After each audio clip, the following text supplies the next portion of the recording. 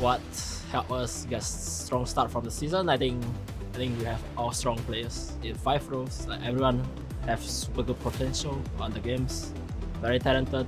So we keep building the success by grinding a lot of pops every day, finding a lot of new heroes, like good super imbars heroes in the meta.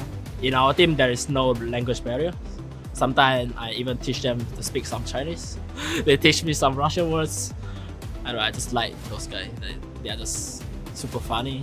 First priority is going to be strong lane. I don't think you can play Dota if you're losing 3 lanes. You just have a terrible start, you are suffering in the games, you have to find some way to come back. So it's just way easy to win lanes and just play the games. Our main strength definitely is first 10 minutes. We will dominate lanes. After that, not sure.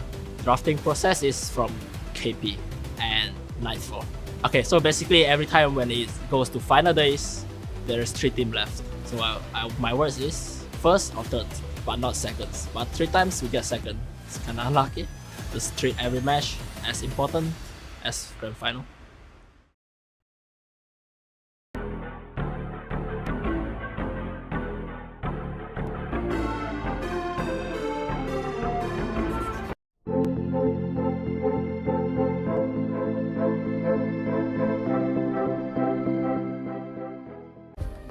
Play is in our DNA. Whenever we let it out, it becomes our superpower. Now imagine an entire city being built to supercharge it. Kadir City, powered by Play.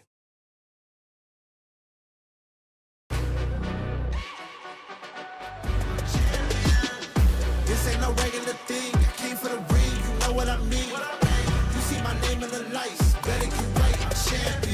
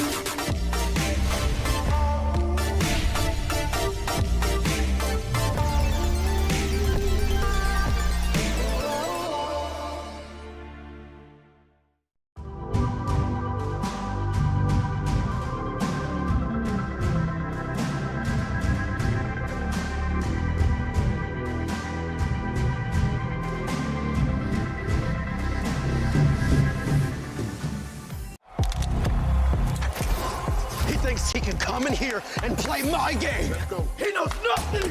Let's go! Tyler, why? You're done. This is my ladder. You can't climb it. It's better than me hard-sucking masters. You're going too far now. Your eyes buggy. Your elbows ashy. That airline? That's an L airline. Somebody better hold me. Okay, yeah. Do something then. Raw energy. Half from blow the house down.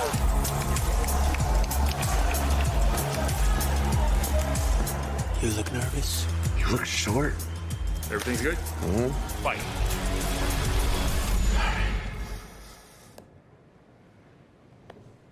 Okay.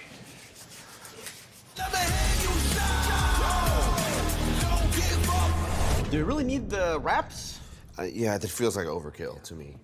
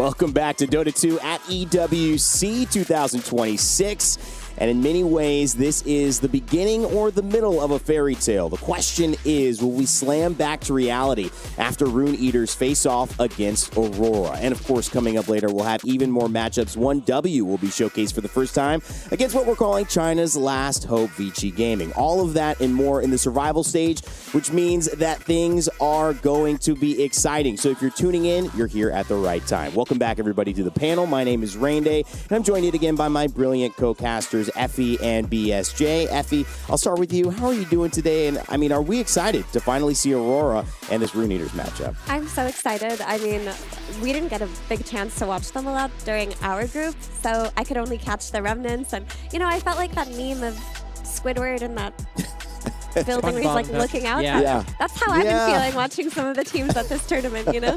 So I'm super excited. Survival stages are always very fun. Yeah.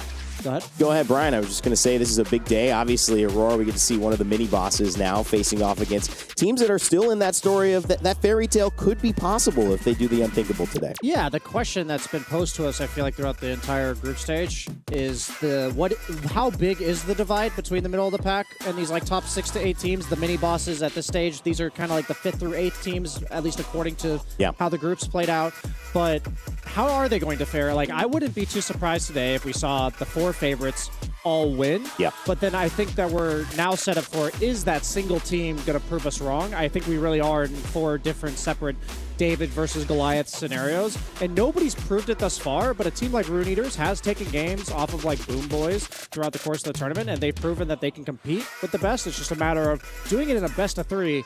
It's very difficult to pull off 2 games instead of just taking that 1 victory. Maybe they could take a little bit of advice from their own play yesterday. As we look at the SDC recap, it was Rune Eaters really in the showcase against Virtus Pro. Effie, a lot of people, when Virtus Pro arrived and when Rune Eaters arrived, faced off thinking they were going to get the win. Obviously, Rune Eaters had a kind of a rough draft, a rough start yesterday, but they turned it around.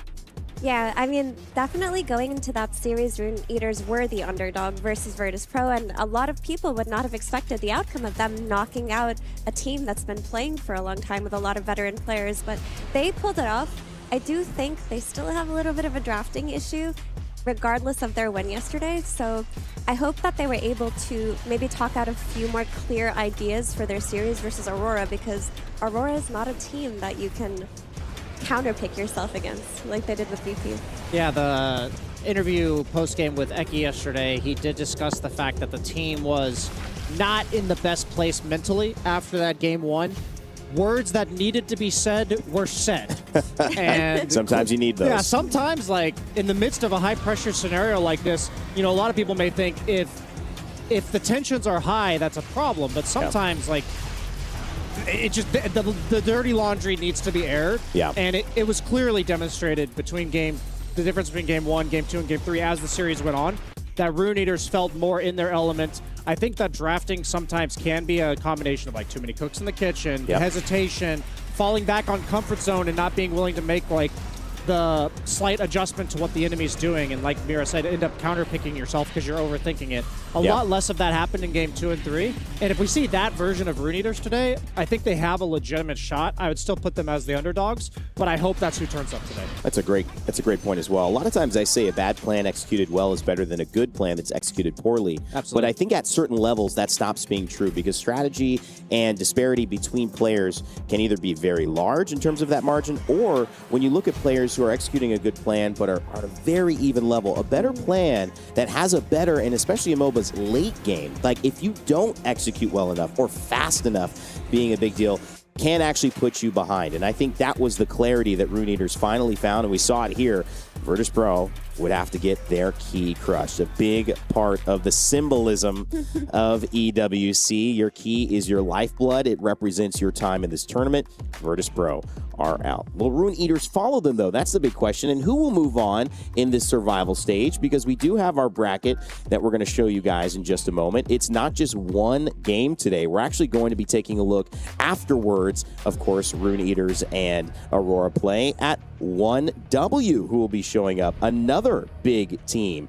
Vici Gaming move on as well, so they'll be taking on 1W in our later set. And also, you can see Team Spirit and Team Liquid and BB Team and LGD Gaming on the other stream. So we're doing another stream, guys. Effie, there's a lot of good games today. I know you're like kind of peeking at both screens. Yeah, we got some back-to-back bangers today. I mean, looking at all of this, I feel like most of these are probably going to go to all 3 games, and some of them are giant question marks for me too. Just off the top of my head, looking at BB Team versus LGD, I can just imagine like 90-minute chaos even in games like this, because both of these teams tend to play in the ultra late game and are pretty well experienced there.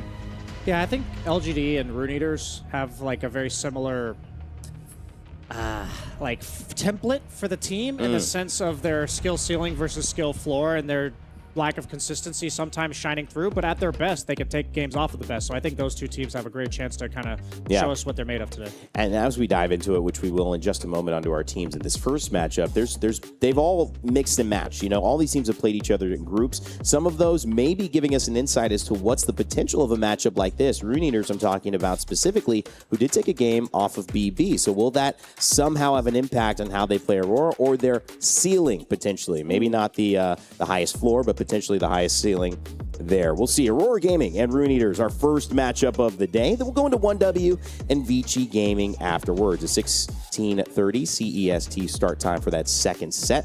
So make sure to stay tuned. A lot of fun action today, and I think now it's a good time to start looking at what one of those storylines we find the most interesting in our Sony story of the day. I know we talked about this earlier, guys, but it was Vici Gaming coming in as really the main point, being that they are China's last hope, Effie, and that is a big deal considering where TI is being held.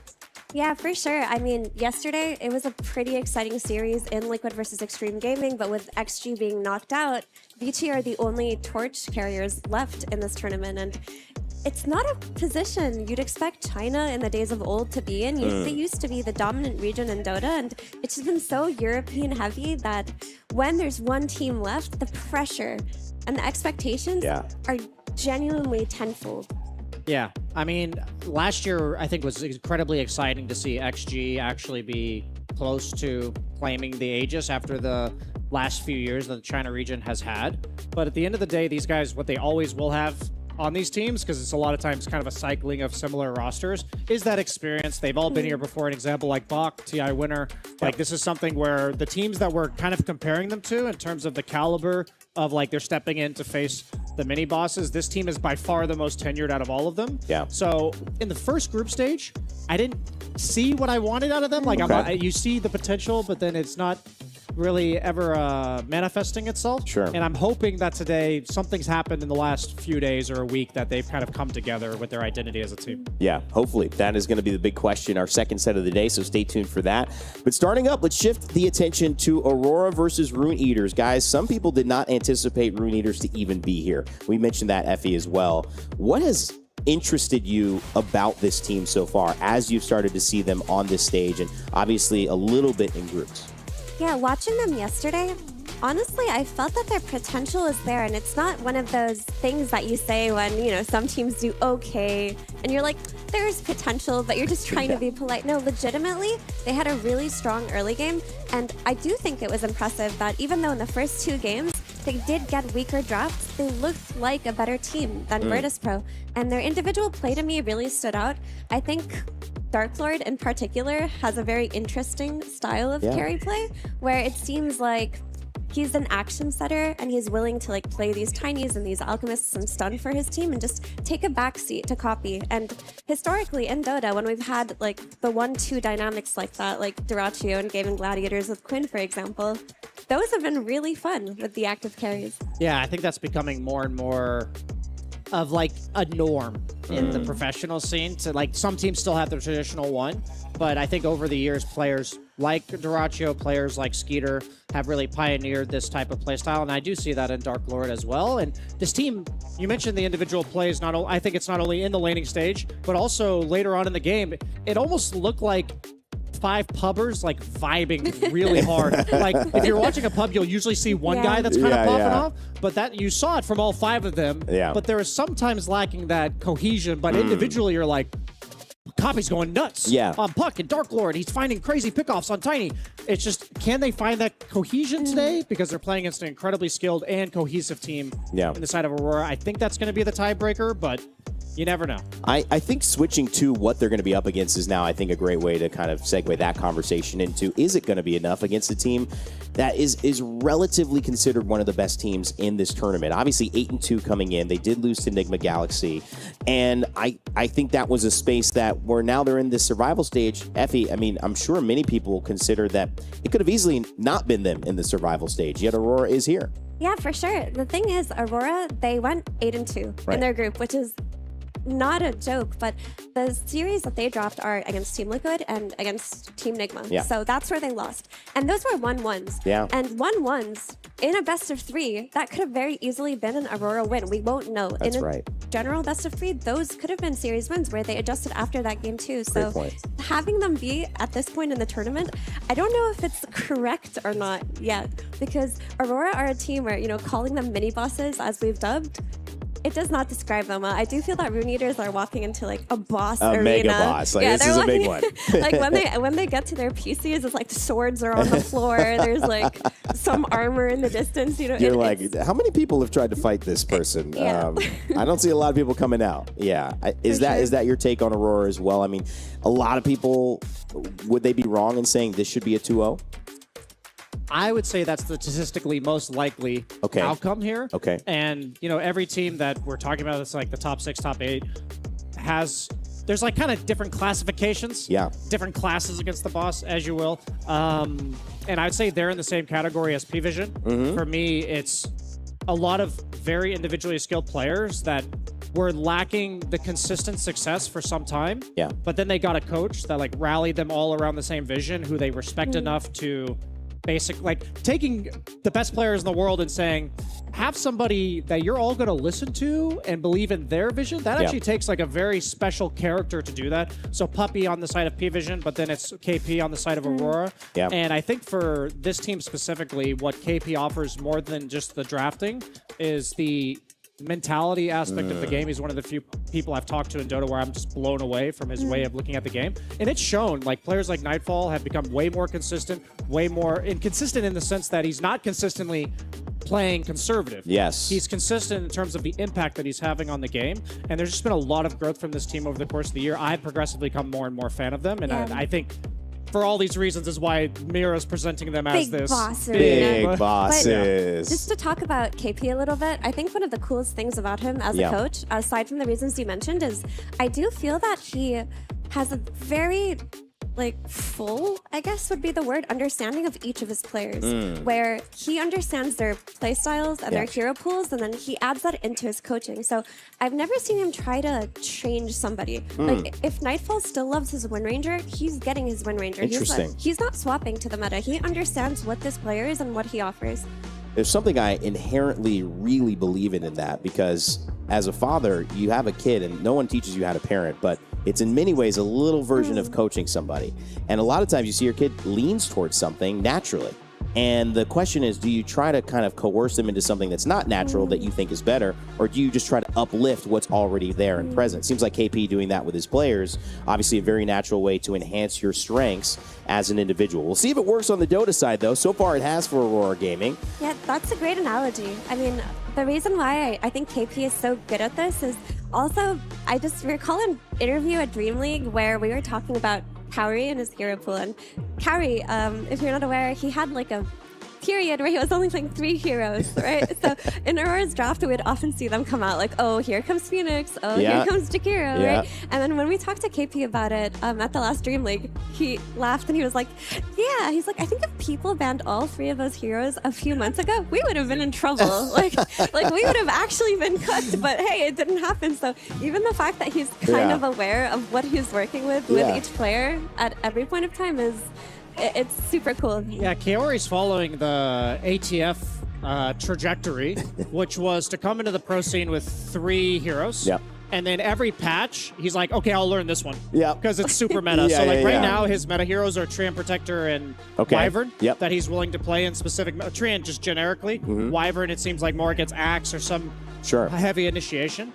But even then, he's still picking Warlock, Phoenix, and Jakiro like on top of these heroes, and I think that's perfectly fine. And when you were talking about your analogy with being a dad and everything, I think that's giving my armchair psychology about the Dota community. I think that's the most severely lacking thing in the big scheme is that people tend to think there's a right way to play Dota. There's like a objectively correct drafting style. Yeah. And I think that having somebody like KP with his approach coming into the pro scene, it's a breath of fresh air because you have a puzzle piece and you're not trying to change the puzzle piece. Exactly. You're like, where does it fit with these other puzzle pieces? And that's something that the beauty of Dota, also the daunting part about Dota, is that there are so many different ways to approach winning the game. Well, I mean, I love armchair psychology, and you can go with even the fact that given more choices, it's easier to feel like you made the wrong one. Given one or two choices, it's easy to feel like working with constraints. That's right, and makes you more creative. And it also makes you feel like you made the correct decision, even though you may not have. But at least that confidence level is high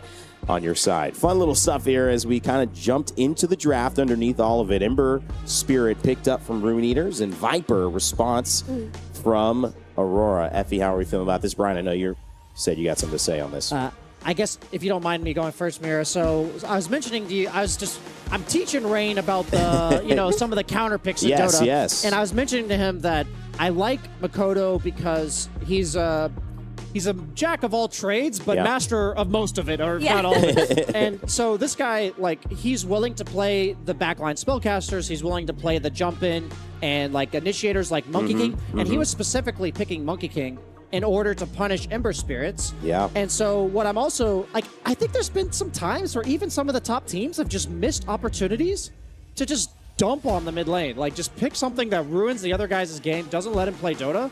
And even though he didn't pick Monkey King here, Viper is the same thing. Viper is purely intended to ruin Ember Spirit's game. Wow. And so I love to see this from Makoto, and I think it's really important aspect of drafting that Rune Eaters is probably not all too familiar with, because I really don't think many teams have been doing it enough. I'm going to go out on a limb and say this is out there. Incorrect. Oh, I'm down for that. Not about your Viper, but about Rune Eater's approach to this draft. Okay, I think this is just the wrong way to think about going into the series. Oh, you think you don't Aurora. like that they opened up this way? Opening up with Ember, to me, is just not it. Because, okay, we've seen Copy in these situations where he has the weaker matchup mid and he does well, but that was not against players like Makoto, who are at the tier 1 of tier 1 right now and are in top shape. If you're picking Ember, you're conceding this mid lane loss from the player who I think has done the most for you in terms of tempo in that early mid game. So I just think saying, okay, Copy, you tank this bad lane and we're gonna get some good picks because of this, I don't think it'll work here. I'd love to be proven wrong, but I just hate this. Yeah, I mean, a lot of teams have been opening with Earth Spirit instead, and we've been saying time and time again, the benefit of it is that Earth Spirit can be flexed to support. Right. Now, I'm going to go out on a limb here and say that Ember Spirit cannot be flexed as support. Maybe we'll get shocked by an Eki Ember Spirit, but that's something that's only happened in 1 or 2 patches ever in the past, and by opening up this Ember, you are laying your cards on the table, and as Mira mentioned, you've done this before, so there's a reason why you think you can get away with it. Yeah. But if you fall behind to a team like Aurora, it ain't gonna work, and they follow it up with Centaur, who's been, I would say, one of the most formidable laning offlaners. Yeah. And the thing about Viper is, so he's gonna get you that early lead. It's gonna make it difficult for Ember to have any meaningful impact. Centaur then is a hero that is going Helm of the Dominator straight into Heart. You need Ember Spirit to have Spirit Vessel, to have meaningful items and impact to take down this Centaur. So suddenly you're like, we've got a strong offlaner who's presenting you with a big problem in 15 minutes. Viper himself often becomes unkillable to some degree around that stage in the game. And so it's what I'm hoping to see from Rune Eaters is some kill combo that does not require Ember Spirit to be a part of it. Otherwise, they're barking up the wrong tree, I think. I mean, again, I would love to be proven wrong, but this doesn't fill me with a lot of faith. I'm what did they talk about from yesterday to today? But hey, it is game 1. Things can change, and this Lifestealer does come out to play versus Centaur, and while on paper it is good, I do feel there's the lack of hard disable versus Stampede. There's the Searing Chain and the Sinister Gaze and the open wounds, but, that's not something Centaur is going to struggle against. Yeah, and I think the thing about Lifestealer I love Lifestealer. We've seen him like every game the last few days. But he is not a strong laner. Like, at the end of the day, he's not. So even though on paper, Centaur, really high HP, you pick Lifestealer who has an ability that literally lifesteals and does damage based on how much HP you have. Great in theory, but you're not winning this lane. Like, in my opinion, if they pick like a Willow or some other just generically strong laning for, they ban out the Hoodwink and even a hero like Lion's taken out. But now that you have Bane, like, so Lifestealer hates single target FU kind of spells. And I hate Bane is the ultimate single target. You're not going to get to play Dota kind of hero. Viper also, even though you can, Lifestealer has plays around Viper's ulti and stuff. Even Viper's ulti is very annoying for him. So it's like, I think you're already losing 2 lanes, or at least at best drawing even. But I don't think there's really much that beats Centaur. So now the thing about Lifestealer is he wants to do literally nothing in the game until 15 minutes plus. Like he just sits and hits creeps. So I literally said I need them to have playmaking potential to deal with these guys in this window that Ember Spear will not be able to deal with these guys. And we've been seeing him play like the Tinies and the Alchemists, the heroes that come online a bit earlier. And now I'm seeing the complete opposite of that. Like, when I think of Lifestealer, I think I want my team to do all the work for the first 15 minutes. I'm going to go sit up here and hit creeps. And I feel like as Ember Spirit, I'm like, I need you guys to go do something. I'm laning against a Viper. I just don't... I want to be like Mirrors. I want to say, like, I want to have more faith in this. I hear you. But I'm scared. I'm scared. I do think it's curious that they go for Jakiro over the Dark Willow. To me, that's a 4 Bane. Yeah, it's a 4 Bane, Yeah, so I do think 4 Bane offers a lot of like interesting kill threat in the first 2 levels that maybe Nightmare a Willow wouldn't have. Like the Nightmare into the Centaur Sun, maybe they can exploit Lifestealer when he's weakest. That could be the concept that they're going here, and they got a lot of magic damage coming out of Jakiro, which is nice because Lich is playing with that physical damage reduction from his armor, and you pick a support that's like, I don't care about that. I don't care about that. I also think it's a bit interesting that Rune Eaters go for the Lich here instead of the Bane, because I do think they were kind of gearing up for a Darkseer pick with this Ember and with this Lifestealer, just so they could play off of that Ion Shell. But if you're laning against heroes like Bane, or if you don't cover that within your draft, it just feels a little bit weaker. Mira, what's missing right now in terms of this draft for Rune Eaters? What turns it around? They need big playmaking and team fight. So, something like a Mars, I think, would actually be really great here because Mars would counter the Stampede from Centaur. The issue with Mars, though, is he's just a weaker hero than he used to be. But you need a team fight anchor, something that can go in first and, take a little bit of the pressure off of this Ember Spirit. Ryan, Lifestealer's kind of your niche, so to speak, and enabling him, is that just Rune Eater's hope that somehow they can work around some of the disadvantages between Ember and Viper and just get Lifestealer to a point where he can take over? Yeah, so it's interesting. Yesterday we saw VP have what I thought was a really good Lifestealer game. And then he was very farmed and he had a lot of impact, but Lifestealer also doesn't like solo carry the game. He does need his team to rally around him. So when I'm looking at the offlane pick for Rune Eaters here, I'm thinking you're blind picking. You don't know what Nightfall's going to pick. Nightfall loves his really strong laners like the Wind Ranger and such. And you also kind of need to carry the torch for the first like 15 minutes of the game. And you ask like, how do you fix this problem? And I say, I don't know. Yeah. Yeah, I think they're just going to go for, Blink, Sun Hero, and Axe. I do think Mars still would be a better fit, but that hero is very hard to pull off unless you're Collapse or ATF. We didn't talk about the Rubik, though. This Rubik kind of is a shining light in this darkness, where you have a lot of really great spells to steal. Rubik versus Jakiro and versus Bane, fantastic. You know you're going to be getting Ice Path, or you're going to be getting that Fiend's Grip. Bane can't really help himself from getting it stolen, because he just stands still and channels it, so maybe Eki has the game of his life on Rubik, and is that playmaker and that difference maker, because it is a good Rubik game. Once again, I agree with everything you said. There's amazing spells to steal, but Rubik is a farm-heavy, greedy support for the first, 10 minutes of the game. So, if we could just teleport to 15 minutes and all the heroes have the game they wanted, I would like Rune Eater's draft a lot, honestly. But I genuinely feel like they're skipping the most crucial point of the game that a team like Aurora will not let you skip.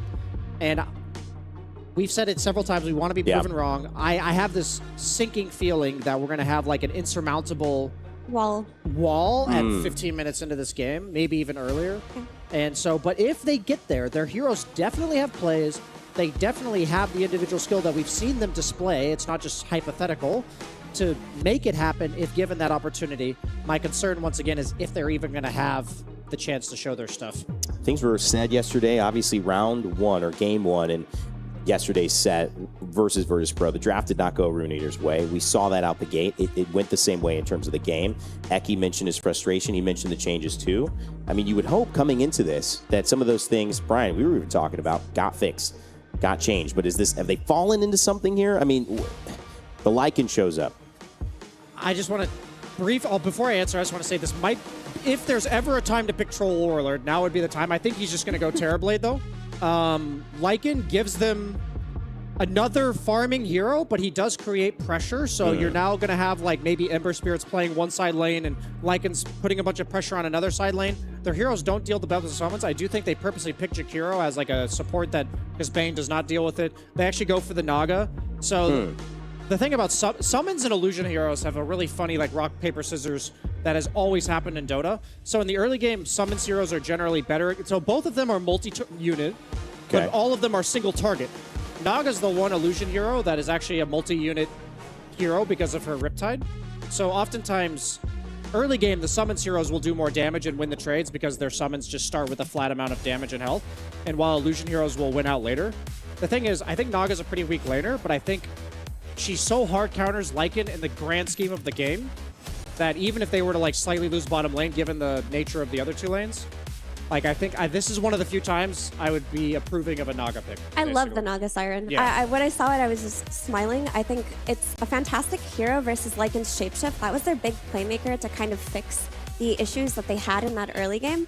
Naga Siren just corrects that. You can disengage from Lycan's play there with her Song of the Siren. I think that the supports on the side of Rune Eaters will suffer to wave shove against Naga's Ghost Push. And if it's Ember Spirit playing on a lane, pushing out the lanes, then that's where the Fiend's Grip setup comes from Aurora. So I think they have enabled a very good Naga game here. I love it. So excited to see Naga Siren, last pick from Aurora. They come in as not the mini bosses, Effie has said, the mega bosses. Can Rune Eaters make a little bit of history here as they try to grab game one off of the Giants in Dota 2 who await them? We'll find out in a moment. Let's introduce our casters, MLP and John Xfire, to start the game. Fellas? Thank you so much, Jonathan. I tend to agree. I mean, Aurora, they are coming in heavy favorites, I think, against Rune Eaters. Interesting draft as well. I mean, you heard the panel. They like the Naga. I like new heroes, Jonathan. Yeah. You know what, this Naga Siren, I haven't seen it in a while. No. I can't wait to see what it does provide. For sure. I mean, we've seen a lot of some of the illusion heroes being banned out as well every now and again. So seeing the Naga pop out, maybe not the most surprising thing. I think we've seen a little bit of the rise of some of the illusion heroes anyhow. So there's a lot of room for it to play. It's going to be really cool to see just how much Mikado can shut out the Ember. Of course, the matchup for the Viper in that case, just quite nice, quite clean. You've got consistent damage. The Ember's just going to get zoned out a little bit more. And there's a lot of potential for you to just make it a pretty painful process here for the side of Rune Eaters for Copy to kind of get a game because he has to lane against a Viper. So I like the way they've kind of set things up here on Aurora. We'll just have to see if Rune Eaters can get their own draft working, because there are some cool things here, right? Like the Lycan last pick is pretty cool. The supports can kind of get ripped apart in Aurora. They're not the best. Well, dealing with Lycan, maybe the Jakiro can kind of handle the summons, right? But you get your Shard, you get the Hightail, you can try to pressure out the Bane a little bit. You can create space in the map. And that is space that Rune Eaters will need to sustain this kind of draft here. Well, that was the question mark for both of us, right, while we were watching the draft. And I know Brian was talking about it. Like, the Lycan's an interesting one, right? Because win rate-wise, Lycan looks really good, as far as I'm aware. And I know you can double-check for us right now just to prove me wrong in case I am, Jonathan. Get us the win rate for Lycan right now. 69% over 13 games. Very nice. 69% indeed. So there you go. Lycan, very good hero right now. But in this game, again, as Brian did say, right, it's a space creator. Yes. It's not the guy you initiate with. No. It's very good against the supports. Obviously, the supports of Aurora do not like Lycan very much because they can't really do anything about it. Yeah. Particularly Bane can't nightmare his way out of situations against all those creeps either. Is it the best pick? I don't know. I'm a Lycan enjoyer. Yeah. I understand why they chose it.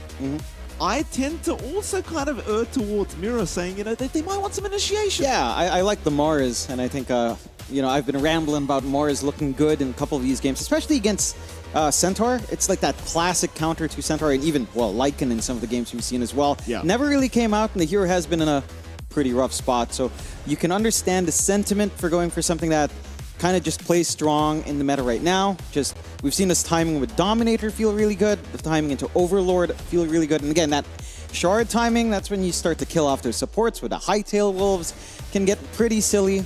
Of course, there's always the fact, later on, you can kind of work onto your Ags and have a Wolf Life Stealer, right? And that's a possibility as well. Yeah. Just get a little bit more damage out, and, you know, as the game scales on, you do have some question marks over handling Naga's Siren, yes, but the Lifestealer should, in theory, at least have a good time ripping apart a Centaur. With an Ags up, you can infest when they try to run away, so you can kind of keep a chase up. Not ideal, because chances are you're all alone by yourself, but there's a bunch of stuff that you can do here. Although, again, the Naga is the one that kind of throws the spanner in the works, right? Like, Yeah. way too many illusions. Your supports don't really do much about that. Your cores don't really do much about that, except for maybe this Ember pickup, of course, for Copy, which, again, it's going to have a little bit of a rougher time in the early phase of the game up against a Viper. So how long it takes to start to find answers for the Naga, and we'll have to see. It is going to be interesting. I want to talk about the Makoto Viper for a second. Yes. I know it's against Ember. Makoto Yes. should be having an amazing time. Yes. But, and it's a big but, Yes. you in particular Yes. always like to say this about the SCA mid laners. Yes. You always think the Viper pick, obviously countering the Ember very well, Yeah. but Makoto deserves a more playmaker hero, is Yeah. I believe what you would want to say. Yes. This is I a bit mean, of John Expired bias coming yeah, in. look, you know, it's like, well, to be fair, you know, OG's not here, but if you gave Yopaj like Viper versus Ember, that's, Yes. I'd also say the same thing. Yes. If you gave Abed on VP, you know, they're eliminated as well, but if you gave him Viper versus Ember, like, surely that's the one time, you know, Coach Bulba would pick like a Pango, a Storm, you know, something else think that so. he can kind of do something with, which, look, again, this is pretty good in lane. You're going to crush that lane, you're going to start running away with the game, and that's going to be important for Mikado, because if the Viper does not do that, which, again, theoretically it absolutely should, Yeah. it's going to look horrible if you don't do it. You know why I'm premising it, John? Why? I'm premising this conversation right now because I know Yes. if Makoto has a bad game, you're going to be looking at me with the angriest stare, knowing you're going to say to me, why did they choose Viper? Why did they choose him Viper? I mean, it makes sense. It's an open Ember, right? They pick the Yeah. Ember first. You It just makes take the sense. Viper. Yeah. I was very worried, actually. I don't know what would have upset me more. A Mikato Viper or a WS Viper. Like, both of those options sounded really like, oh, what are you doing with these players, man? You It know? makes sense, though. It does make It sense. makes It plenty of does make a lot of sense. But I know you're going to get upset if things don't work out for me. Look, at least it's not WS. I think the offlane Viper has definitely been a little bit worse. Regardless, I mean, Rune Eaters, again, they are the underdogs here in this matchup. Yeah, they are. You know, John, I'm a bit biased when it comes to underdogs. I'll be frank with you. I do like a good underdog story. Yeah. Aurora certainly the monsters in this best of 3 survival series. They start 3 for 1 on the bounty, so that's going to be feeling pretty good. Especially on mid. I mean, it's not really like you're tied into like a bottle timing, but just denying that off from Copy is pretty nice. You've got a bunch of regen being ferried out now as well, as they did start with a little bit more utility across the board there for Aurora. And we will take a look at that mid lane matchup. Mikado on the Viper up against Copy on the Ember. That's pretty unfortunate to start with a miss, but does start to pile on the poison attacks, and this is where you see the fun begin for our Ember. Oh, look at this gameplay. High Look at end. Makoto. This is why Mikado's in. This is why Mikado changed regions. Look at how. Wow. Oh. And this is, again, why the discussion on Yes. the panel, John, was you might want a bit of a playmaker instead of Copy, because Copy's going to have a really, really rough time. Yeah, but it's not going to get that much better. Maybe if you have the Flame Guard, which he does have the value point up now, you can block a little bit of that damage. It's still not going to feel great. The one thing that you can do on Rune Eaters is, because you have the Lycan, you can kind of micro around your Wolves, so you can deny off 1 Water Rune and just get the top up on your Ember, which means at the least Mikado won't have, you know, those additional resources to spam out the spells. Eventually he'll run out of mana, and you can try to manage it from there, but Mikado has done that severe damage already. Missed the pool as well, unfortunately, here for Yeah. Copy. There's one thing you can do as the Ember, just try to pull the creep wave away from this river area, farm somewhere else, but it's not as easy said as done. Makoto can obviously just chase you down as well if necessary. Have a look at the other lanes. Bottom lane, Nightfall and Kaori against Malik and Eki. Interesting kind of lane matchup here. Of course, the Naga Siren, generally a pretty good hero when it comes to going up against the Lycan. Jakiro, of course, very lane dominant as well as top lane. In fact, Mira now getting jumped. Dark Lord going to move in, and Mira can do nothing. First blood will be drawn for Dark Lord. Nice little opening up there, top. This is the lane that probably can play the most, right? Like you've got a lot of slowdown with the Lich and the Life Stealer. You have a lot of chase potential down bot. It's a lot of damage coming out from Nightfall, but he doesn't want to go for the dive in. Instead, looking for a body block onto Malik. Can't quite get there, but in fact, Makoto, he's going to find copy. And this is what we were talking about. You can pull the creep wave, but Makoto will just punish you anyway. And so he should. Even if it costs you the creeps for Makoto, who the hell cares? It's all about shutting down this mid-ember. And he really has shut him down completely. 15-6 up against 4-0. Not much Copy can really do about this. Nope. Every time he walks up to try to CS or even sleight of fist, he's just going to cop like 2 poison attacks. It's not going to feel great. Well, this is another point as well that they made, right? Like, you got a support duo that aren't necessarily the most active either. You've got a Lich Rubik.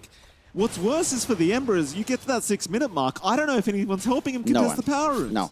I mean, you could get the rotation out, but your combinations aren't so solid. Malik just getting poked to heck by Kaori and some illusions here from Nightfall. I do really love the tech in this game for Aurora. I mean, this lane is just devastating. If you can get the value point in your root, it's going to be nice as well. Mira. Again, going to be in pretty big danger, but this time Dark Lord will not continue the chase as he just does not have quite enough in the tank. Still Dark Lord probably pretty okay with the way this lane's going. 10-2 in terms of CS right now.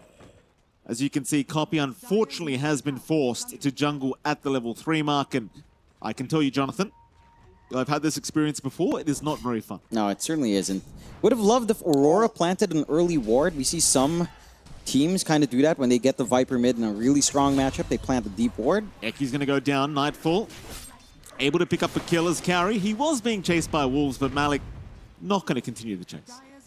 No, and again, the issues for Rune Eaters is chances are you're just going to be farming for at least like 15-20 minutes. Top lane's the best lane that you have going on. It's a lot of pressure. You know, WS is constantly low HP. You've managed to kill off Mira twice. But farm-wise, it's still not, you know, it's not like completely amazing for the Lifestealer. You're focused on shutting down the lane as well. Mid lane Makoto is already at that 5, halfway to 6. So he's going to have a ton of damage if he does reach that mark uncontested. And it does look like he will just reach that point. At least you have a water rune up. It's not much, but small consolation for Copy. Again, a very strong start for the side of Aurora. 2K up already, just at around the 5-minute mark. And again, for Rune Eaters, their launching point is going to be really interesting. Let's say at 10-15 minutes. What ways do they have to play? You can try to make connections with Ember. Maybe, you know, just shapeshift and Ember running around. You just kill off supports. That's probably the only way, because your Lifestealer's not going to be ready at 15 for sure. Your Lycan's somewhat ready. That should at least be Overlord timing in a worst-case scenario. Mira, Nightmare's out. WS going to land a Hoop Stomp. Ike trying to survive, but cannot. Dark Lord now trying to trade, but you don't have the lockdown. And this is, again, another discussion that happened earlier on in the panel. You just don't have the lockdown with this Lich. No. The gaze doesn't last long enough, and Lifestealer, he kind of needs that to dominate a lane. You can't do the old classic run down everybody on Lifestealer anymore. It's just not that good. It really isn't. Like the numbers just don't feel amazing early on. Maybe in a late game scenario, it's not, you know, it's not particularly bad. It's actually pretty decent, as we've seen in a couple of our Lifestealer games. It does look good as those HP numbers go up. Even in just the general sense of the game, it's just a bit nice rough. nightmare. Nice nightmare. It is a very nice nightmare copy. Level 5. Eki's going to try and help, but obviously there is nothing to be done.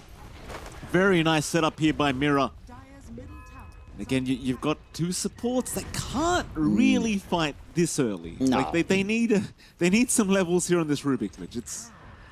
It's a pretty sad state of affairs thus far for Rune Eaters. That it is. And man, Copy's really just, he's behind even in CS compared to his Lich. 10-0 to 12-4 on Ike. Like, you do what you gotta do here. You know, if you're Copy, you gotta try to jungle, which he was. You gotta just soak what you can. You have to understand that you are gonna cop the short end of the stick with that, nice setup. With that Ember open. Mira not going to get... Oh, actually got the Nightmare himself. Mira might go down for this. WS going to go for the chase, but it's all too late. Perhaps a little bit of a misclick there from WS. Copying the Nightmare and missing out, as now Makoto going to rotate in, forcing a TP play out from our lifestealer.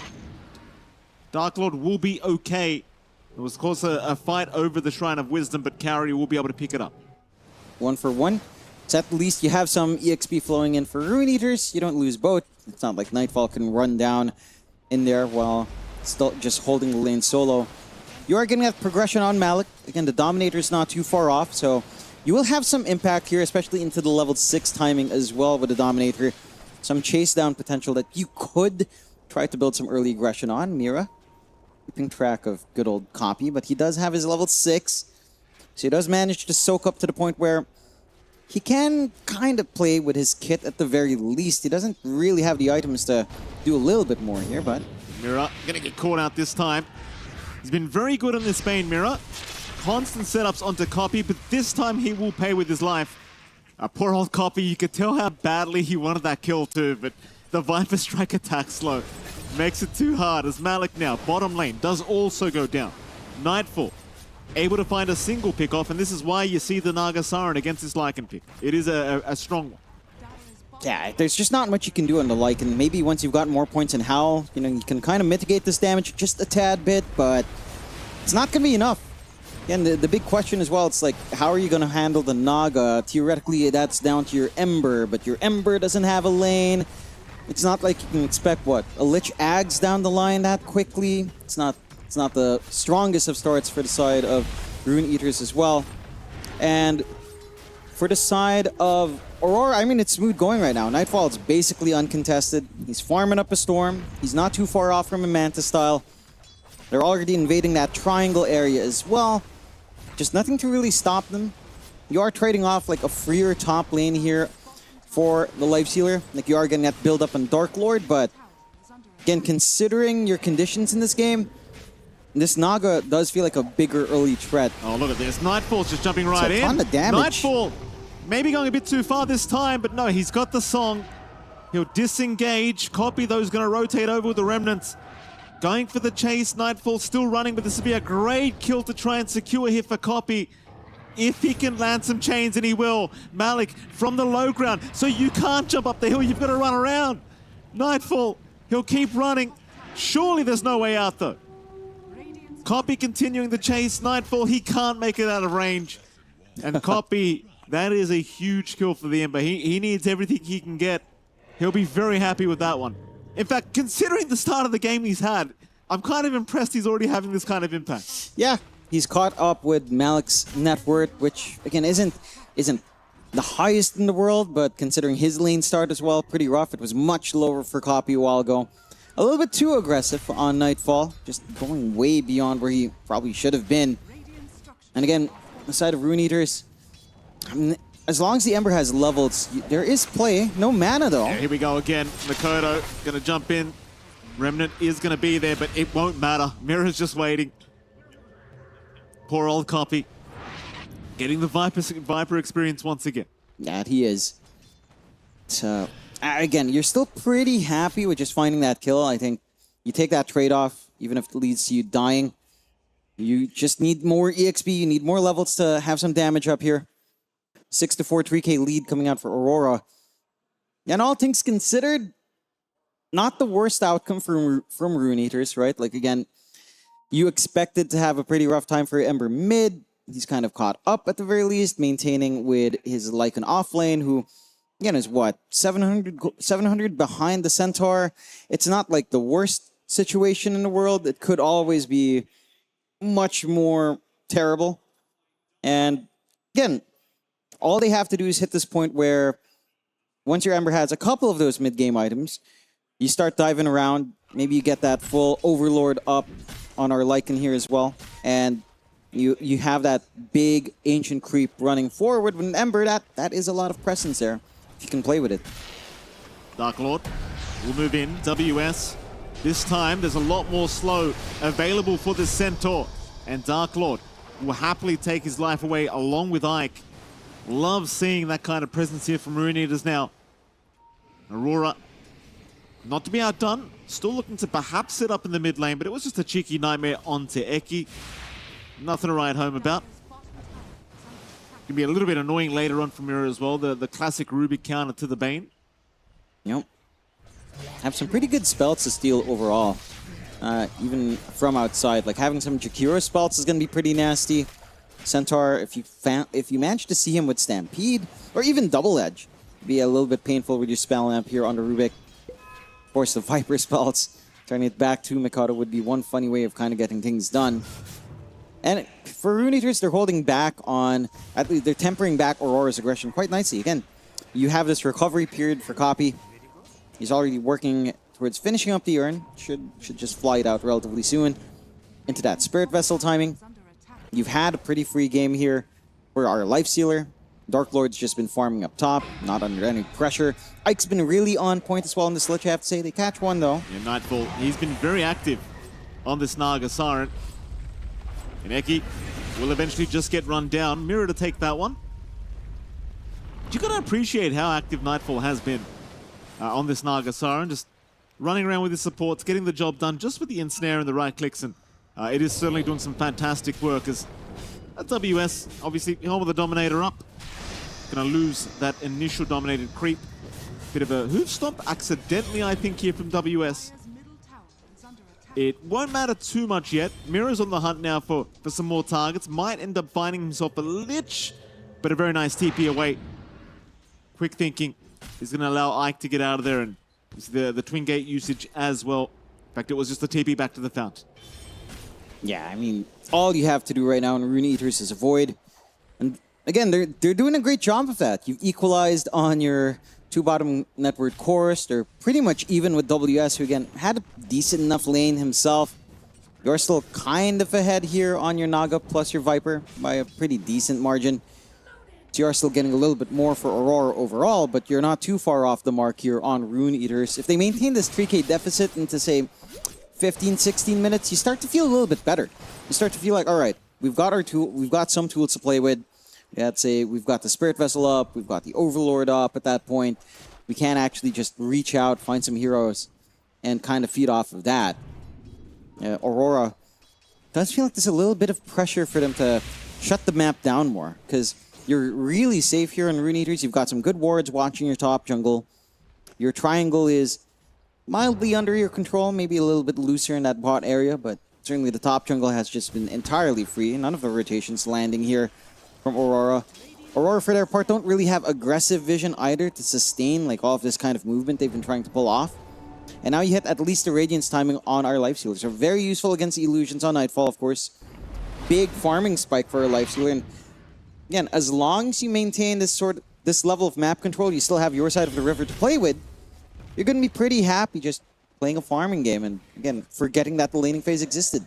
Just nullify that advantage Aurora built up with the draft. Yeah, that's the concerning sign for Aurora. Like if you give the time for this recovery, it's not going to feel too great. And the mental damage as well, right? Like you've had all these counters during laning stage. You would think someone like Copy, for example, would have no chance of a strong recovery, but he's kind of slowly making it happen. Slowly but surely, he's inching his way up. Kaori is going to be spotted by Wolves, and this is one of the things you can do. Find the easy pickoffs, hopefully hand to Copy. If Makoto will allow it, he will not once again. Another Viper strike avoiding the last hit here for Copy. But you still found Kaori. You get a bit of XP at least for this Ember, and overall, of course, Rune Eaters, they're going to call that one a win. Again, Makoto, just such a nuisance. Let him have the last hit. Yeah. Let him have it. I mean, you have to find every single way to maintain your advantage, right? And feeding the kill to someone else is one big part of that for Aurora. They're clumped up top. Ike and Dark Lord are contented together again, though. Oh, you can get WS now with this Frost Shield slow if you want. However, WS going to turn. You've got Mirror around, and he does have Fiend's Grip. But You can't see this Rubik right now, and that's, I think, a little bit too scary for Mira. So they will look to retreat a little bit. Dark Lord can continue playing around with WS. But it is just a bit of play. They aren't going to go all the... Ooh, I say that. Mira. Nightmare out.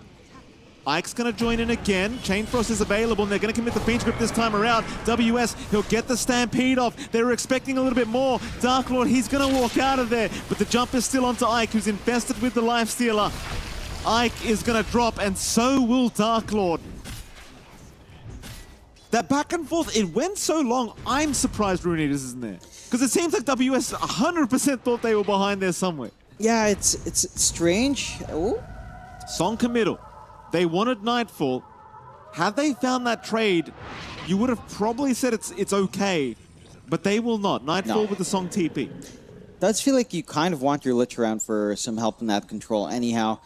And once you kind of commit the Lich to one area, it feels like this is the support that's going to land you some kills. Makoto. He had an amazing start, second in net worth, but Makoto now going to be chased down and Copy. Look how happy Copy looks. Gets the last hit as well. And now you start to feel the concern if you're an Aurora fan. Because Copy's got a Spirit Vessel up. John X Fire is frowning very heavily as we speak. Yep. Cowrie, going to be chased down. Malik is in. Cowrie is going to die. John X Fire, do you have something to say or would you like to reserve judgment? Not really. I'm just my neck's itching, you know. This is fine. They picked it. They know what it's going to do, right? Surely they have a plan for this little bit of a resurgence from Rune Eaters. 2K lead still there for Aurora, but like we said earlier, like the lead was good at 10 minutes, you know, overwhelming at 7, 8, and at 16 to 17, it's not the end of the world. I mean, he's done his job. He has. This is the problem, right? He's done his job during laning stage, and now the question is, what do you do next? That's always been my issue with these kind of heroes. Yeah. You just kind of try to build up at that point, scale up. You've got a couple of big shards here already on Rune Eaters. Malik has his Wolves with high strung, and you've got Ike with his Glacier as well. So this is the point where it gets a little bit silly with these Wolves, tracking around, looking for people to try to pin down. Nightfall's starting to get massive though. Orchid up now. It's a lot of damage on this Naga. Yeah. Just a little bit of a smoke. Spotted out by the Wolves, I'm pretty sure. See if they still find an angle somehow, but this is where the game gets a little bit more even. It sure feels like you're much more dependent now on Nightfall, I would say. That you are. Maybe a good Stampede out as well. Kind of important here for these engagements, but for sure on the damage front, on like hunting down these heroes, the Naga is your key scaler. Copy? Yeah, Fiend's Grip is nice, but the Ice Path is nicer. And they've got Fiend's Grip stolen. Still, Copy is going to die, but now the turnaround. The Fiend's Grip on the Naga Siren, locking her down. Nightfall cannot get away. Chain Frost as well on Cowrie. That'll be another. WS forced to turn around, but there's no fighting. WS kind of being ignored. They want the Viper first, and they've got the Viper, I think, as WS and Makoto to die. Mira, the only survivor. Eki, that was a lovely turnaround from our Rubik. The Ice Path right after with the Fiend's Grip steal as well. You couldn't have asked for much more from Eki. But Aurora, well, again, they are the favorites in this matchup, but I'll tell you what, Jonathan, that was a very awkward team fight. That it was. Again, I wouldn't say it was forced per se, but certainly not the ideal, right? And we talked about it. The initial smoke was something that was spotted out by the Wolves here on Rune Eaters. Copy then probably just acted as a little bit of bait. They were set up behind him to an extent. This was so beautiful. Yeah. That was beautiful. Ice Bat onto 2, getting the steal, finding the Naga afterwards. Not much you can really do. Stampede pop, but really no hope of saving there.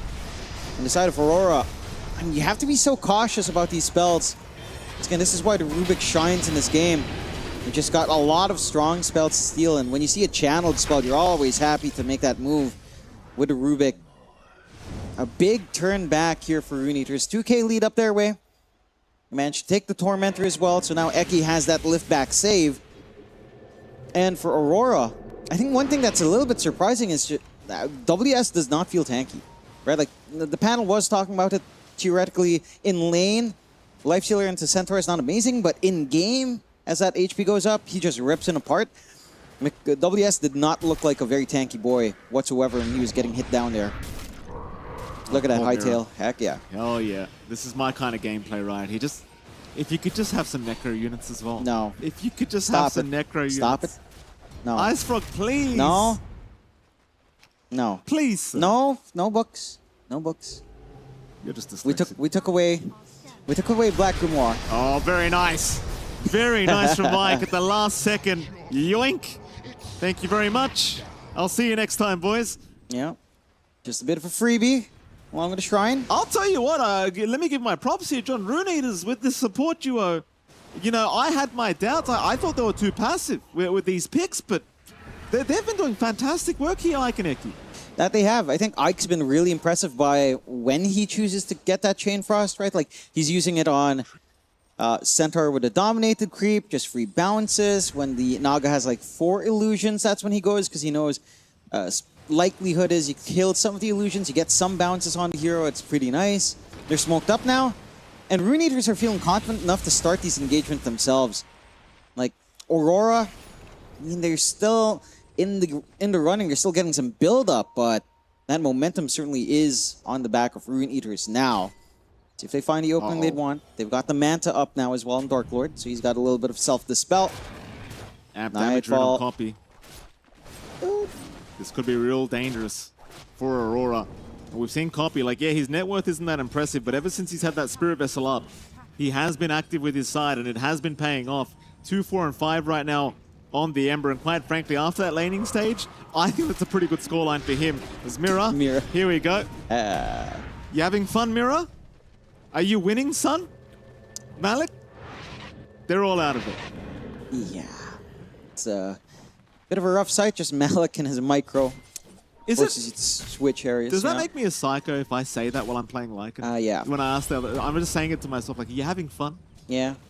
If you're literally not BMing and all chat that, and you're literally just saying it, I think you have, I mean, I don't think you have problems. I know you have problems, Mike. Is that sociopath behavior? I'm not a licensed psychologist, so I couldn't diagnose you. Do not ask for medical advice from me. You're barely licensed, John. Yeah. You barely just got your driver's license. Yeah. Happy birthday, by the way. Thank you, Mikey. Age of 33 for John X5. I'm a great offlaner. One of the best, as you would say. Well, you were when you had Wraith Pack, John. Yeah, well, I didn't play Wraith Pack as much, you know. I was bored of that. I do not want to see it again. But you Pendulum. won TI with it, John. Oh, yeah, I did. I do forget. You know, it's that age, that number, you know, you just lose your brain, Mikey. Look at this, John. This is my kind of gameplay. Look at this. Just play an RTS, dude. Just Look at this. Why? Just play an RTS. You know? Oh. It just brings so much joy to my heart saying this. Why? Why? Because I know the opponents can't do anything. That's why.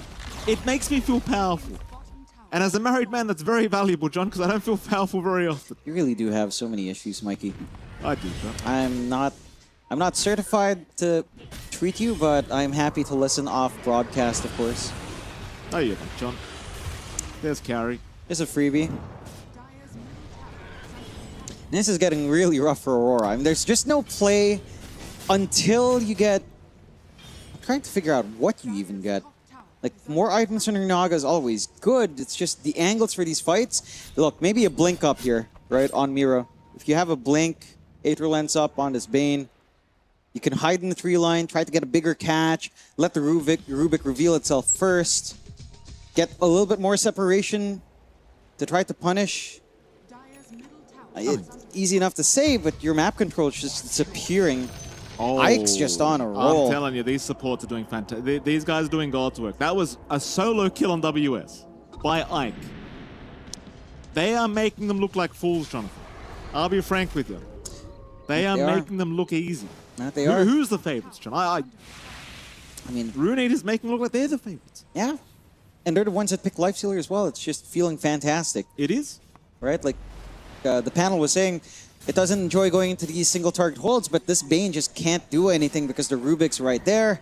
They're constantly getting hunted down by the Lycan. Like all of these pieces of the puzzle connecting perfectly. They are going to find a nice one. Eki will go down. Yeah, nice quick one for Nightfall. And Nightfall. that's the one kill you really want. Right now you have a 30-second window where maybe you could get a grip off. Rune Eater's really positioned aggressively here, though, and Aurora's kind of just scattered around, so chances are they're not going to be able to maximize this. Mira. Can't really do much. WS going to lose another creep by the looks of it, unfortunately. +1, +1. Kind of, I mean, they've just lost so many of these dominated creeps. Yeah. Just so much gold. I mean, look, they've been losing them or they've been dying with them because of the Chain Frost as well. So it's like, Ike's really... having a great time. He's found a really nice way to punish the Dominator gameplay. Smoked out in Rune Eaters, you've got your Rubik back up as well. So you don't really have much to worry about with Eki on hand. They just need to find a target. Maybe not the juiciest in Kaori, but if you catch Nightfall again... Looks like they will. Well, they're going to give it a crack. Kaori, Nightfall, Shrine of Wisdom. They're going to leave the area. Copy's going to follow. Oh, they're chasing Nightfall, I think. Have they found him? They do see him. Song's going to be committed, Nightfall. Immediate TP. Oh! The chains. Copy, he played that so well too. He was right on the edge of the song as the Sleight of Fist came out, but the chains. Doesn't connect. Oh, it was going to be so cool too. Yeah. It was going to be so cool. They miss out. At least, you know, they force Song out. They're forcing Aurora all the way back. Aurora just haven't been able to really get a play outside of that one kill on Eki in recent time. You do have some nice items to try to help you out, though, like the BKB on our Centaurs kind of lined up there. We've got Roshan quickly cleared out by the side of Rune Eaters, though. And Age is now up on our Lifesteal Dark Lord. Having a pretty fantastic time. Armlet up, just going into the full Ags and the MKB afterwards. And once you're at that point, I mean, this Lifestealer is just kind of ridiculous right now. It's a lot of damage you have to concede, or you have to deal. Your Bane, again, hasn't been able to get the grips you'd want to see. You've got the Ags being formed up on Copy, and this Ember is just going to be free to run around as well. I think, right now, WS, as we see, is getting a heart, by the way, John. I don't know how much that helps his cause at the moment. I think if Aurora loses this game, it's going to be a little bit demoralizing. I think... I think at least, you know, I think WS will look at Makoto and be like, relax. We'll give you Storm or something. Yeah. It's more like, all right, you did everything you could in the lane. All right, you completely shut down Copy. You reach this point at, it was almost on point as well, 15 to 17 minutes, right? Where they start bouncing back on Rune Eaters, like we said, and then Viper just doesn't feel like, it has no advantage. It doesn't really do much at that point. There's a timing where Viper becomes really nice again. That timing's like 25 talent, maybe your Ags as well to get your old facet, and that's just a lot of farm for here to just feel like it was before as they catch. Yeah, Copy. Again, Copy, he's considering the state of the game he's had, he's doing fantastic work. I mean, the man's so well protected now. He's got the Lincolns up. He's not going to get Viper stricken again, and he's going to be able to find those kills constantly. This is just so concerning for Aurora. Like, there is a way to play, don't get me wrong. It's not like this game's completely unwinnable. Your Naga Siren's on fire. You know, there is a lot of farm on Nightfall. There's a lot of damage you can fly in. It's just... the last couple of fights we've seen, though, it has... They haven't really been fights, have they? It's just them getting caught out for the most part. It's like Song and TP. Yeah. That's all I've been seeing recently. And that's Nightfall. peak Naga gameplay, if you think about it, though. True. That is the hero. But... Alright, so... That Maybe heart that's dimension... that's the lore, John. We get Largo in the game, he plays a bit of guitar, you know? But Largo's like a frog. He's not a sea frog. No, John, I'm saying it's the lore regarding the music. She's singing, you know? I don't think they interact in lore, but... You're making it real hard for me to put this story together, John. Someone didn't read the lore comics. Oh, look at you. Slacks is going to have some words with you, Mikey. Smoke out. There's some lore here. What is wrong with you? I read the lore. It's pretty cool. It's a frogman thing. His low ground position for Aurora's awkward here. Yeah, there might be an update to the caster lore soon if you're not too careful, John, I'll tell you. Spoiler alert, John X5 disappears. I wouldn't mind that. Rune Eaters. Mira. Oh, very quick blink away. Oh, the reflect? WS, no, the reflect. WS with the Lotus Orb. Bounces the Chain Frost back their way, but WS now going down. They've got Mira's axe. And the song's too late. Nightfall needs to run. Mira. Run, sir. He's gone. So is Cowrie. There's nothing to be done. Copy with a double. And unfortunately for Aurora, they're only left with Nightfall and Makoto. Both of which, again, in these team fights, just don't seem to be able to do anything anymore. No, and that was slightly awkward for Aurora as well. I think there was a moment there. You actually got Mira's Ag's grip off, but the song came in, made them invulnerable, and that just wasted the grip anyhow. Maybe without the song, you could have angled for a kill, but it looked pretty awkward at that point after losing WS. The only reason that fight even looks remotely good is because the Lotus Orb of WS reflects the Chain Frost. That is it. That is the only reason you even found that Lich kill. There's some good bounces coming back there.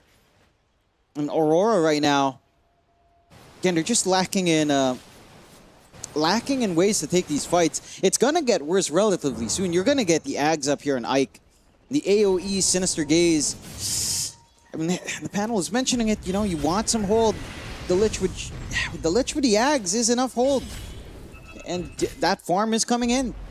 And for Aurora, you just need so many perfect things to happen. You need to be able to find the Rubik first, take away the potential to steal the grip, try to make sure the Chain Frost doesn't bounce too much on just one hero, spread out the damage, if not avoid the damage entirely.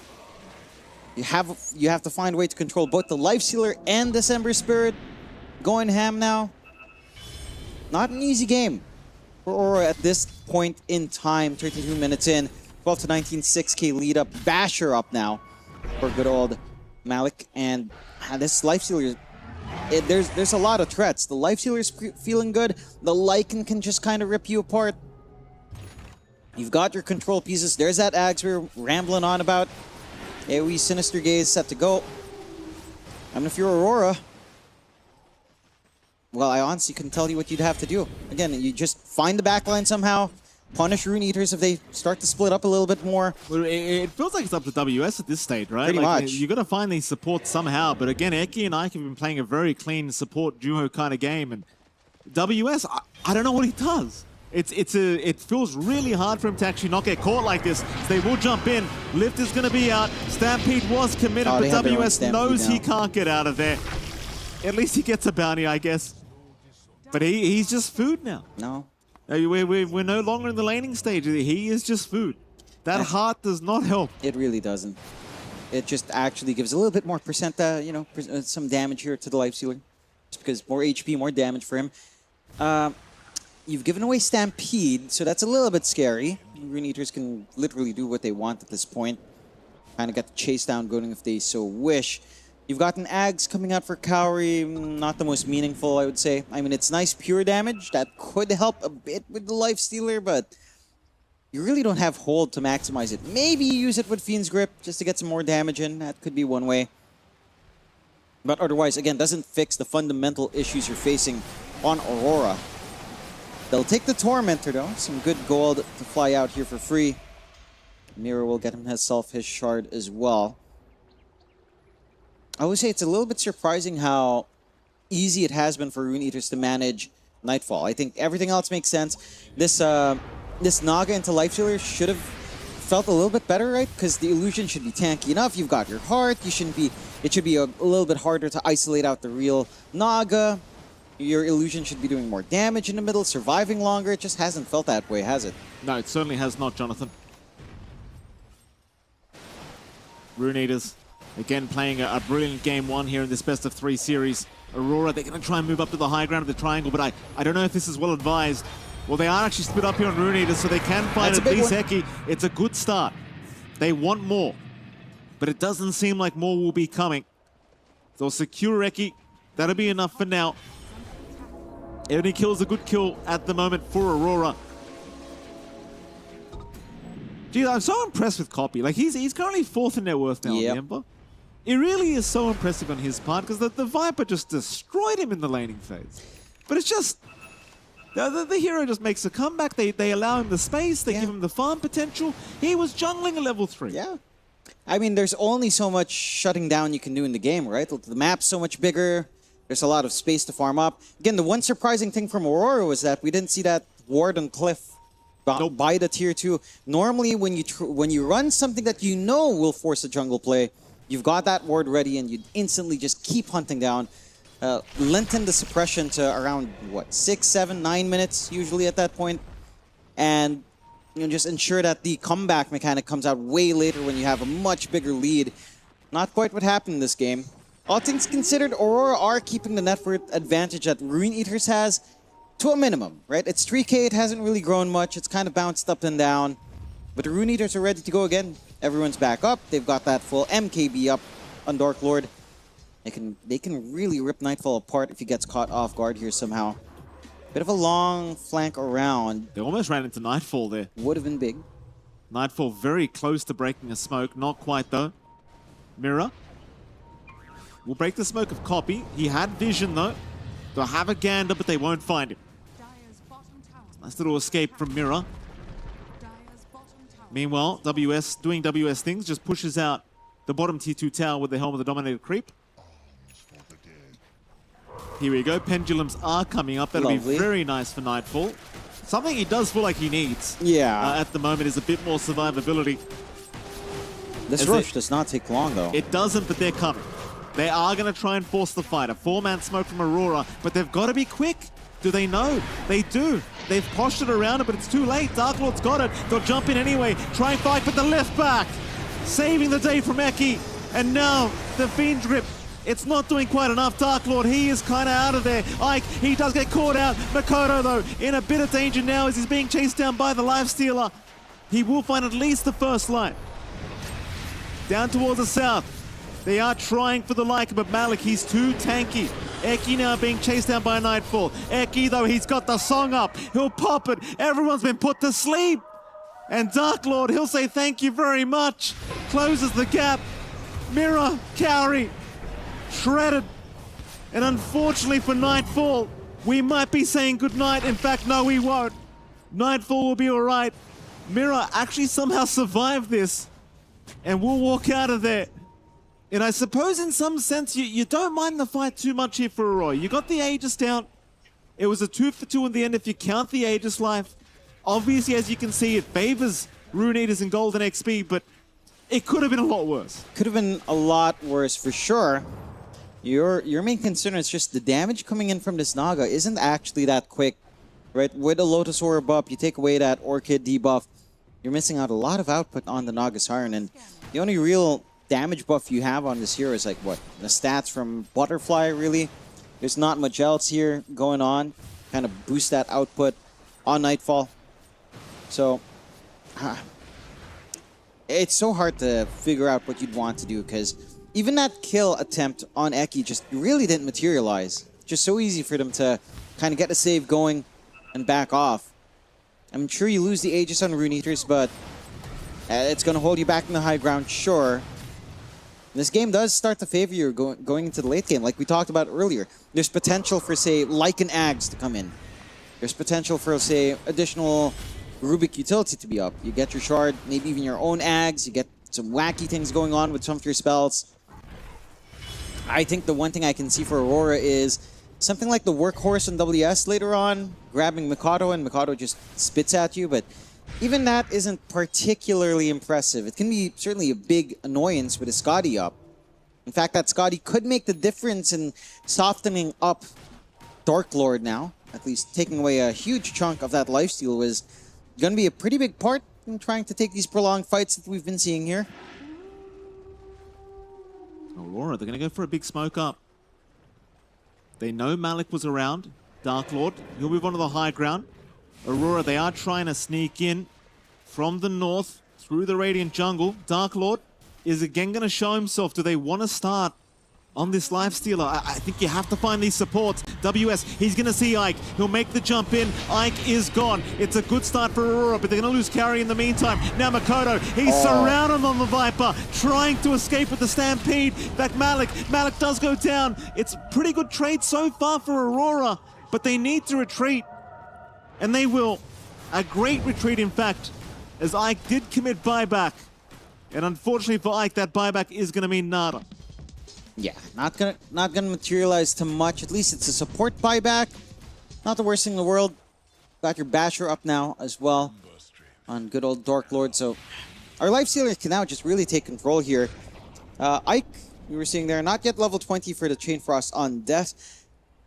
I mean, if he feels like he's going to be playing a huge sacrificial frontline Lich, that's going to be massive. He does have the Blink to kind of allow that sort of gameplay. Get control onto multiple heroes, drop the Spire. Dark Lord. It's just, I mean, there's nothing to stop him on the high ground. Mikado is dead for quite a while. Well, there is that. That's something, I guess. But you've got the lift away from Eki. Happy days. Don't misunderestimate that Axe macro. It hurts. No, it is painful, but... It hurts. Not enough, though. No. I mean, they're threatening nicely here on the side of Rune Eaters. They don't really have an objective to play for. That's the issue. Like, we're 3 minutes away until Aegis is back up. You really just have to kind of sit back, wait, farm. Eki going for his full Ags is going to be quite nice to have some stolen spells with Ags upgrade. Macro Power with Ags upgrade is going to be cool. If you can steal the grip, well, you're going to have a lot of issues here on the side of Aurora. So that's up and running. 42 minutes in as we're approaching in this game. Lead has still fluctuated between 3 and 4K. So in that sense, again, you're being very efficient here on Aurora so far. It's just still really difficult to see the angles for these engagements on them. Got the blink up on Nightfall. So at least can try to maybe get some sneaky plays with his song. Maybe a build up into Swift Blink as well. There's the Ags up though. Here we go. Here we go. Wolf Lifestealer is set to go. That is going to be very fun. Or even The Wolf Wolf Ember. Stealer. The Wolf Stealer or the Wolf Spirit. No. Ember Wolf? Ember Wolf, yes. Okay, the Wolf Stealer and the Ember Wolf. Imagine that, a wolf on fire, just charging at you, John. Ember Wolf. Sounds pretty cool. It sounds like a superhero. Ember Wolf, John. Think about it. Yeah, it's pretty cool. It should be in Twilight or something. Twilight. Yeah. Ah. Oh, don't act like I'm the strange one for bringing it up. You're the one who's watched the movies a billion times. I've watched the first one in cinemas. Don't you dare when lie. it released, because we found it pretty funny to see the crowd just clapping like maniacs when what's his name? Robert Pattinson came out and screamed. He was all sparkly and all the girls were screaming and we were clapping along to it. It was a great experience. Okay. Yeah, it's an experience, Mike. An experience. You have to be there. Yeah. It was I'm sure it was a great It experience. was a great experience. Yeah. Outstanding. This is a great experience too, Johnson. Back into the game. Yeah. Lovely time to get unpaused. Do we prioritize Ember Wolf or do we prioritize the Wolf Stealer? Honestly, it's got to be the Wolf Stealer. Wolf Surely. Stealer for sure. You have the mobility on the Ember anyhow. The issue here is just trying to get Dark Lord right on top of people. So Dark Lord can get on top of people now with this. Look at this. Look at this copy. Oh, whoopsie daisies, copy. Careful, sir. He's It is a fine. fair bit of damage. Carry. Gonna be stampeded away, but a nice little pickup here from Eki. TP attempt, not gonna matter. Copy's got it. I mean, look, they're trying to create space in the map. They've got room to farm up here on the side of Aurora. So, mission accomplished here, at very least. But I'm really just looking for how you take these fights. It's still the same thing. Mikado, WS has got to jump forward. He's got to find these two backline supports. You've got to be able to actually burst them down. Well, I mean, the last couple of fights we've seen that have been pretty even is quite literally the case, right? WS just finds Ike. Yeah. That seems to be the key. Yeah, that's pretty much it. Just find Ike, find Eki, as there's a little bit too much going on with those two supports in terms of just how easy it is for them to counteract on Aurora's own initiation here. Because even the Frost Shield's such a nuisance for the Nagasara. It is. It's so annoying. Yeah, the damage reduction's pretty significant. The attack speed slow is pretty annoying as well, especially for illusions. And of course, the Chain Frosts have been pretty darn good in Ike, along with the AoE Sinister Gaze. I'm not sure if we've even seen him. We haven't. Not even. We haven't even He's just seen been it yet. really high impact, just with his Blink In, Spire, and Chain Frost. Yeah. Hasn't really mattered too much. That's the scary part. We haven't even seen the fun part yet. And we'll see, I guess, when it does come out. Swift Blink is available now for Nightfall. So he's a swift boy. He's quick. He's a Swifty, as you would say. He's a Swifty. Likes going on airplanes? Don't insult Nightfall like that, John. We don't know if he actually enjoys the thing they call music. Valid. Shout out to all the private jet owners watching this game. There are a couple of good songs in that discography, you know? Not worth the CO2 emissions, John. A lot of things aren't worth the CO2 emissions, Mikey. Neither are we, John. Let's Yeah, be exactly frank. it. See? It's fine. We're like cows, John. Except cows have value. They have, cows have taste. Yeah, well, you can at least eat the damn cows. I mean, not much stopping. Well, I guess No, legally John, you're we're stopped. not going there, John. Ah. Rune Eaters. Link up on Malik, I do believe. If I saw correctly. Yes. Okay. Good job, Mikey. You've got functional eyes. Very good. I didn't say they were functional. Dysfunctional eyes. Very good. Just lacking the shard on Dark Lord, but probably not the biggest deal in the world right now to not have that upgrade. Maybe you just go for the next Torm. 16 to 25. The 5k lead still standing. So again, despite being behind, Aurora is still keeping up farm as the deficit isn't growing any wider. It's not growing wide too fast. It's just a matter of you only really have one initiator. What's Mikado going for? Is he going for like Blink Ags? Is he trying to get up front or Shadowblade? Shadowblade. Hell yeah. He's kind of stalled out since he's got the Scotty too. Like the BKB's there, Scotty, Manta, and it's kind of been like that for at least 10 minutes. It's kind of the hero though. Like his whole job was make Copy's life hell in lane. Yeah. He did his job. He did. And now he's Viper. Now he's playing Viper. That's kind of the issue. They're trying to trade tier trees. Bot, looks like it's going to fall. They're not making that full commitment there, but there is a banner there. Okay. So it will eventually fall. I mean, Nightfall's at least leaving the illusions in. Copy. Gonna jump in. Oh, what a gaze! What a gaze, Ike! Catches two of them. Mid TP. Aurora. Oh, the disengage. Not going to work because of the gaze of Ike. He gave them a dirty stare from the corner of his eyes, Jonathan, and they just could not believe what they were seeing. Mind you, they do find a melee barracks. Yeah. So I guess it's not really the worst situation here for Aurora. Absolutely not. They still protect their own racks down. Bot. Roshan is open, though. This timing's perfect for Rune Eaters. No buyback in WS. So I don't think you're going to go to contest this anytime soon without that Stampede here. Or Rune Eaters get the next Roshan once more. Another secondary life up for Dark Lord. Refresh, you could probably just toss to Malik or Copy at this point. They could fight, though. Couldn't they? Or no? I mean, without WS, it's a big ask. You do need that Centaur to look for the back line, because no one else can. Maybe go for a bit of a Blink song. So I thought, could be sure. something. I guess. Again, if you have buyback in WS and he comes into that fight to follow through, because otherwise you're just going to lose. You take Aegis away, sure, but you're going to lose your Naga. And you already don't have your Centaur up, you're going to lose your Naga as well. You have a Viper that can't really do anything. It's not really ideal circumstances for that kind of trade. You just kind of have to deal with it. Fiend's Grip is out. This could be very dangerous, though, because there's a lot of heroes coming, and Nightfall, has he been spotted? Do they know he's there? I think they do. They're going to make the jump in, the TP away. It's not going to work out for him. Nightfall. Oh, it hurts so bad. It hurts so bad. Mira, he thought he had an easy one on Eki. He did not. No. He did not. I mean, it's pretty late in the game. Sure, the Ag's grip is nice, but damage-wise, in terms of bursting someone down, it's not amazing at this point. You've got enough HP on most of these pretty farmed supports to actually tank through, like 2.4k on Eki is nothing to scoff at. 2.2 as well on Ike. It's hard to actually go for that burst. The Abyssal maybe catching out Nightfall as well. Just having that full control ready now on our Life Sealer. And Rune Eaters, again, they've shown their resilience here. They had pretty harsh times in lane. Copy did not have a game for the first, 8 minutes of the game? First 10, 12 even? Then he hits that 17-minute mark. They slow down. The jungle opens up. He hits Urn into Spirit Vessel, and he starts finding these openings. High ground begins. Another tier 3 falls. Dark Lord still has 3 minutes on Aegis. And Aurora, they've got to find something here. Makoto, he's going to try and dissuade them, but it's very challenging.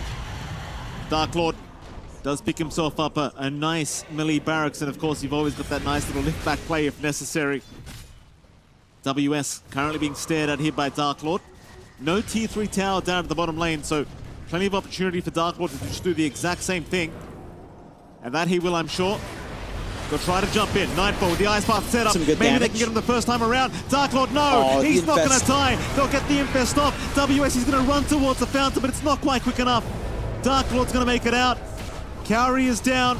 Dark Lord onto Nightfall. Nightfall running out of his BKB. Makoto trying to get the damage out onto Dark Lord, but there's not really much going. They'll finally do it with the first life, but can you get him a second time? I don't think they can. Copy, he'll just chase down the Naga Nightfall. Siren. Nightfall is down, but he'll buy back. Copy, though, godlike now on the Ember. The revenge of Copy. Oh, WS? WS trying to jump in. Copy's going to jump in after it. Now Malik trying to go after Carry. Carry's going to survive though with the Ghost Form of Carry. He'll die eventually to Copy. Trap-ball kill for the Ember. Now onto Nightfall. Nightfall is gone to boot. It's a dieback on the Naga Siren. Makoto in trouble. Oh, the humanity from Copy. Copy's not done. He wants more. He'll find the Bane. That'll be mirrored down. And I'll tell you what, Jonathan. Rune Eaters, do they deserve that win?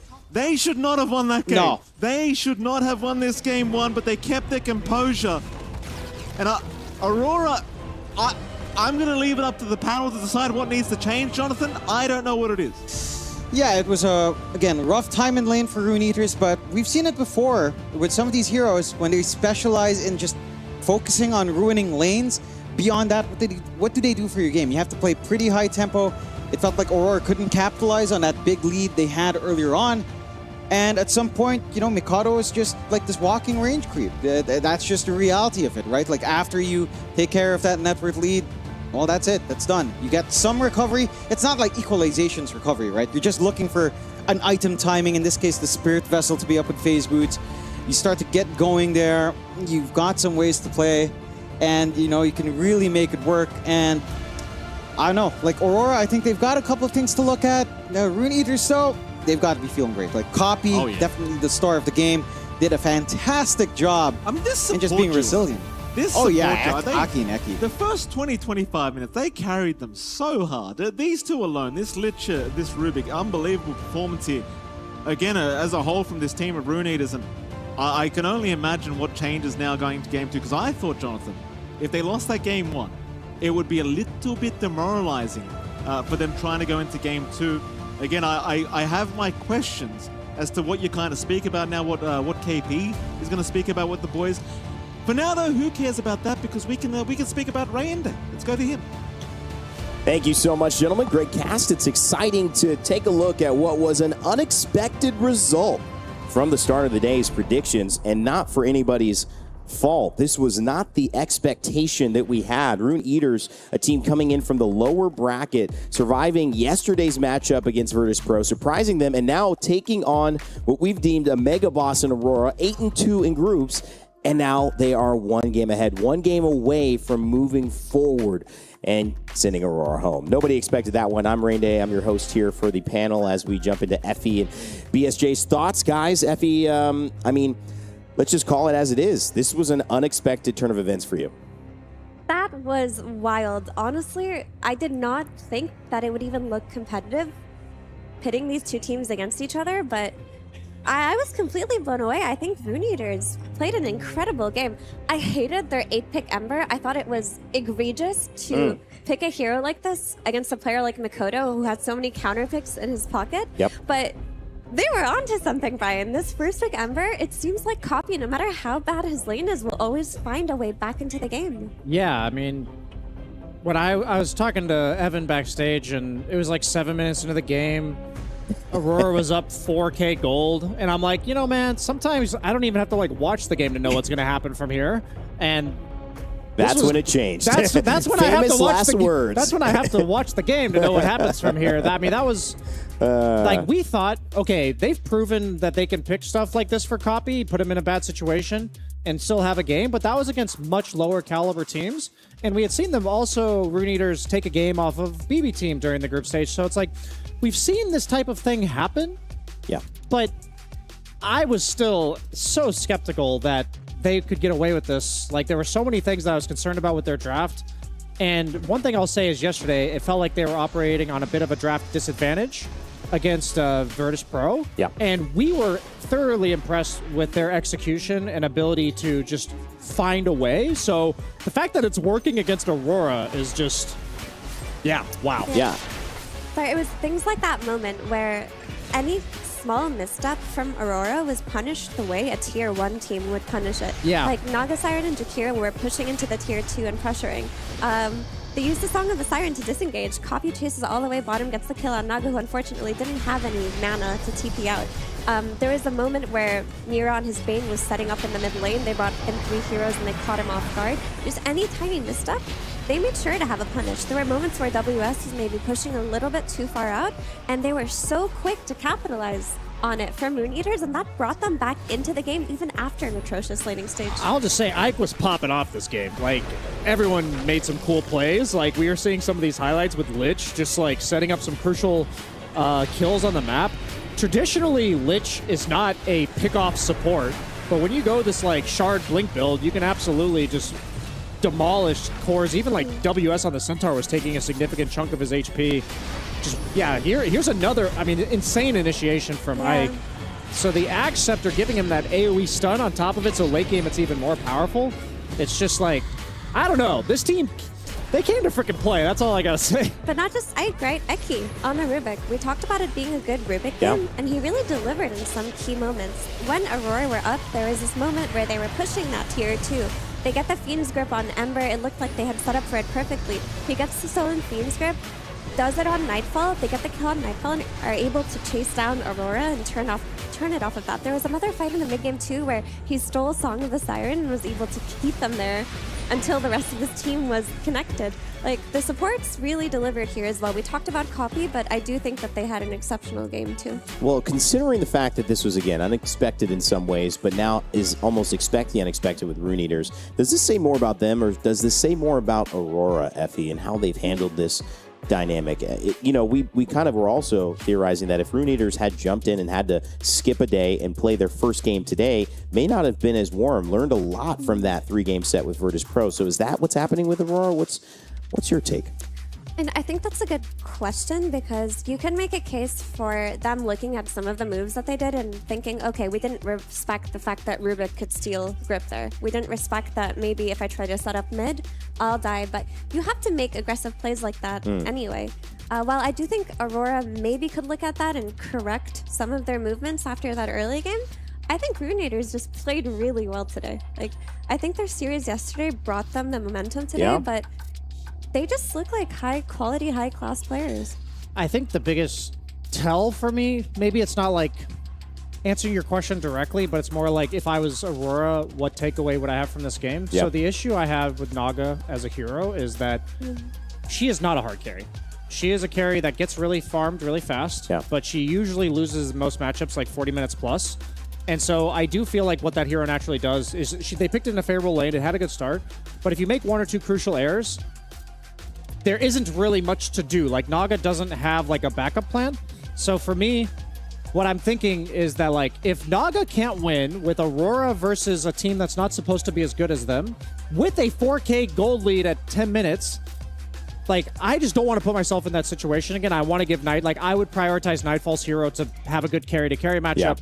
Be more about, like, we have that win condition later, because you picked Viper for the lanes. Centaur is also like a utility hero. It's like we were thinking they're just going to demolish them in lanes, like all aboard the Naga train. But after watching it play out, if I'm reflecting on it, it's like totally makes sense why they did it.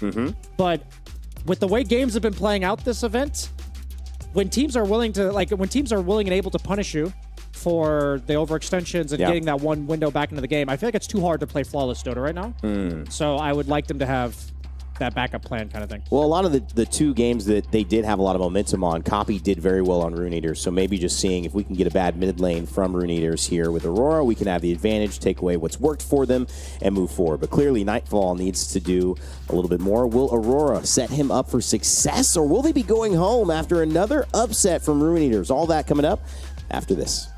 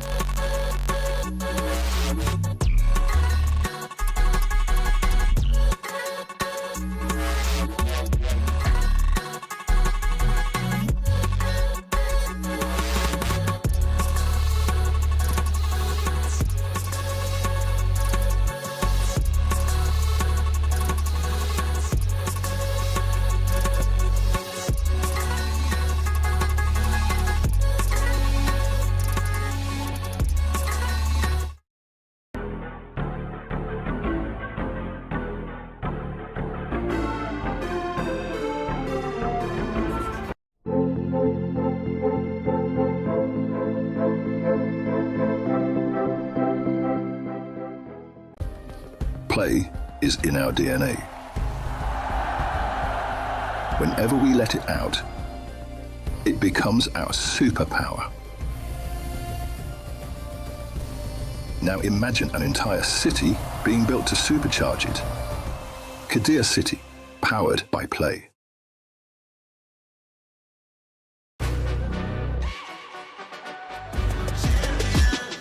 This ain't no regular thing. I came for the ring, you know what I mean.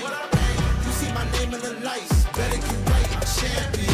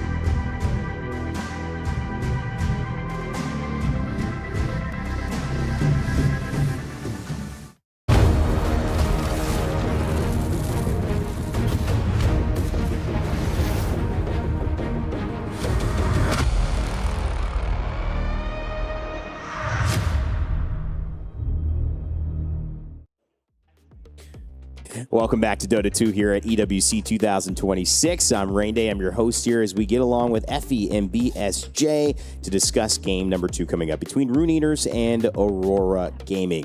Big news, Aurora Gaming finds himself behind the underdog Rune Eaters after a major game. Copy cannot be stopped, 14-4 after an incredible performance yet again on the Ember Spirit, even going into the Viper. And Brian, I kind of want to shift this conversation towards another player that, if you look at Copy, is having a big impact for Rune Eaters. If we go to Aurora, is Nightfall a guy that you've focused on that said he's so improved this year? You've seen him take risks, you've seen him grow as a player.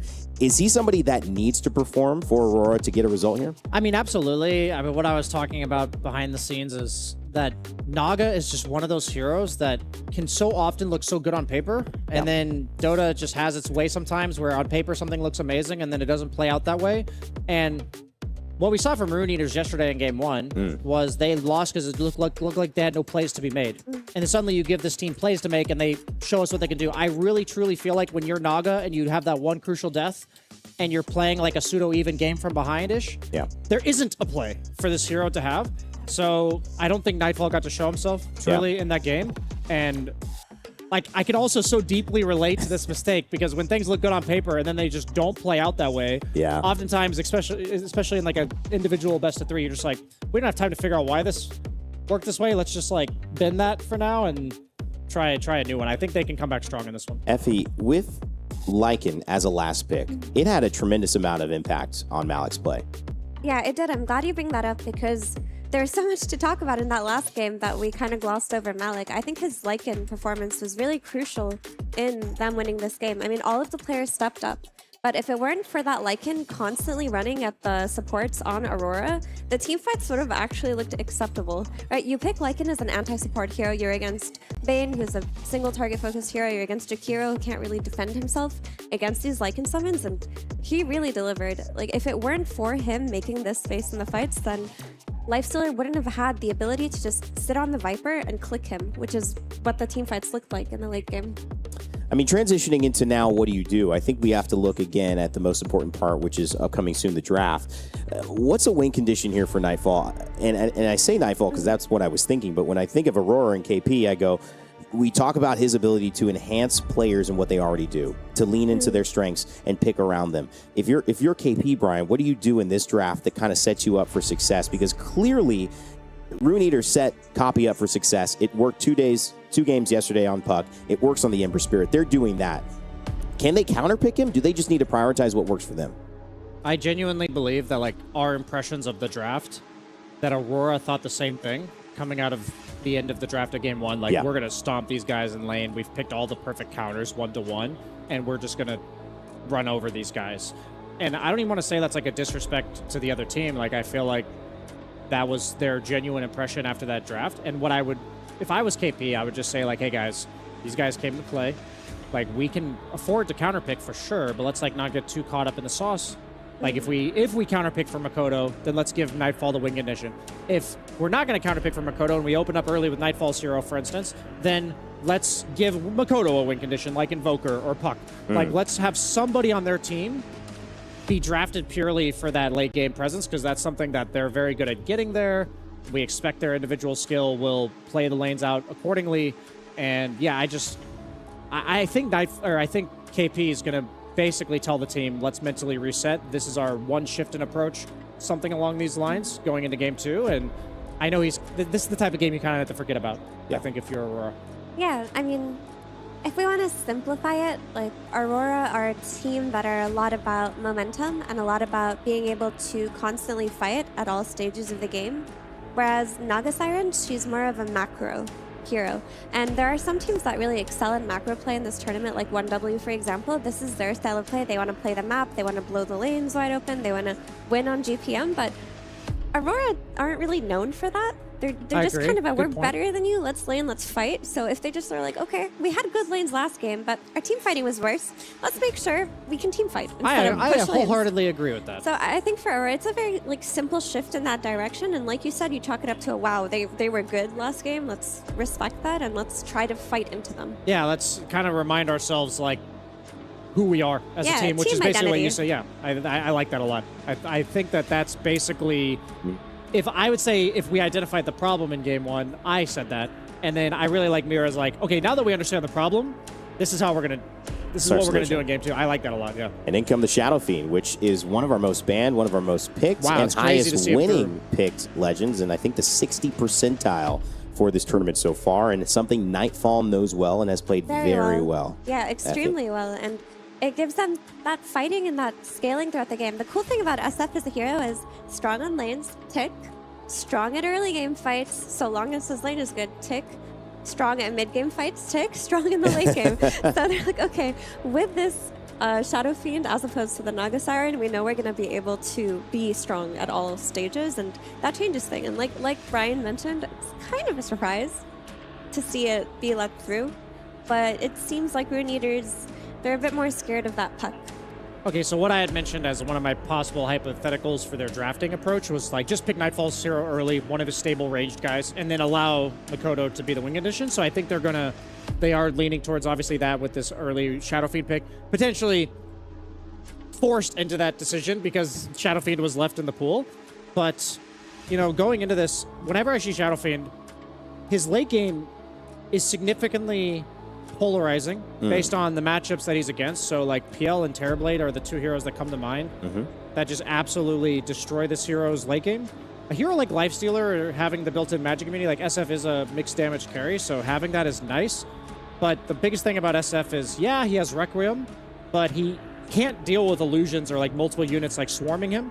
So if we either see the Lycan or we see like a Terrorblade, something along these lines, I think it would really negate Nightfall's late game presence. Or Darkseer, right? Like, yeah, that Darkseer is the same idea. Still in the pool. No, it got removed just now. Oh, okay, good. Because I was like, if this gets let in with the Earth Sphere, this might be a big issue for them. Ike back on the Lich, you would assume, for Rune Yeah, Eaters? absolutely. That Why worked not? really well. Yeah, ain't broke, don't fix it. I mean, he owned. I did not expect him to own like that. That play he made with the Wisdom Rune where he just hid and he got the last second steal into the It reminds me of the Call of it was Duty days cool. when people just like camp, waiting for the enemy to eventually walk through. Lina? That is a very strange pick to me. So Makoto is a Lina specialist, like it is. Okay. That is one of his most signature heroes. But maybe they're just assuming there's no possibility of an Earth Spirit flex because Eki has demonstrated that he plays it. But something we were talking about a lot during the group stage, Evan, is that when in Dota, when you're playing with a ranged carry, oftentimes you want a mid laner that's going to go make plays. And it's often very weird for your game plan if both of your mid and carry are ranged farming heroes with no stuns. Got it. And right now, that's what they have. Lina and SF are both heroes with no stuns, no real playmaking potential. So they're really strong laners, though. Right. So the best way to usually deal with these like one-to-one strong laners is to pick heroes that are happy to move around on a low cooldown. And Eki's getting his signature Bat Rider, most likely a Snapfire for Malik, just based on what they've been doing. Like it could theoretically be Earth Spirit 4, Bat Rider 3, Snapfire mid. Like for any other team, I think that that's possible. But for this team, I think it's very likely that it's 4 Bat, 3 Snap, 2 Earth Spirit mid. Do you think they're going to swap it up at all, Mira, or are they just going to stick to their signatures there? I think it looks pretty much like where they're going to lane it, but Aurora's draft, it instills kind of a sense of dread in me. That's a good sign, though, because Rune Eaters did that last time. Yeah, maybe that means Aurora will win. For They sure. need to instill the dread to get you feeling really happy after they win. Exactly. Right. It's okay. just so to me, this is just like a whatever, we're good at these heroes, and this is who we are, and let's just pick signature heroes and own, because their draft actually does not really have draft integrity. Like, draft integrity in Dota even is like, you want to tick like all these boxes, right? boxes, and you want to kind of round it out and make sure you're not really lacking in certain capacities. But if you're like double picking melee cores and then a range support, and then sorry, not melee, ranged cores and a range support, and then a hero that's gonna farm and not necessarily go in first with the axe, you kind of lose draft integrity, because Axter, he's a blink stun hero in the sense that he calls, but he doesn't really go in first. He has to kind of play the outskirts of the fight until he sees the key target, because usually in Axe games, there's a target you need to heavily prioritize and you don't want to show until they show. And SF, it's not easy for him to really go in first. Maybe Lina can do it from a distance, but typically you would need like a hero to throw their body in and give you that vision, and it just doesn't exist for Aurora. I do think they're going to pick something like Clockwork. Okay. Like, I agree with everything you said, Mira. That is lacking. Axe is an initiator, but he's more of a secondary initiator. Right, go on the back line. He wants some sort of event to happen, some hero to show himself, like Mira said, before he goes in. So right now, the point of contact idea for Aurora, like, Lina doesn't want to go in first, SF doesn't want to go in first. Neither of them really want to get initiated onto by a Batrider. So if they don't have somebody, okay, they ban the clock. If they don't have a hero that, like, goes in and causes chaos, maybe a Tusk. Yeah, Tusk is I think Tusk is their next best option because it's also a save against the Batrider. I would actually be surprised if they pick anything other than Tusk. Tusk is like the only thing right now. But it's Kaori. That's true. He's got the hero puddle. I don't even think he plays Tusk. Can he play Undying? Is Undying in the pool? Oh my god. Oh no. Okay, that was a visceral reaction. I know we're not on camera, but I think that was a big one. I think. So it genuinely works, like on paper. Like it's fine. It's a good Oracle game because you can dispel Frost Armor, you can dispel Batrider spells with your ulti, you can dispel stacks. Like you can dispel Earth Spirit Silence if you're not the one silence. It makes sense. And these are all heroes these players are good at. It's just together, their draft is not an easy draft to pull off. And Aurora are a very top tier team, so they'll probably be able to do it. But it's just, if I were to look at this draft in the hands of any other team, I would feel a lot of concern. It's really hard to do. I know it's a counter pick into Axe, like it's self-countering, but I think there's a lot of teams that would pick PL here. And I wonder if it's in Dark Lord's kit because... Why is that, Brian? Because Lina and SF are both heroes that just have no way of dealing with him. And right now, chaotic fights heavily go in favor of the Radiant. They have a lot more mobile guys jumping around the screen and playing just off of move speed and mobility. And PL thrives on that sort of chaos. Rune Eaters like to take individual fights. We know that. They're very talented, but it's the cohesion and it's can they play to the ceiling potential that they have when Aurora are usually coming in with a much higher ceiling, also a higher floor. But do you think the PL works with that? You could also just play Tiny, like you said, because we've seen Dark Lord play it. Yeah, Alk would work too. I think like any of these heroes that are going to cause chaos in the fight or capitalize on the chaos with a stun, so Alk and Tiny, I think all these heroes are options. It's nice that they have all this time because all these heroes are conceptual options for them, but then they're all very different approaches to the same problem. The thing that the Oracle does is that it gives them the defense against the Batrider that we're concerned about. Oracle also has a spell that makes you immune to all magic damage, which all of Rune Eater's draft is purely magic damage right now. So it's like on paper, it's great. But I think what that means is when you see a hero like that, you just want to split the map. You want skirmishy, low cooldown, separate them. So they do go Tiny. I think the Tiny actually made the most sense when I was conceptualizing it because now you have a hero that blows the Oracle up very conveniently, which you did not have. And you also, like, we just saw them own with it yesterday. I feel like some degree that's just a confidence pick as well. I will say that the Tiny does fill in all the boxes and it checks it in, but I don't think the scaling is necessarily there on Rune Eaters. Really? Like, if I were to go into the ultra late game and the problems that we talked about didn't really overtake Aurora, then I do think that their heroes are just, they pack more of a punch. Another good thing that Aurora have going for them is like they won the lanes on game 1. They also have strong lanes in this game too. So for them to win this, it's just let's win the lanes and let's snowball. But their draft is actually on paper a bit harder to pull off in the mid game. Like it's very dependent on Axe having a great game and great initiation. So lots on WS's shoulders. Yeah, if I was in the lineup for Aurora, I'd basically say, guys, for the first 15 minutes, we're purely on disaster aversion mode. Don't let Batrider pick us off. Let's play for our farming and our timings until Axe gets Blink and Lina gets her like boots of travel and one item. Like they just literally have no place. None of their heroes move on the map, so it's all about weathering that storm for them in the early game. Aurora got to the late game last game in game 1, but could not do anything with it. Naga with the huge gold lead, but no items to buy and ran out of steam as Rune Eaters took game 1. If they take this game, it's all over, and Aurora, BKB TP back home. And we'll see if that continues. MLP, John X Fire, guys, take it away. Thank you so much, Jonathan. Game number 2 is where we're at. Rune Eaters now 1 game away from proceeding in Aurora. They're going to show us something special here. They brought out a new draft, and there's definitely some question marks around this draft. Even I'm a little bit on the how's it going side about this one. You heard Brian say it, the first 15 minutes, it's going to be just weathering the storm. What do you think? Yeah, I mean, look, they're just going to have to get that build up. They're going to have to hope that you kind of get some of these key timings pretty quick, like the travels on Mikoto's Lina. If his lane ends up well, you can get some early activity with the mobility and the presence that the travels would provide.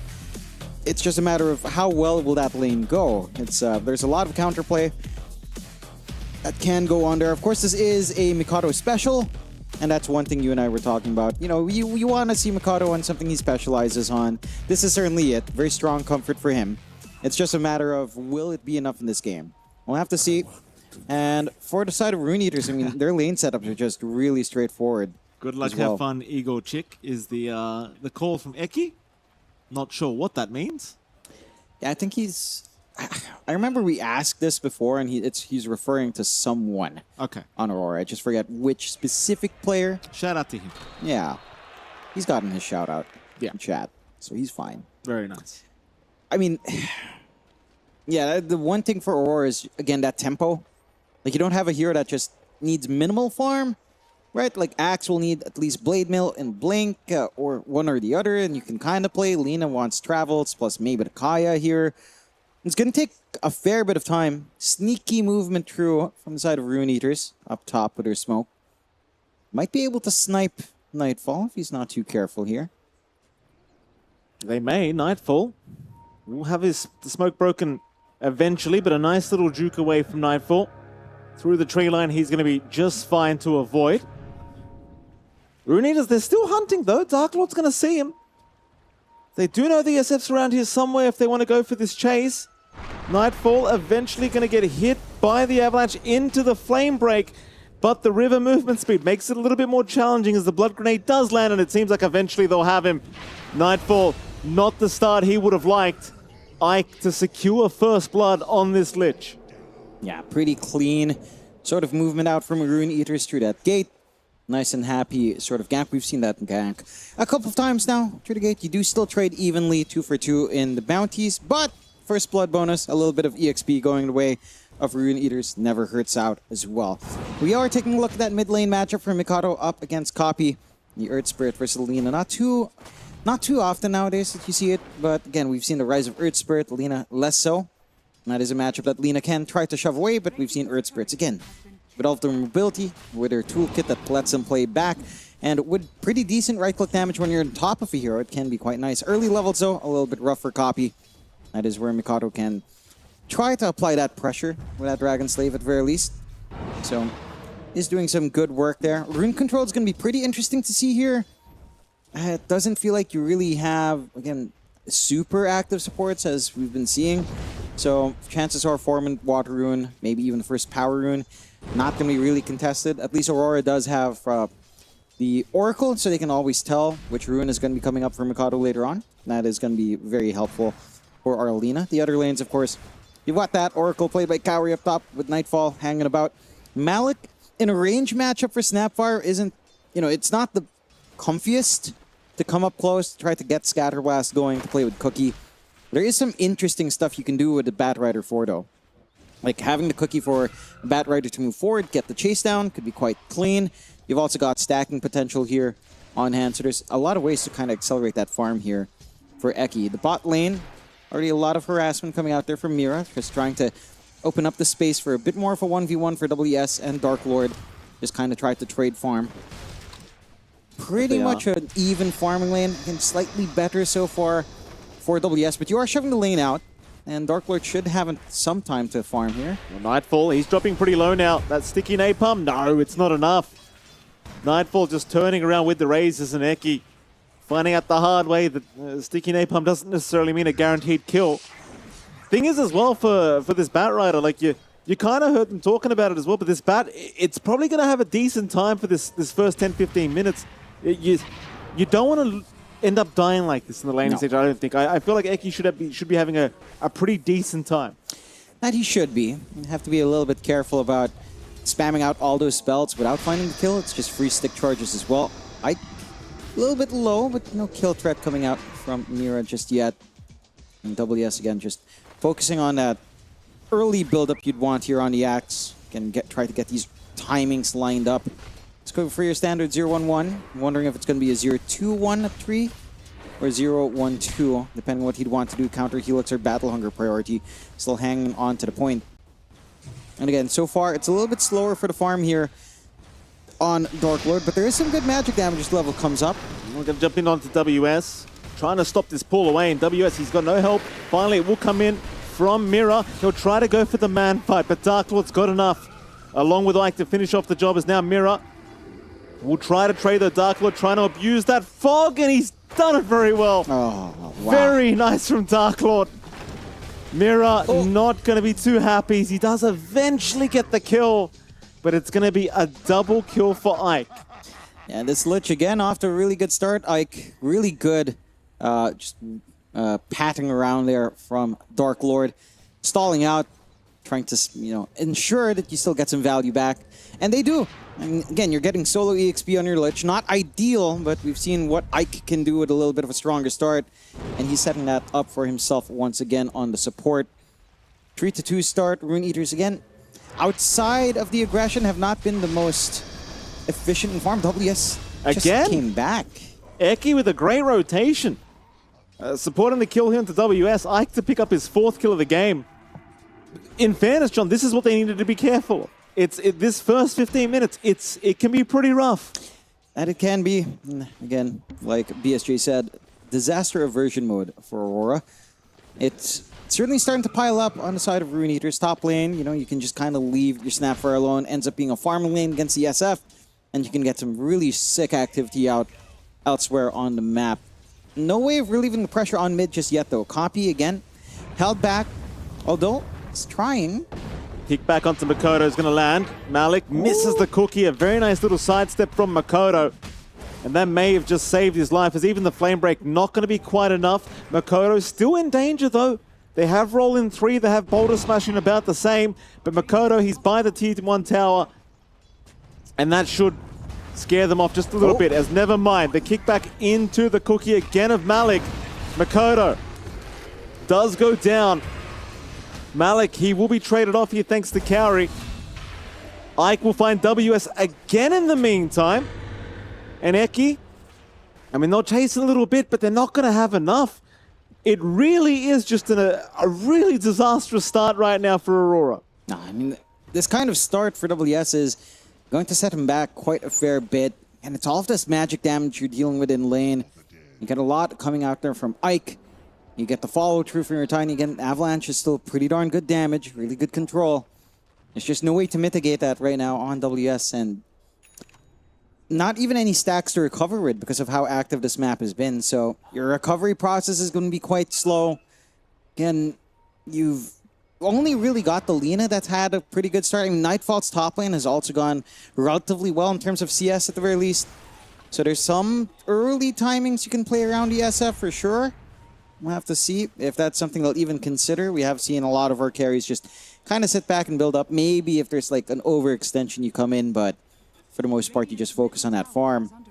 Mikado, they scout out the stacks at the least, so some gold flowing out for him. Still a ways from that full travel. It's about 1.5k away. Trying to contest for these Shrines of Wisdom. Mira. Gonna throw the brambles out. They have caught Malik on the snap. Laguna Blade is out, but it's just nowhere near enough. Even the raise in the tail end not meaning too much as Eki gonna pop the Firefly, go to the high ground. Eki still alive as well. It'll be a 1-for-1 on the Shrines of Wisdom as Mira still having a gander. Not gonna find anything for his trouble. At least they got the Shrine of Wisdom, but it's a little bit rough seeing all those spells being thrown out for nothing. As Mira will find out the Batrider is still here, but now Eki's going to have help incoming. They'll get the cookie. Curse Crown will land Eki. He's in the fog again, and Mira cannot make it in time, though he does get the kill. Just barely. Yeah. He will get away. Honestly, with how much time Mira committed just trying to chase down, he had to find that kill. Yeah. And getting that, it feels pretty good. You waste some time on the supports, you'll open up the side lanes a little bit more, get some space to farm, which is all you want in Aurora. You want that initial build-up here. Again, the big thing for Aurora is that you're still getting a very free time for Nightfall. Like, our SF is about to hit some good timings here. I believe Falcon Blade was set to come out. I'm wondering if it's more of a physical build-up SF or a magical. We'll see if it's Yasha Kaya coming at any point. Eki. No, Eki now going to get chased down a little bit, but not really too much, as Mira not going to try for the chase onto the Batrider Firefly. Leaves him be. Again, Rune Eaters, they're off to a real brilliant start. Like that 2k net worth advantage. It's something, at least for Aurora. Momentum-wise, though, Rune Eaters looking really scary already. It's now top lane, Nightfall. That's the hero you don't want to see die. The gaze to cancel the Requiem. He's still going to get it off, but Ike, knowing he cannot get away, does not look at the explosion. Yeah. And Ike, he's just on fire, this Lich. That he is. A little bit unlucky with the bounces. Takes it a little bit longer to get the kill. Nice roll kickback. But with Fate's Edict, it is going to make it hard to burst him down. As in fact, Copy going to get blown up here. WS with the dunk. Eki also chased down. The dunk this time not going to be quite enough, but it won't matter. Aurora, a great set of trades here in the mid lane. And that's what you're looking for on Aurora. Getting some of their own punishment out. Finding some ways to get some action out. Oh, Nightfall again under pressure. It'll be big if they can get him. They've got the kisses, they've got the gaze to try and set up at the Fate's Edict again from Cowrie, making life just so challenging. As Ike will go down. Cowrie will be chased up with the false promise. He will still die through it. But I think he'll be quite happy knowing he does save the life of Nightfall. Yeah, I mean, just bailing out the SF is the bigger part. Again, you need your cores to be online on Aurora. We've already seen the pressure coming out in Nightfall. He is going back for the Ashikaya, so it is that hybrid Magic SF. Maybe we see, I don't know, the Blink, the BKB tends to be what comes afterwards, depending on which way you want to go here. Aurora, though, it feels like they've ridden through the storm of the laning phase. 8-7, 3k lead coming out their way. They've managed to find those pretty significant kills. You're still suffering a little bit on WS, but the other cores on the side of Rune Eaters are certainly suffering a little bit more. Mira not having the game he would quite like. And again, this was always going to happen against this Batrider. Reki's just got a free game for the next 5-10 minutes. WS nowhere near being ready. In fact, WS, Ike's just a menace on this Lich. He's just not allowing anything. No. WS, he's just got no time to farm. Just the Ike, every single time this Chain Frost is on cooldown, off cooldown, he's there. He's got somebody. It's exactly what we saw in the last game as well. Look at that damage on his team. 5.4k top of his team. 8-1-2. Yep. Oh no, 6-1-2. Apologies, Jonathan. I can't read numbers apparently. No, it's fine. He's doing amazing work. And it gets a little bit scary to see that's all it takes to kill off an Axe. Mind you, a Fortify went up in the creep wave for some reason as well. So it's not like he ran out of things to bounce on for a moment there. And that'll hurt. It does hurt after a little bit. That time was just a little bit off for Aurora, but what can you do, I suppose, for good old WS from Mr. Wei Shen. Still smoke out Aurora, trying to make a move on here with Nightfall. See if they can connect with something with Cowrie on hand. Well, they'd love Dark Lord. Dark Lord's been very quiet this game. Slowly sneak up. They'll see his courier as well. He just picked up that Echo Saber. Fortune's End. He's going to land. They'll get the Terrorize as well with the Bramble setup, but you just haven't got anywhere near enough. Nightfall just can't break the gap. Requiem, it's going to be channeled, but it's only to zone them away so they can try to retreat. They will be able to do so with the retreat. Chase is on from Rune Eaters, but they don't seem to have the catch. But again, I think just knowing you walked away from that engagement here for Dark Lord is going to be more than enough for you to feel good about it. Yeah, for sure. They don't find anything for their trouble on Aurora. They waste the Requiem. They will find a tier 1 at the least. Oh, Eki is going to go down. Makoto will pick up a nice freebie for himself on this Lena. Yeah, that is much more significant. You've got the travels up now as well with a full Kaya. So you can start to work the map, look for pickoffs here on that Lena, make it a little bit easier to start to play up-tempo on Aurora. And for the most part, it does feel like you've ridden through the storm that Rune Eaters wanted to bring out early on. There's a blink up on Malik, so the Snapfire is kind of set to start to play with those cookie combinations, try to play with Scatterblast with a Boomstick innate, get some damage going for the team.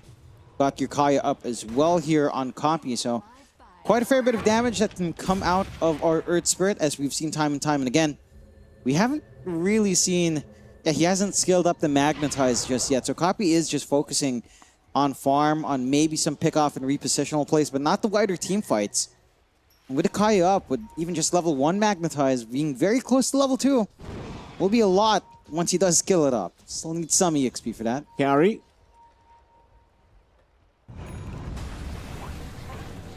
He's going to be all right, Copy. Does not want to borrow that. Now, Copy, he really wants to get going right now. Just feels like he just wants to fight somewhere. Ike's going to find Nightfall again. Ooh. Look at this. Ike, he's just such a nuisance on this lich. For now, he's going to go the wrong way. Nightfall will run towards the east, and Ike will run towards the west, back towards the Twin Gate. Trying to keep tabs on what this SF is up to. He's got Chain Frost, of course, so we know he wants a kill attempt. Shrine of Wisdom for Mira. He's going to go ahead and sneak one for his side. No worries, he will pick it up. Carry. Not going to get it run into by Copy.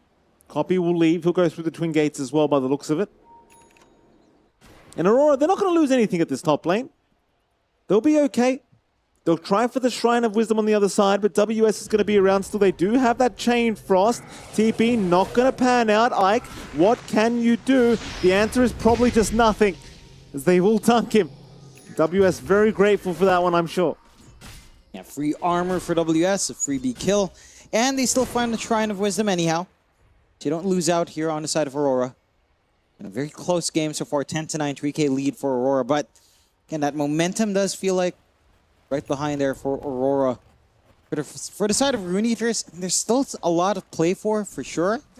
Like blink timing on Bat Rider is going to be nice.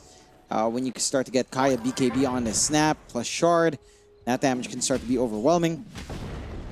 You've got the value point in Copy's Earth Spirit now for that Magnetize, so some AoE damage to dish out.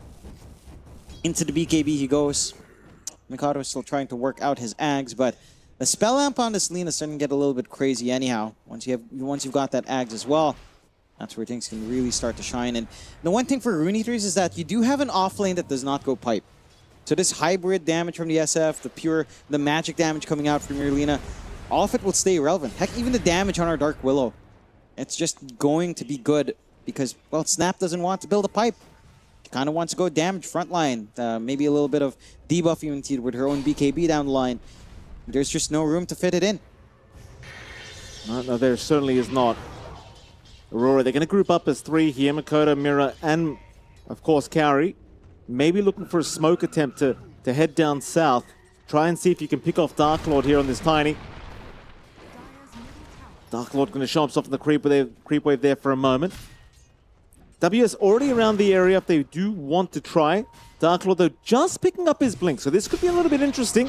WS trying to hunt down Ike. They will find him. Meanwhile, Dark Lord, he's jumped in onto Makoto, but he doesn't quite get the avalanche toss combination he wanted. So Makoto now forced to TP as the kisses are flying in. Makoto, the false promise. Kaori just in the nick of time. Lands it before the final kiss lands on top of his head. They'll try for WS instead. WS being saved again by Kaori. Kaori is doing fantastic work here on this Oracle, just standing back, making it impossible to be caught. And just the utility you can provide if you don't get caught is pretty nice. I mean, it's such a great game to have all of this magic resistance as well, just immunity to magic damage. It's massive when you're relying on the kisses, when you're relying on the avalanche early on for the Tiny, right? Like the Magnetize, all the damage coming out from the Earth Spirit for the most part. So it's pretty nice to have. You really need to get going. I feel like we haven't really seen Copy go hunting. Right? Like, they've been trying now, at least in that past fight, but if you don't start with your Earth Spirit, it's almost a little bit optimistic for you to see any kill happening. Copy was thinking about it there on the Earth Spirit, but again, he's been a bit quiet, I dare say. Haven't really seen too many rotations out from Copy recently. Aurora now 3K advantage. They are starting to look a little bit more confident here in this game number 2. Bottom, they are going to end up running into Malik, and Malik, he just gets bursted down. It's just that easy when you've got WS and this axe of Makoto right there to blow you up. Though, top lane, Nightfall is going to get caught out. And Nightfall, he gets blown up just as easy. Yeah. That's a bigger target to find overall, of course, considering Nightfall. Just a bigger toolkit in terms of, again, that scaling damage coming out here for Aurora. Very even game still, 12-11, 2K lead. Still maintaining for Aurora, 2-3K, but Rune Eaters have been doing a good job of, again, finding their own pickoffs, looking to grow. They're Tiny. Aurora aren't relenting, though. still looking to make moves. They've got a nice forward ward here that could spot Copy out. Oh, WS, that's a very nice call. Copy, can they save him? He's pretty tanky. They haven't bursted him down yet, Copy. He'll get the Magnetize off, but it's not enough. Still, here comes Dark Lord. Carry is gone. Copy actually gets a double kill from the grave. Ooh. WS dropping in the fountain. Makoto, he's the only survivor. They go diving so deep, and unfortunately the punishment, it's available.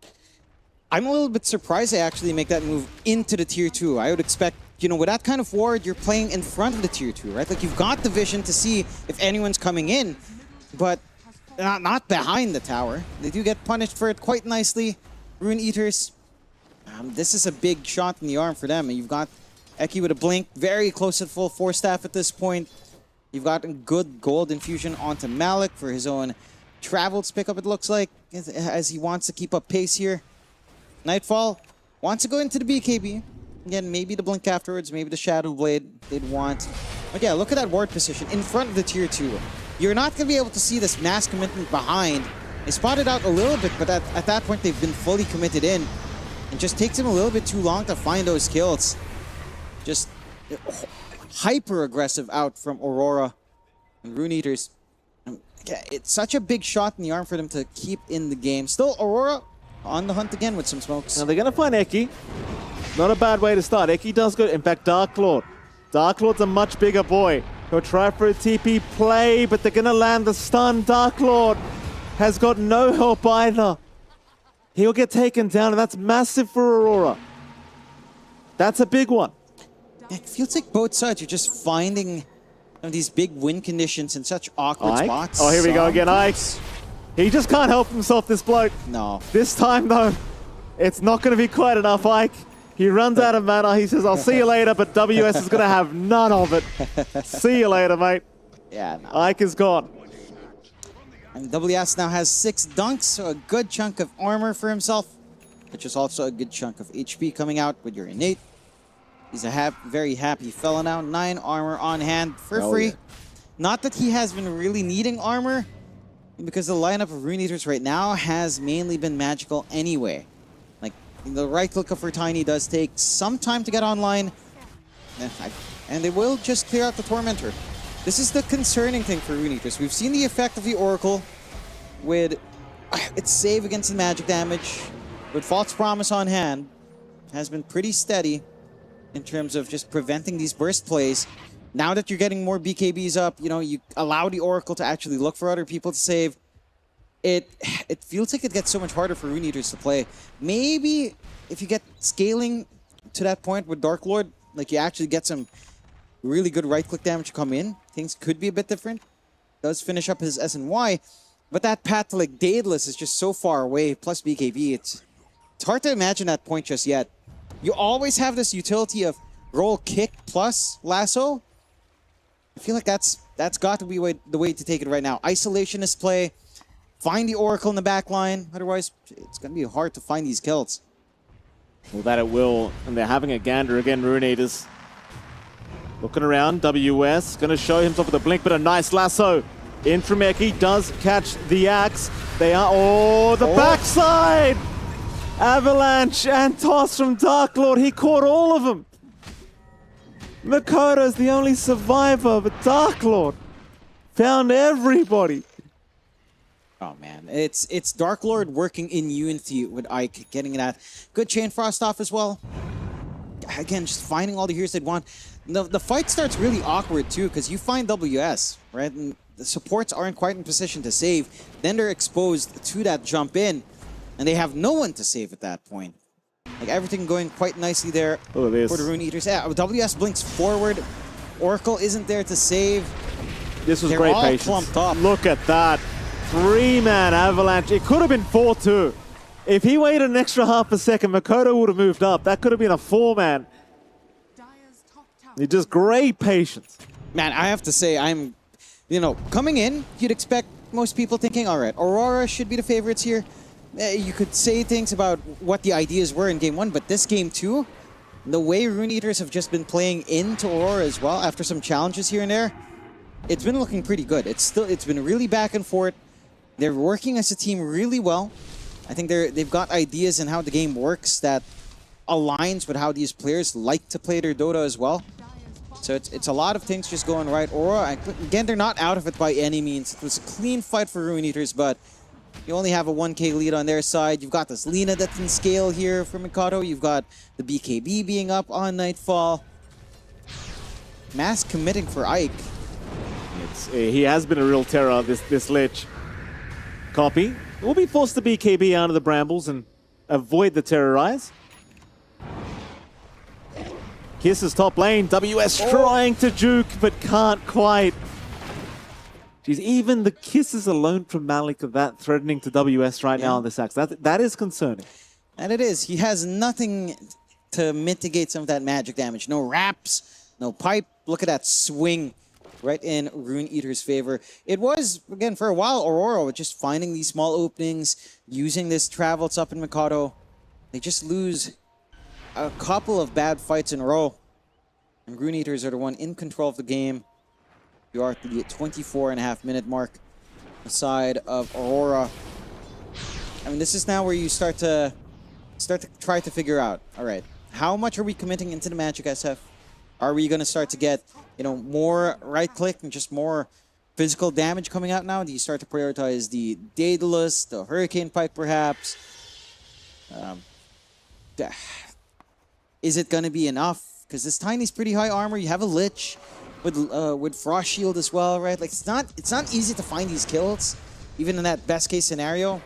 You can take prolonged fights so long as Kaori is alive, but it's been a little bit mixed up. They're going to find Ike. At least they do catch a quick one.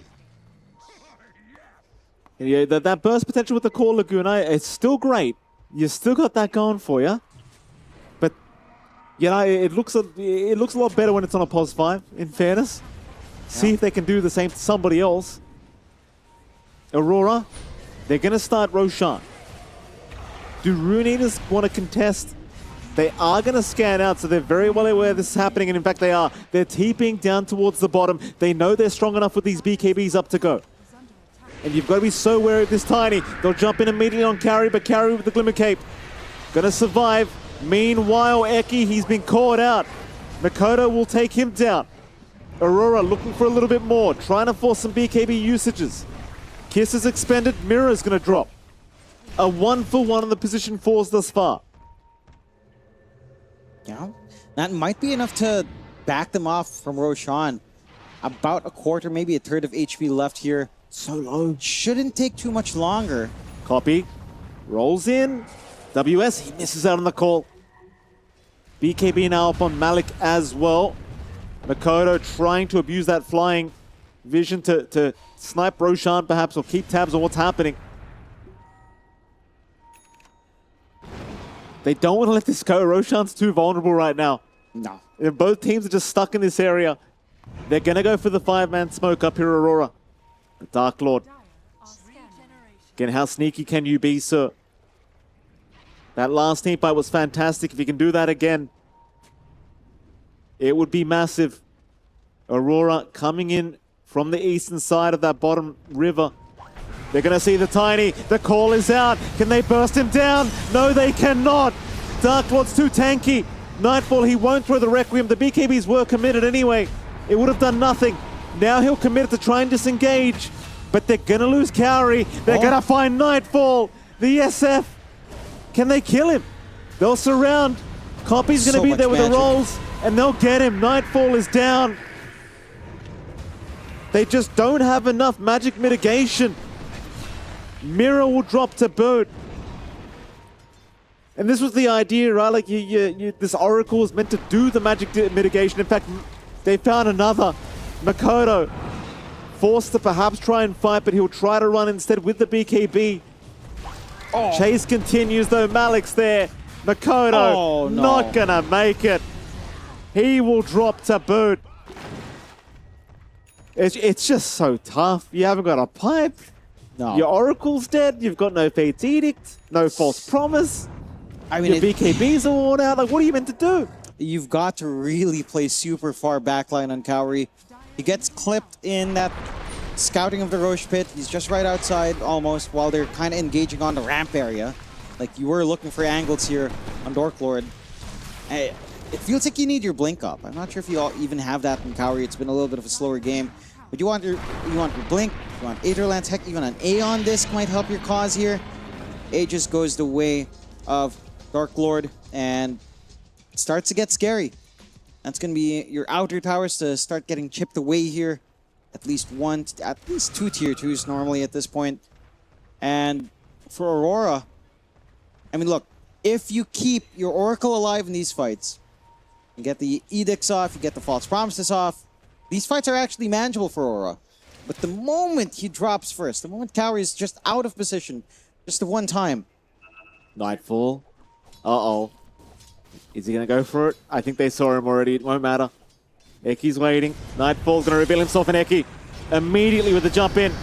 The TPs are trying to come in and help. Nightfall, the false promise. Kaori, barely there in time. I think the heals will be just enough for Nightfall to walk out. In fact, they'll just throw everything at him in case. The Kaori, quick thinking on the Oracle.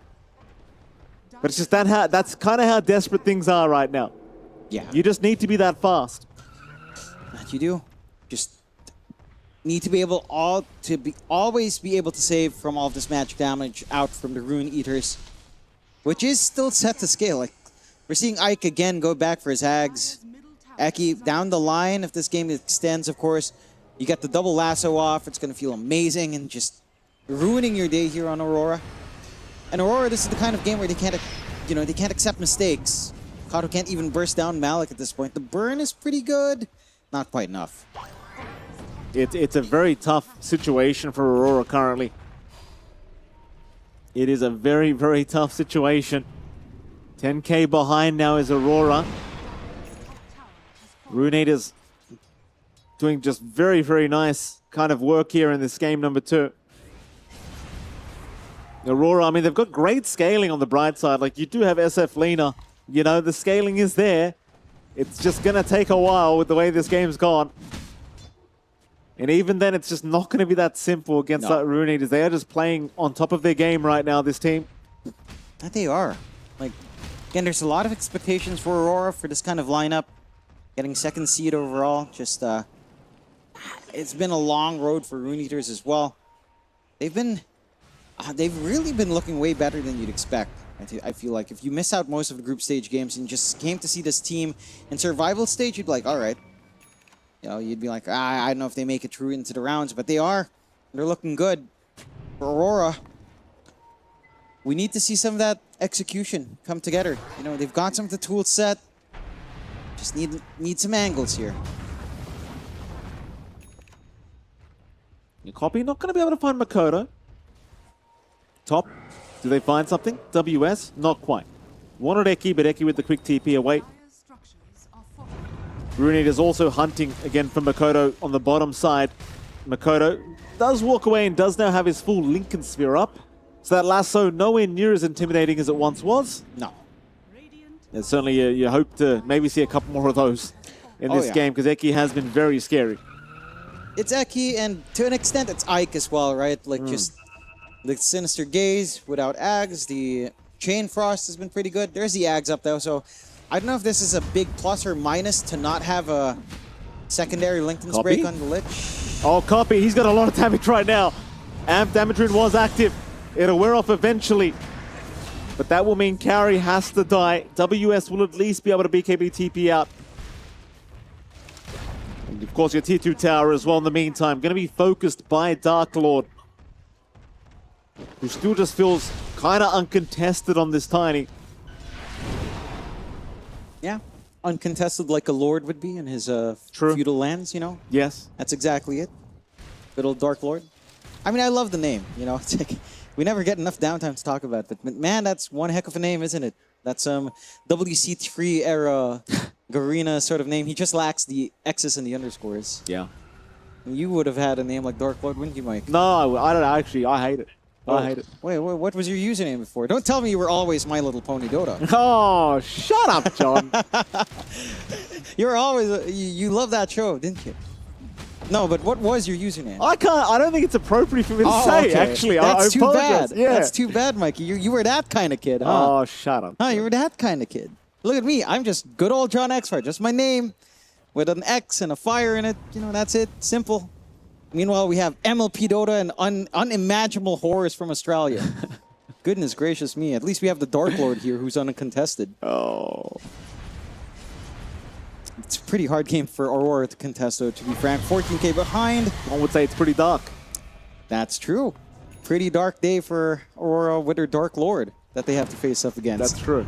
I mean, they're 14k behind. They still have this really good late game timing, but it just feels like they have to really execute clean. In fact, I think the big thing for Aurora is that they have to initiate first. It feels like these counterfights are just so awkward because Rune Eaters aren't approaching in one angle. They're coming in one way with Eki and the lasso. They're going another way with Dark Lord and his blink and looking for the back line, looking for Kaori, removing the False Promise and Fate's Edict, and it's just making this game so hard to play for Aurora. Like, you have to take these fights under your own terms somehow. You know, in the position that is ideal for yourself. Kind of go from there. Copy. Ooh. Right in. Nice little D ward here from Copy. Copy has a heart and raps. He is not dying anytime soon. He's a big boy. He's been playing with a lot of heart this series too, John. Yeah, fair. You're welcome. He's going for the Octarine next. More uptime in all of his spells. I mean, look, again, damage isn't the issue. It's that you just don't survive the jump in. Dark Lord. Nope. Yeah, you really don't survive the jump in. Shotgun to the face for Mirror. A lot of BKBs, as you can see, for Rune Eaters. They aren't going to jump. No, Eki doesn't have the detection in time. It's so spooky, though. It is if you drop that ward, like earlier and he had a preset ward there, oh my goodness, that would have been a very tasty lasso. Hate to point out the fact that he had dust. My apologies, Eki. It happens, you know. My carry would have pointed that out. John, I've got to point it out It too. happens, it happens. He would have pinged about 100 times by now. It was, I think our obs is telling us it was in the backpack. Okay, all right. The wards were outside. All right. Oh, top lane. Top lane. Nightfall's been put in the backpack too, BKB John. as well. Nakoto's going to come in, trying to salvage this one. Dark Lord, he's left alone as Ike does go down. But they don't really seem like they can deal with the Tiny. Now Copy's coming in to see if he can snipe Makoto with a roll, but he's out of range now, Makoto. A little bit too fast. They'll get away. I mean, the fact that you're trading a Lich for SF and you kind of feel all right about it on Aurora is concerning, but that's just how far behind you are. It's a higher net worth kill overall because of that team net worth sharing. Lasso. The Lincoln's break was there. BKB and False Promise both forced out early as WS. He's jumped in. It looks a little bit preemptive, though. They've got nothing to play with now. Oh, WS. WS is gone.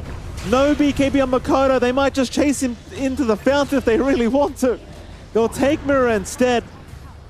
But now without the BKB up on Makoto, you might just go for the Megas.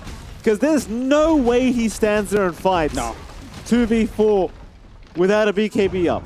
I mean, no BKB, no False Promise, no buyback on hand into this next fight as well. It's a very scary point for Aurora.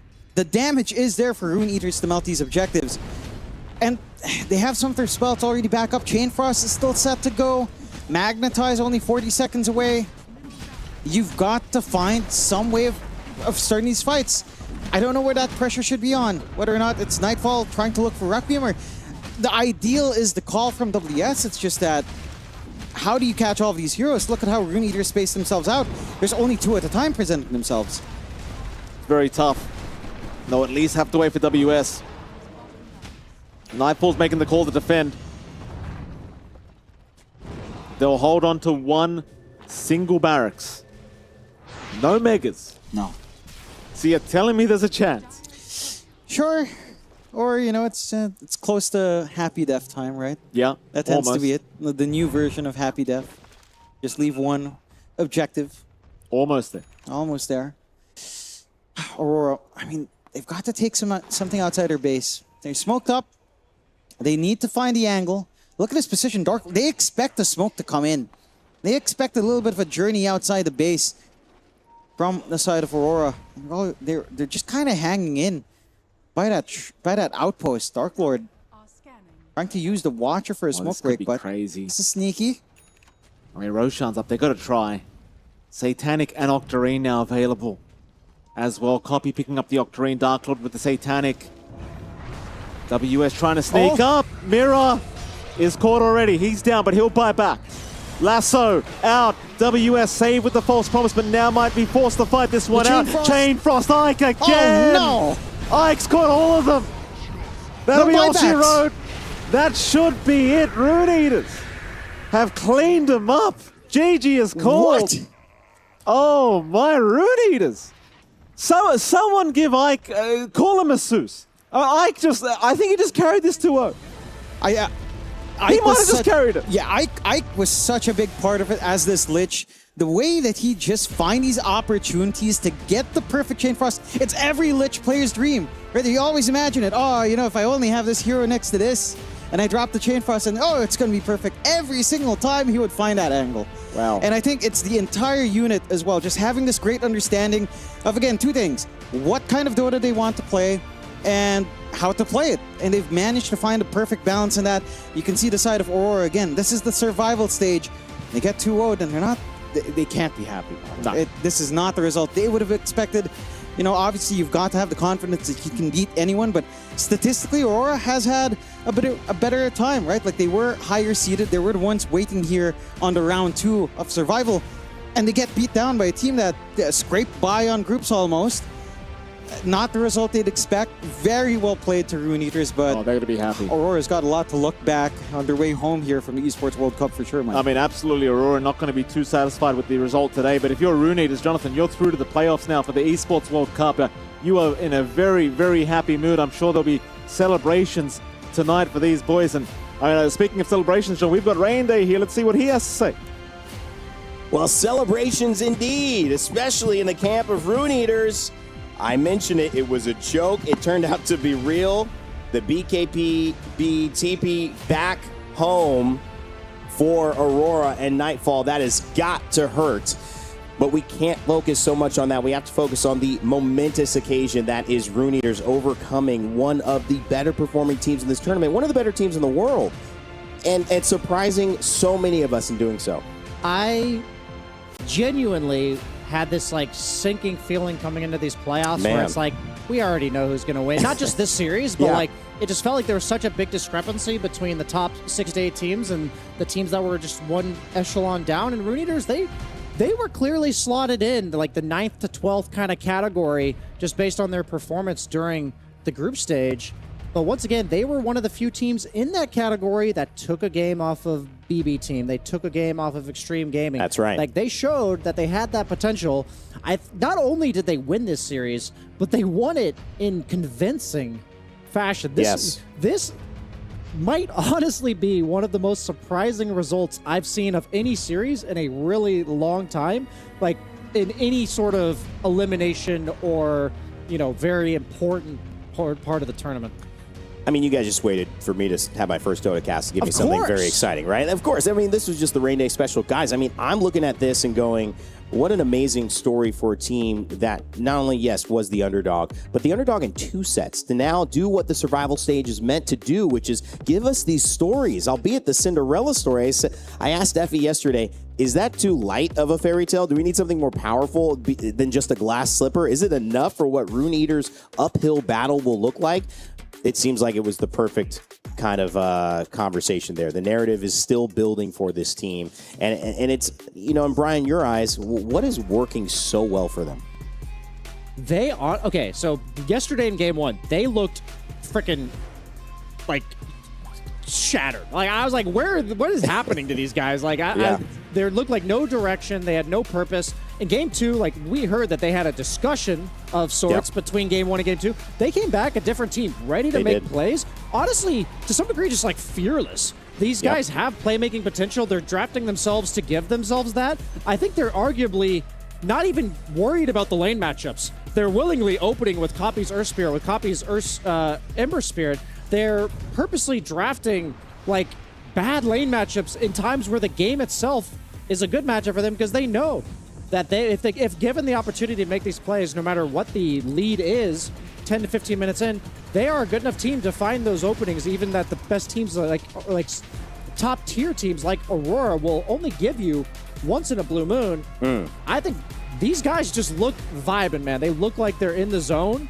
And when you believe in your own capabilities and like the calls you're making and your read on the game, I can't even begin to explain how palpable it is to watch and how big of an impact that is on the crispness of your decision making, of your cohesion as a team. It's just all. This is something that's just very rare. I feel like very rare nowadays in Dota to see a team truly step up and surpass expectations by such a ridiculous degree. And what you might look to see is a team, it might be fair to say that if you looked at Rune Eaters, you looked at Aurora, and you gave them 100 games to play, Aurora might figure out what is going wrong. For sure. And be able to counter that, and you might see it actually tilt 60-40 towards Aurora at minimum. But what you see here in these two games is Aurora thought about the draft one way, and they thought about this matchup one way, and each way was a miss. And even as they made adjustments, you were talking with Effie, the Lina didn't make sense to you. Picking two characters that did similar things, going without the double melee supports to follow up with that. It felt like Aurora was taking a different kind of like full-on shot, and it just was missing the target both times. Yeah, it's surprisingly a weaker draft from Aurora from what I've seen from them as individual players, but also from KP as a coach. And I think when this type of upset happens, it requires both things of Rune Eater stepping up and Aurora stepping down a little bit, or at least being thrown off their game, or having the wrong idea coming into the series, or maybe like an inaccurate way to take down this team. But you've had plenty of time to study these guys. You haven't played in 2 or 3 days on Aurora. You got to watch their footage for the all of the last 24 hours. You got to watch them play yesterday because you had nothing else going on. At the end of the day, there's no excuse. Rune Eaters was just the better team for this series. Well, at some point, we'll talk to Rune Eaters, of course. Aurora, of course. But right now, we get to hear it from Rune Eaters down with Effie on how they turned this game around and took the win.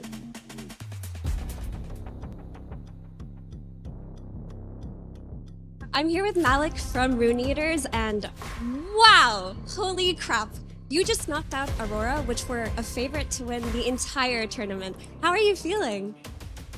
Just default, normal. I mean, I know that we can beat them. We playing through tournament all good. We keep connecting to each other and keep talking. And Aurora, it was not, big problem for us, to be honest. Not a big problem. I mean, when you guys went into today's series, what were your expectations? Did you go in thinking that you were good enough to beat them? Or was it like, we got this, it's easy? We had good preparation. I mean, first game was a bit hard to start because Viper, they pick Viper, but in game it was like, we can just kite and they pick Naga. Nightfall for sure not playing Naga. We just played, chilly. We knew that 2 games we're gonna win. So you had a performance with TSG Quest a few EWCs ago, and you were mentioning to me, I'm not worried, Riyadh is my tournament, I do well. Can you talk a little bit about that?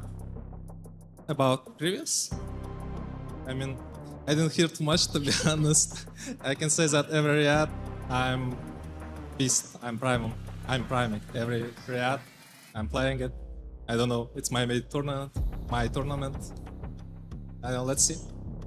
So I just want to ask you one quick question about in that game too. You guys had a really strong fight at Roshan where, you smoked, you engaged, you disengaged, you were able to catch the right targets. Can you talk about that process a little bit? How did you communicate? We know that they were rushing, they taking this our area. We should just, this in CS, you smoke grenade, you just wait, the smoke, we watch a lot of replays, we just doing our thing, we just wait, and they cannot kill Roche, let's not panic, we chilly vibes, I don't know how to say. We just kiting them, we know that they're in pressure if we buy time, and they keep mistake. I mean, they did mistake, because we were just, some good positions that they cannot come to us.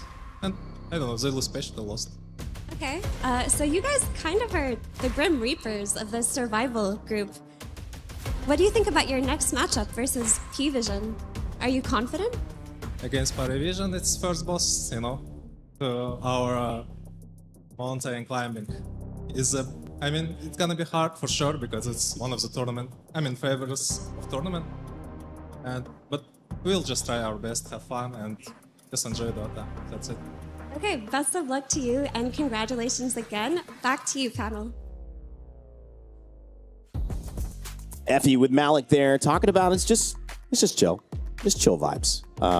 Winning against Aurora, anything but chill vibes to pretty much anybody who was watching that set. However, for Malik, you can kind of get a sense of what the team dynamic is like, Brian. Very relaxed, understanding that they've got the pieces in play.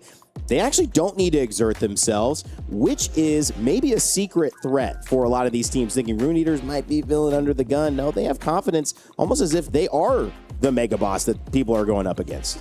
I unironically believe that after that game 1 yesterday, whatever happened there was so much airing of the dirty laundry, so many things that needed to be said that were said, that from then on, like when I talked to Eki at the end of that series, he was kind of like in utter shock that they won after the events that occurred between game 1 and game 2, just the vibes within the team. There is something to be said about abandoning all expectations and just saying, this is another Dota game. Let's just see what happens. While also you're not like tuning out of the game. Of course. You're suddenly like in the element. You've let all the other stuff go and you've accepted it, I think is the most important thing that I've seen from this team. And it feels like for Malik, they didn't come in here thinking, are we going to win? Are we good enough to size up against Aurora? And they literally just came in and said, if it's good enough, it's good enough. Let's just do it. And I think we educated ourselves on them. We watched their scrims their replays, and they're going to lose patience. We know it. Like he literally said, it's amazing. We saw this somewhere, so we just know what's going to happen. That degree of confidence. I was trying to explain it.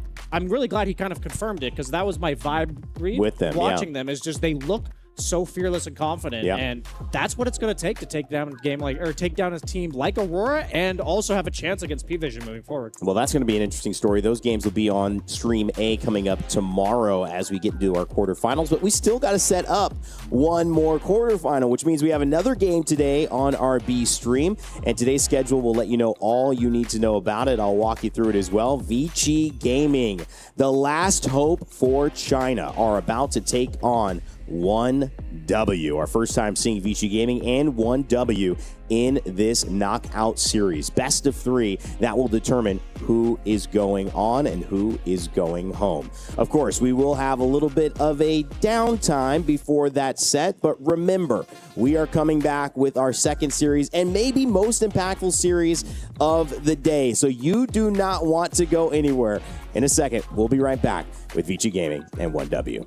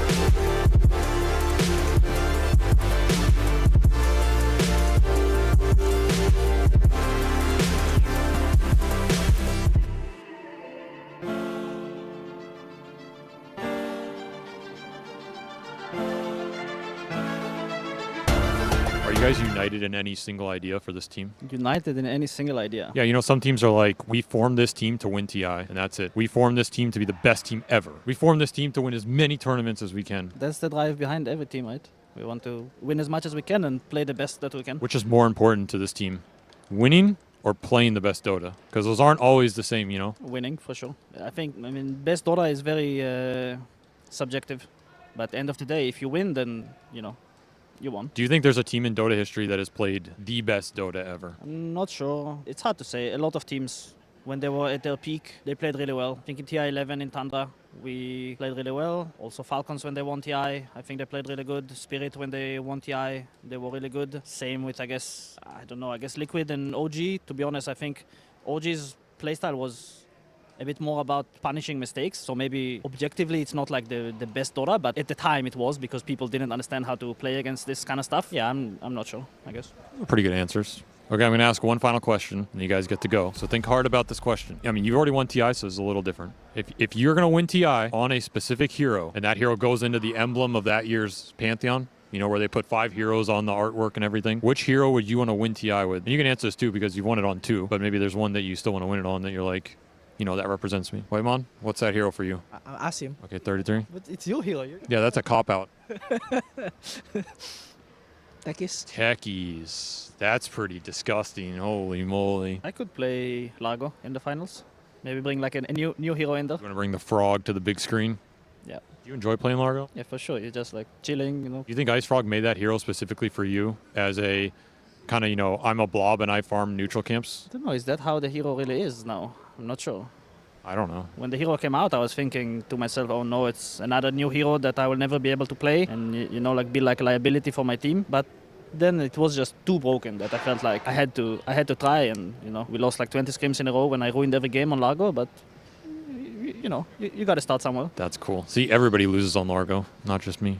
That's good to know. Pure, what's your TI winning hero? Shall be Morphling. Morphling. That's a cool choice. Does that hero have like a long, deep connection with you, going back across all of your pubs and scrims and everything? Yeah, I mean, it's my most played hero, first of all, and I just love this hero. Like, this is my most favorite hero of all time. Do you love that hero because you feel the skill cap is super high on it? Not really. I mean, I just love the amount of possibilities that you can create on this hero. Every game is different, and in every game you can use different spells of any hero. And the situations are also different, right? Where you can use the spells. That's like a very like creative-driven answer. I actually think that's an interesting interpretation, because if I think of Pure as a player, I think of him as a very creative player. He's willing to like play a lot of different heroes, like the Pudge carry, the OD, right? These heroes that not a lot of other players are going to play. And then with Morphling, you get to play them all. So it's like you get all the ice cream flavors in one. This is kind of what the hero does, right? All right.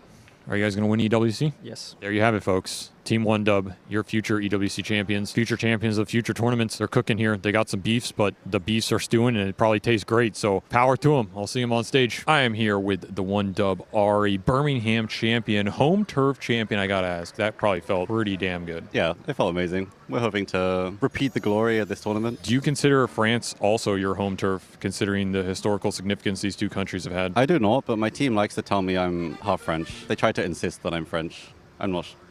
Do you speak any French? Not really. Do you speak any American English? Soccer. That was terrible. I heard you're a big fan of my podcast. Not that I'm going to plug them, but I heard they're really good. Again, I wouldn't know because I'm not going to plug them. Do you have any thoughts on that? Yeah, the podcast's really good. I listen to it at the gym. What do you do at the gym? What's your routine? Chest and shoulders, legs, back and biceps, three.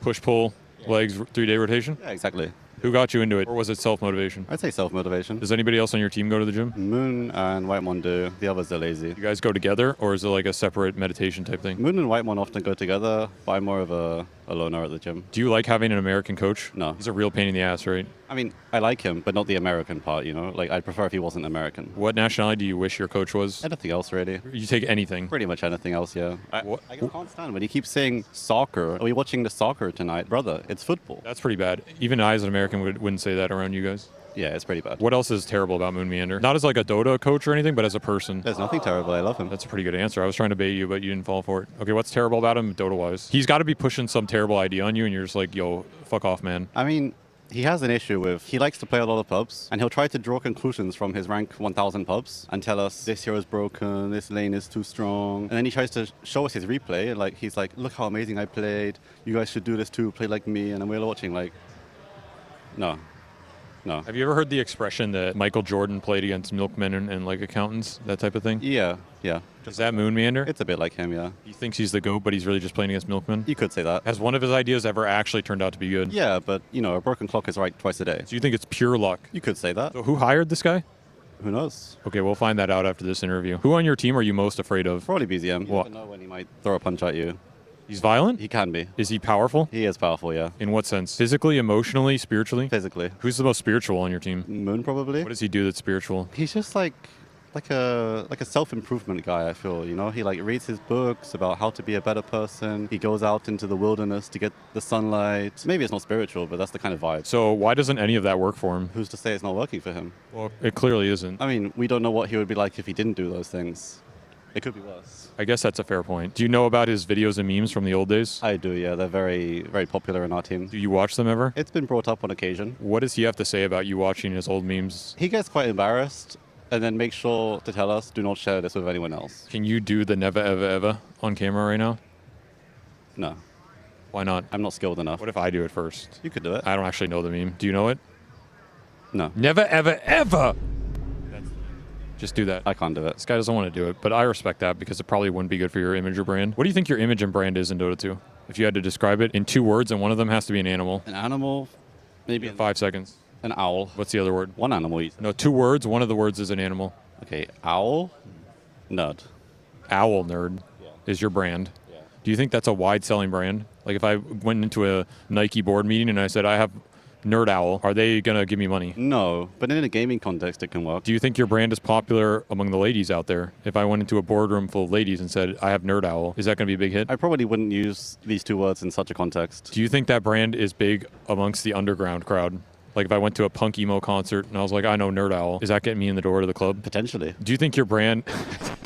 I don't have any more. That was all I had. What do you think is the most intimidating Dota 2 player? Physically? On any level. Could be spiritually, his face, his gameplay, his physicality. Slacks. Why? Is very self-explanatory. Does he actually intimidate you? No, but he could. Like if you saw Slacks walking down the hall, you're like trying to avoid him, right? I mean, I personally like Slacks, but I can see why someone would not. You know, like I think I remember in some tournament on OG with BZM, where it was BZM's birthday, and Slacks came like running at him, straight at him, and BZM just ran away because he knew this was not going to be a good time for him. Would you rather do an interview with me or Slacks? I'd put you both in the S tier, to be honest. Okay, but if you had to pick one, and if that choice were me, and if you can say it into the camera for my producer. My choice is SVG, and I'm saying it to the camera now. Yeah, that's awesome. This has been an awesome interview with my best friend Ari from One Dub. Thank you, my man. I hope you do well in the tournament, and best of luck. Thank you.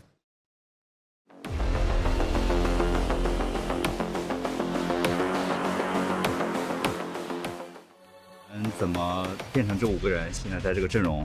最开始就是他们一开始在跟牛哥啊，然后再跟 WS 在打，然后后来他们就是有一些人员上了变动，然后他们需要一个3号位，然后就因为去年我也跟他们一起打过，所以说就又找到我。我们因为去年当过队友，然后包括我跟新 Q 之前也当过队友，所以说我们磨合的不错。有时候像输比赛，然后长期的训练也会让我觉得很疲惫，因为就是经历了这些疲惫，然后胜利的时候才会特别开心吧。所以说，也就是对胜利的渴望吧，对赢游戏、赢过别人的那种向往。我觉得我们现在最需要提升的就是一些个人的实力，因为现在这个 Dota 变得越来越复杂，需要每个人有更多更精彩的操作，然后每个人的操作都会对局势有非常大的影响，有很大一部分原因就是因为他们的个人操作、个人节奏非常好，然后我们也在就是往这方面努力，还在一个要搞清楚自己打法的阶段嘛，因为Dota 的版本也一直在变动，然后热门的英雄每个比赛也都会变，然后我们其实就是每个比赛都还是需要去找一些就是赢游戏的方法。我们在这个比赛前在国外训练了差不多2周，然后我希望就是我们能在这个小组赛，然后就是能够表现得比较好，然后继续成长，能够进入到淘汰赛去有更多的成长空间。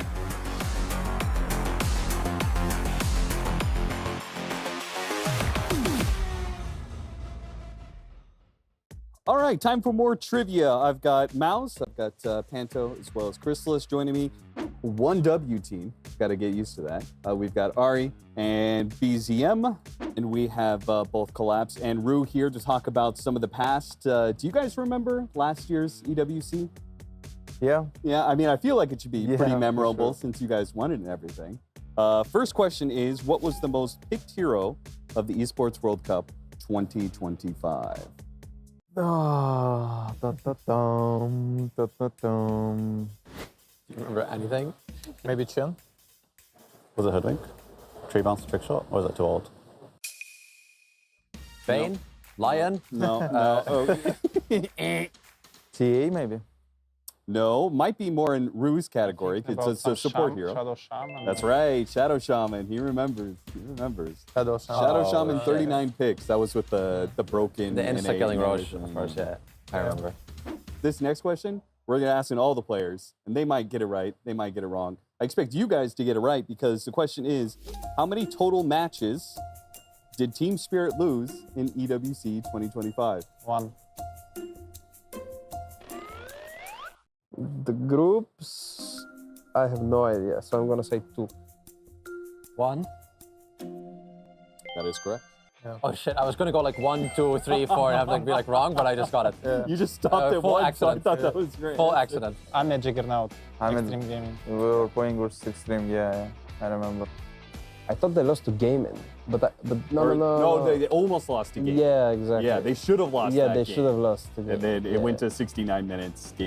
Game ended up choking. That's the one I remember. Yeah, and then they got 2-0. That's a harsh way to put it. What was the Shopify Rebellion roster of EWC 2025? Hellscream.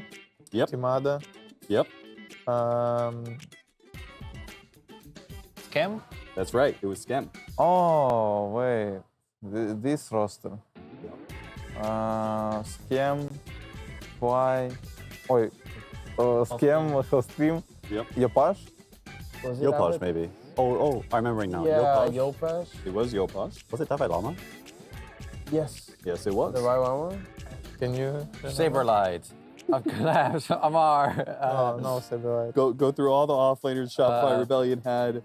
He is now on Nigma Galaxy. Lama. Davai Lama. Davai Lama? Yeah. Really? Davai Lama. Yep. Tomato, Yopaj, Davai Lama, Hellscream, and Scam. What a roster. You said it, not me. I didn't say that. All right. What player, this question always makes me laugh. What player had the best KDA ratio at EWC 2025?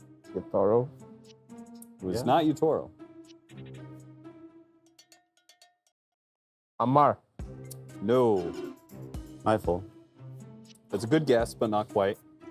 Probably, Lara or Yatoro. No. Maybe Collapse. No. Not us? No.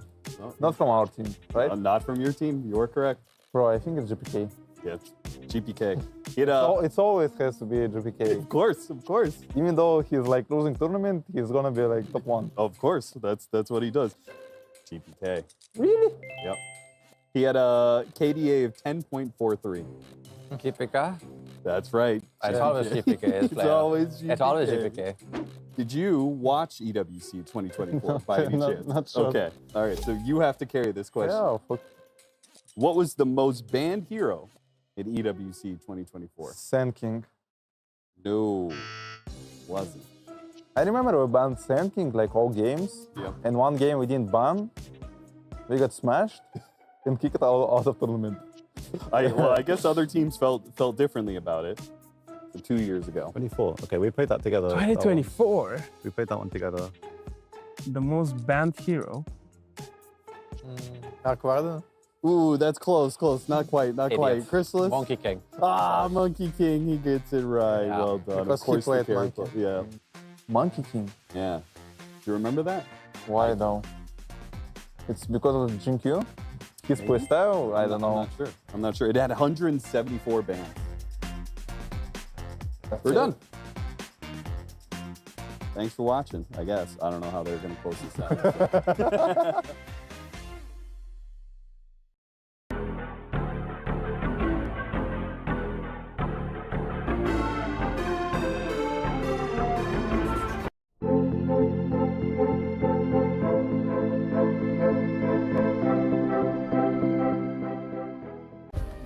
Play is in our DNA. Whenever we let it out, it becomes our superpower. Now imagine an entire city being built to supercharge it. Kadir City, powered by play. We were there. For every click, every clutch, every respawn. We were there for the years of grind, and we're here. Now, the proud founding partner of EWC, powering the biggest event in gaming, shoulder to shoulder with the world's best, making history. Greatness deserves a stage. Lenovo Legion, reach your impossible.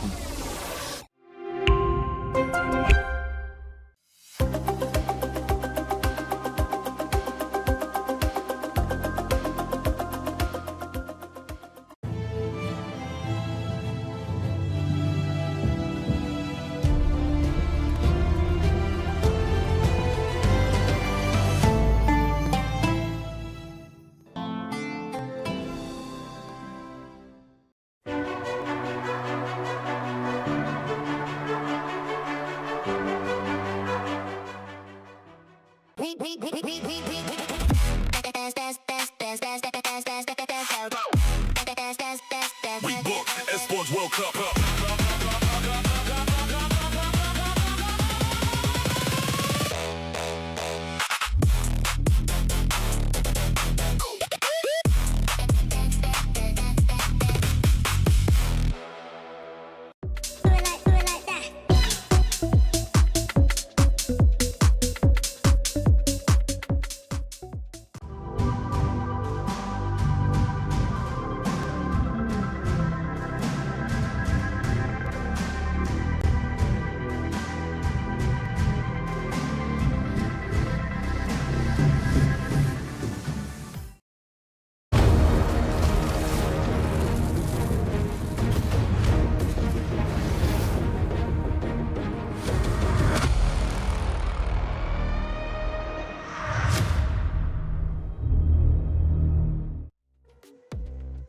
Welcome back to Dota 2 at EWC 2026. My name is Rain Day, and I'm joined by Effie and BSJ as we continue on into our survival stage bracket. The playoffs nearly upon us, but to get there, you've got to go through the Goliaths that have qualified higher than you. We saw it just recently with Rune Eaters, who took down Virtus Pro yesterday and now have been able to take down Aurora Gaming in not just a tight set, a 2-0.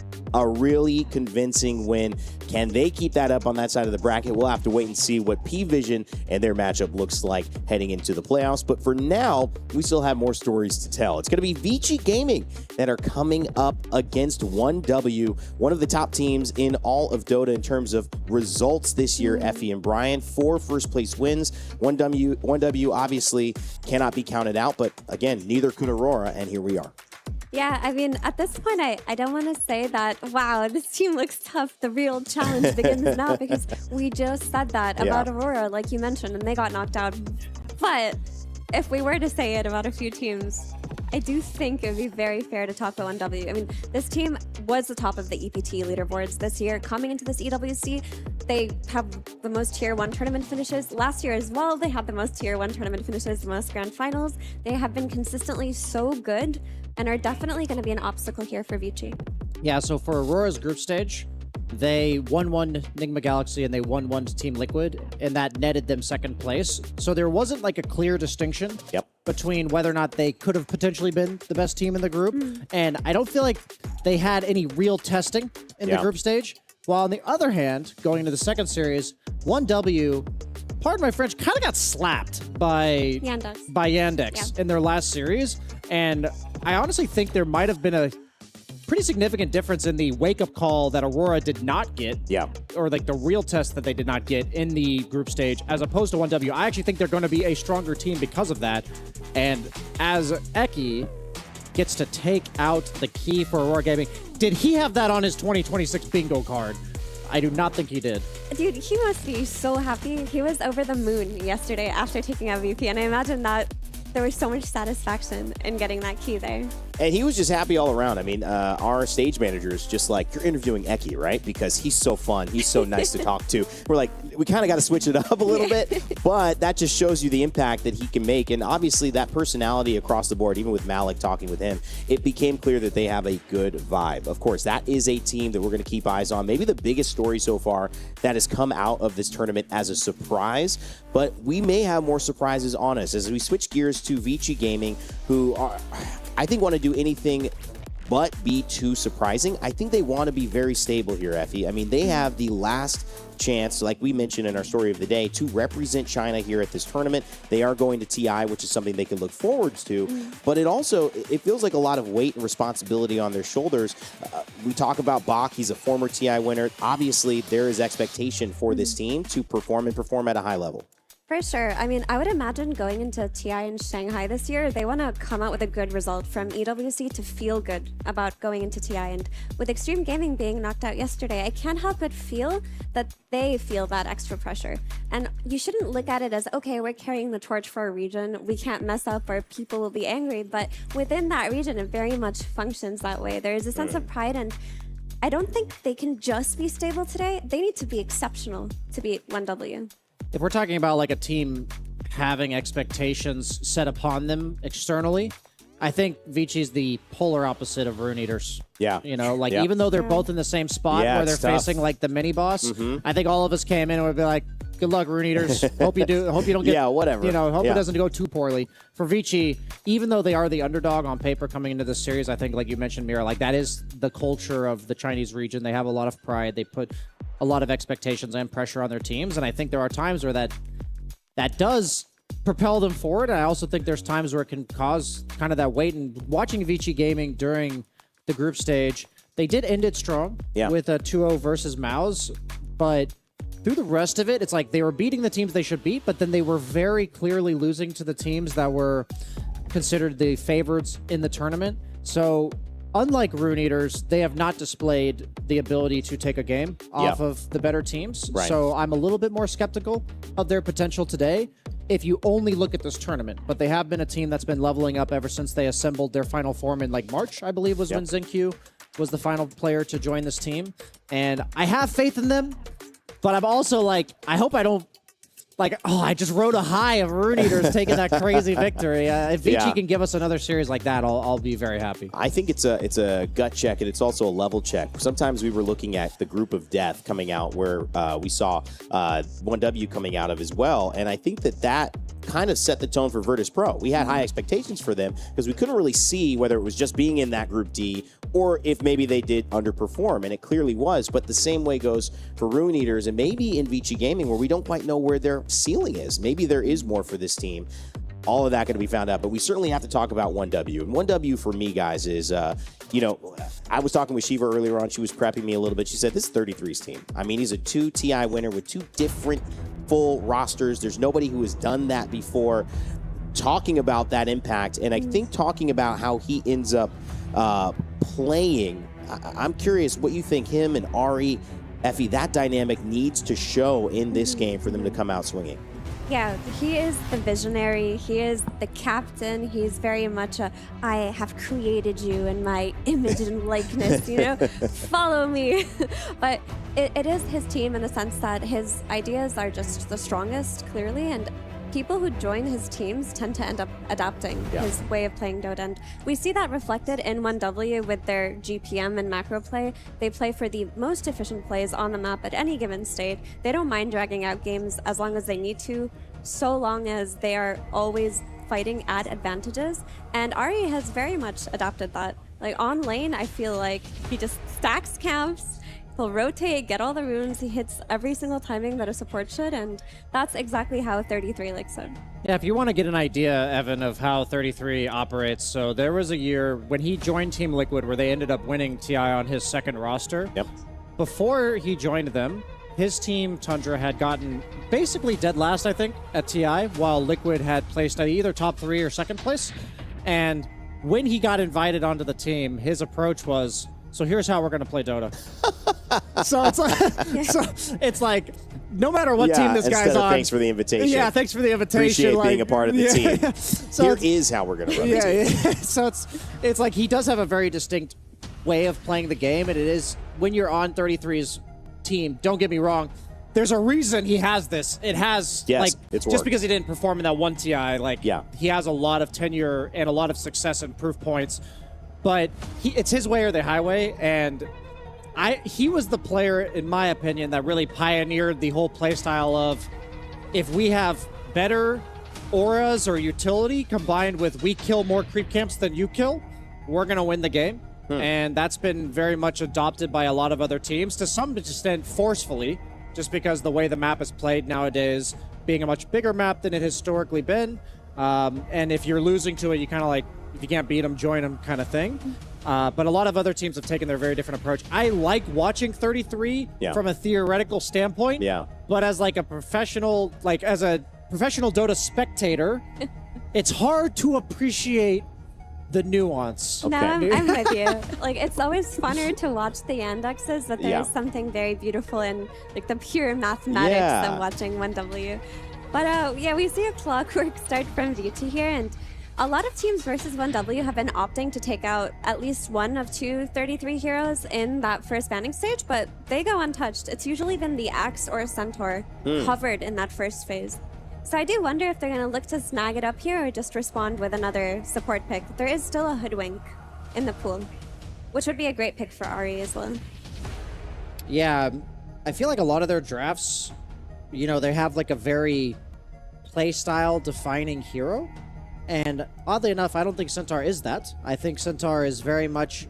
So the thing about Clockwork, you want to pick a ranged carry with it. So it's funny, I've been thinking about, like, how do you even deal with Clockwork? He's one of the most annoying supports to lane against in the entire game, and he can be very oppressive given the right lane partner. But what a lot of teams are doing is just like, you're not going to make full use of Clock unless you pick a ranged carry, so we'll just pick an offlaner who's good against ranged carries. And there's even times where the Centaur gets absolutely demolished in lane. We saw that happen to DM the other day, but then you still have high impact in the game because your hero is conceptually good against it. So interesting. That's like I think that's the idea behind this Centaur opening here. Yeah, but we know it was coming, right? So it's been Centaur Axe. They take one at the start, like I mentioned. The Centaur comes out. Like, did Vici prepare a lifestealer or something like that? Because I do think sometimes it is as simple as just ban the Centaur, to me. Because it's just hard for me to see this Drow in the first phase with the Treant being covered and think of her as more of a threat than the Centaur in terms of how 1W draft. Yeah, it's very true. I mean, when I look at the heroes that they did take out, obviously Invoker for Bezium, Bane, Whitemon has displayed that he will pick Bane with or without synergy, against or not against counter picks. Like, he does utilize the laning stage prowess of the hero, and maybe they feel like Bach maybe a bit out of his comfort zone to be playing the summons offlaners like Lycan, perhaps. Like, maybe that hasn't worked the best for them during scrims or what have you. So these are the type of factors where a lot of times you want to know you do know what's coming with these teams, and based on your own player preferences and play styles, sometimes you're just like, we'd rather play against a predictable Centaur than a Drow lane that we can pick stuff against it, but maybe it's just more in their wheelhouse. Yeah, I guess what I wonder is if, you know, Vici were like, how did Yandex beat them? Did we just kind of copy some of their bans in that first phase? Were they onto something here? Because Invoker and Bane did get covered versus them when Yandex won. So maybe that's what they're trying to do here. Or maybe they're going to just pick some Centaur counter. So that's very likely a Tiny carry. A lot of very traditional combo. So oftentimes the Murata, you want like a point-click stun that just sets up the arrow, but Tiny, funny enough, has an AoE stun and a single target toss, but you can keep them in place long enough for the arrow to come in. It's funny, in the days of old, this was a support duo, but now that Tiny is getting predominantly played as a carry, And Mirana's almost exclusively at 4. I feel like a lot of people behind the scenes are like, this hero can be mid. She can dish out some serious damage. If it was for BZM, like if it was a 1W picking it, I think that would actually be more likely to be the case. But XinQ, he does like his Mirana a lot. So almost certainly going to be a support Mirana here. Keeper of the Light, Templar Assassin coming out for 1W. I think TA as a hero, when you play against these high HP heroes like Tiny, is always going to be valuable. Even though she's not the range carry of the draft, it is one of Pure's signature heroes. So to see her out, they're saying we just need the burst damage supplied against this Tiny, and we're comfortable with whatever lane you throw our way. They also pick up the Keeper of the Light for Ahri, which is one of his best heroes, and it opens up a lot of combinations from that mid lane. Typically, it's actually the Ember or the Storm or the Tiny, and Ember kind of covered by the Tiny pick, I would say. I mean, BZM can play it versus anything, but if you pick it here, there's a chance that you get counterpicked by XM on 18. The discussion is purely about Ember right now because you have Ember Spirit Mirana set up on one side, you have Coddle Ember on the other. You either take, I thought they were either going to take it or like preemptively block pick it with a counter of some sort, but they actually just go a completely different direction. The thing is, like earlier, Embers versus XM, maybe they're like, this guy's just gonna pick. He does love the Vipers. Husker and Viper and whatever he needs to play there. Darkseer. Honestly, I'm really digging VG's draft right now. I think on paper they're the worser team, but I like their answers. So TA, she's either countered by carries that are illusions and high armor, or she's countered by DOT. DOT, yeah, exactly. So Darkseer, one of the best dot heroes in the game. And the thing about Darkseer is a lot of times on TA, like worst case scenario, you're against some Viper in lane, you get booted out of lane, you go jungle. And a lot of the heroes that counter TA in lane, they don't push the lane and they don't invade. They just kind of trade farm with you and allow you to catch up. But Darkseer, if you give him that good start, he will very quickly overtake your map farm, and that's what TA is a macro hero at the end of the day. Like she has Sideblade, she's really reliant on killing as many camps as possible, so Darkseer has always been a counter to TA. I think this is a bit of an oversight, perhaps, because you have the Clockwork synergy. Perhaps it's going to be laning with Mirana, but the fact that like Ringmaster and Coddle, neither of these heroes is particularly great for Darkseer either. I think this is a really good Darkseer pick, Mira. Are you having any different impressions of this? No, it's a great Darkseer pick, and also Mirana she trades pretty well versus Ringmaster. I mean, Ringmaster is a very strong laner, and not many supports can play into him, but with her new quiver, she should do fine. So it's not like Ringmaster can miraculously win this game for TA.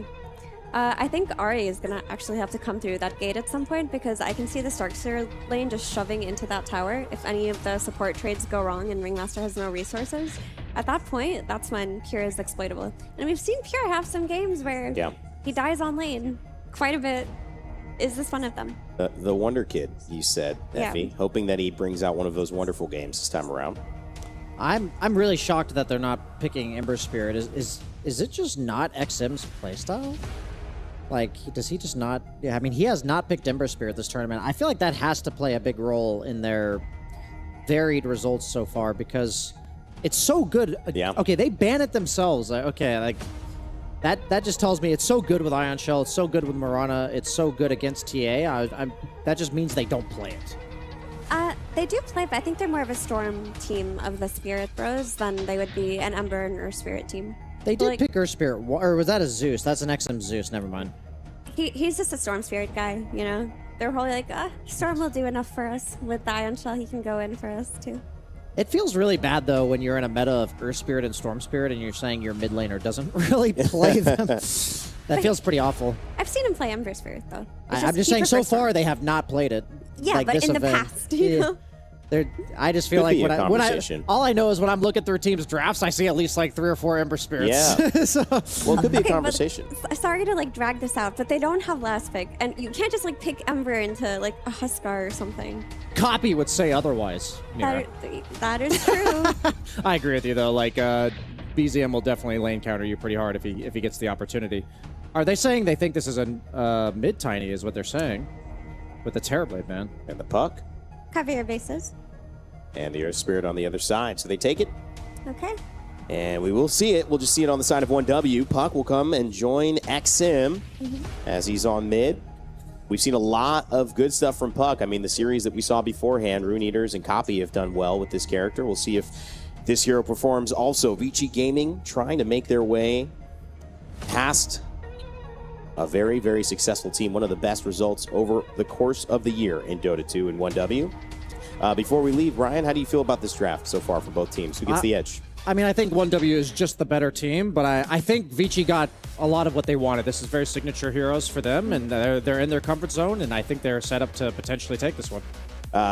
Well, that is going to set us up extremely well here, because if Rune Eaters was just an aperitif for what could happen in this set of the survival stage, I am ready for the main course, because Vici Gaming have a chance to go up against one of the winningest teams this year, 1W.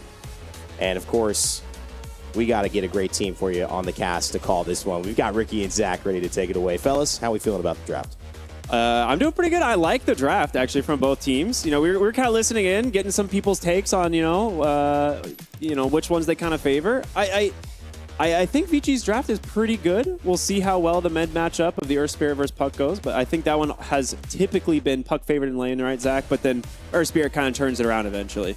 Earth Spirit, man. He seems to do so much. He does a little bit of everything. Yeah. I definitely... Both teams have things they can play for, and it's really going to come down to who does well in the lane, and then how do you actually connect those pieces together. I do think Vici's might be a little tougher because the Mirana arrows connecting with something like Vacuum can be very iffy. Clockwork is like kind of a stun, but it's not that long. They can kind of move around a little. So it's a lot about the Tiny, but he's the carry, so it's kind of funny. I'm really excited to see Bach on the Darkseer. It's been banned a lot of times against Vici. He's been playing similar heroes, things like Beastmaster, these Helm of the Domineer, Helm of the Overlord type heroes. I think with Darkseer, we're likely to see something similar. But in terms of, how much value he gets out of in the lane versus this TA, should be pretty good, especially with the Clockwork. If they can actually get on top of the TA, you have a lot of kill threat. Easier said than done sometimes, though, against a Ringmaster. 30 seconds to battle. For sure. I like these observers they've already got placed. They know... Super deep. Yeah, Vici knows to expect some of these movements from the Earth Spirit, but also the stacking, right? It's just something 1W is known for. Their How can anyone have purchased them already? They're one of the best teams at stacking consistently. They have great heroes for it, especially eyes on the Keeper of the Light. I do think Vici have some heroes to steal those stacks, and I would love to see if they try to make any kind of play like that, because you can't let 1W get away with their game plan, right? Which is stack, farm up to some critical mass, right? You know what they're good at. You have to find some way to disrupt that. Yeah, for anyone who's wondering, the drums question mark. I'm not sure if it's coming through on the broadcast or not, but there is what sounds like a drum line in one of the nearby stages going off. The energy in the arena is high. They're very excited about the last Rune Eaters upset. They cannot get over it. They have not stopped cheering. Yeah, that's exactly what it is. Now the player's smiling, kind of knowing what's going on.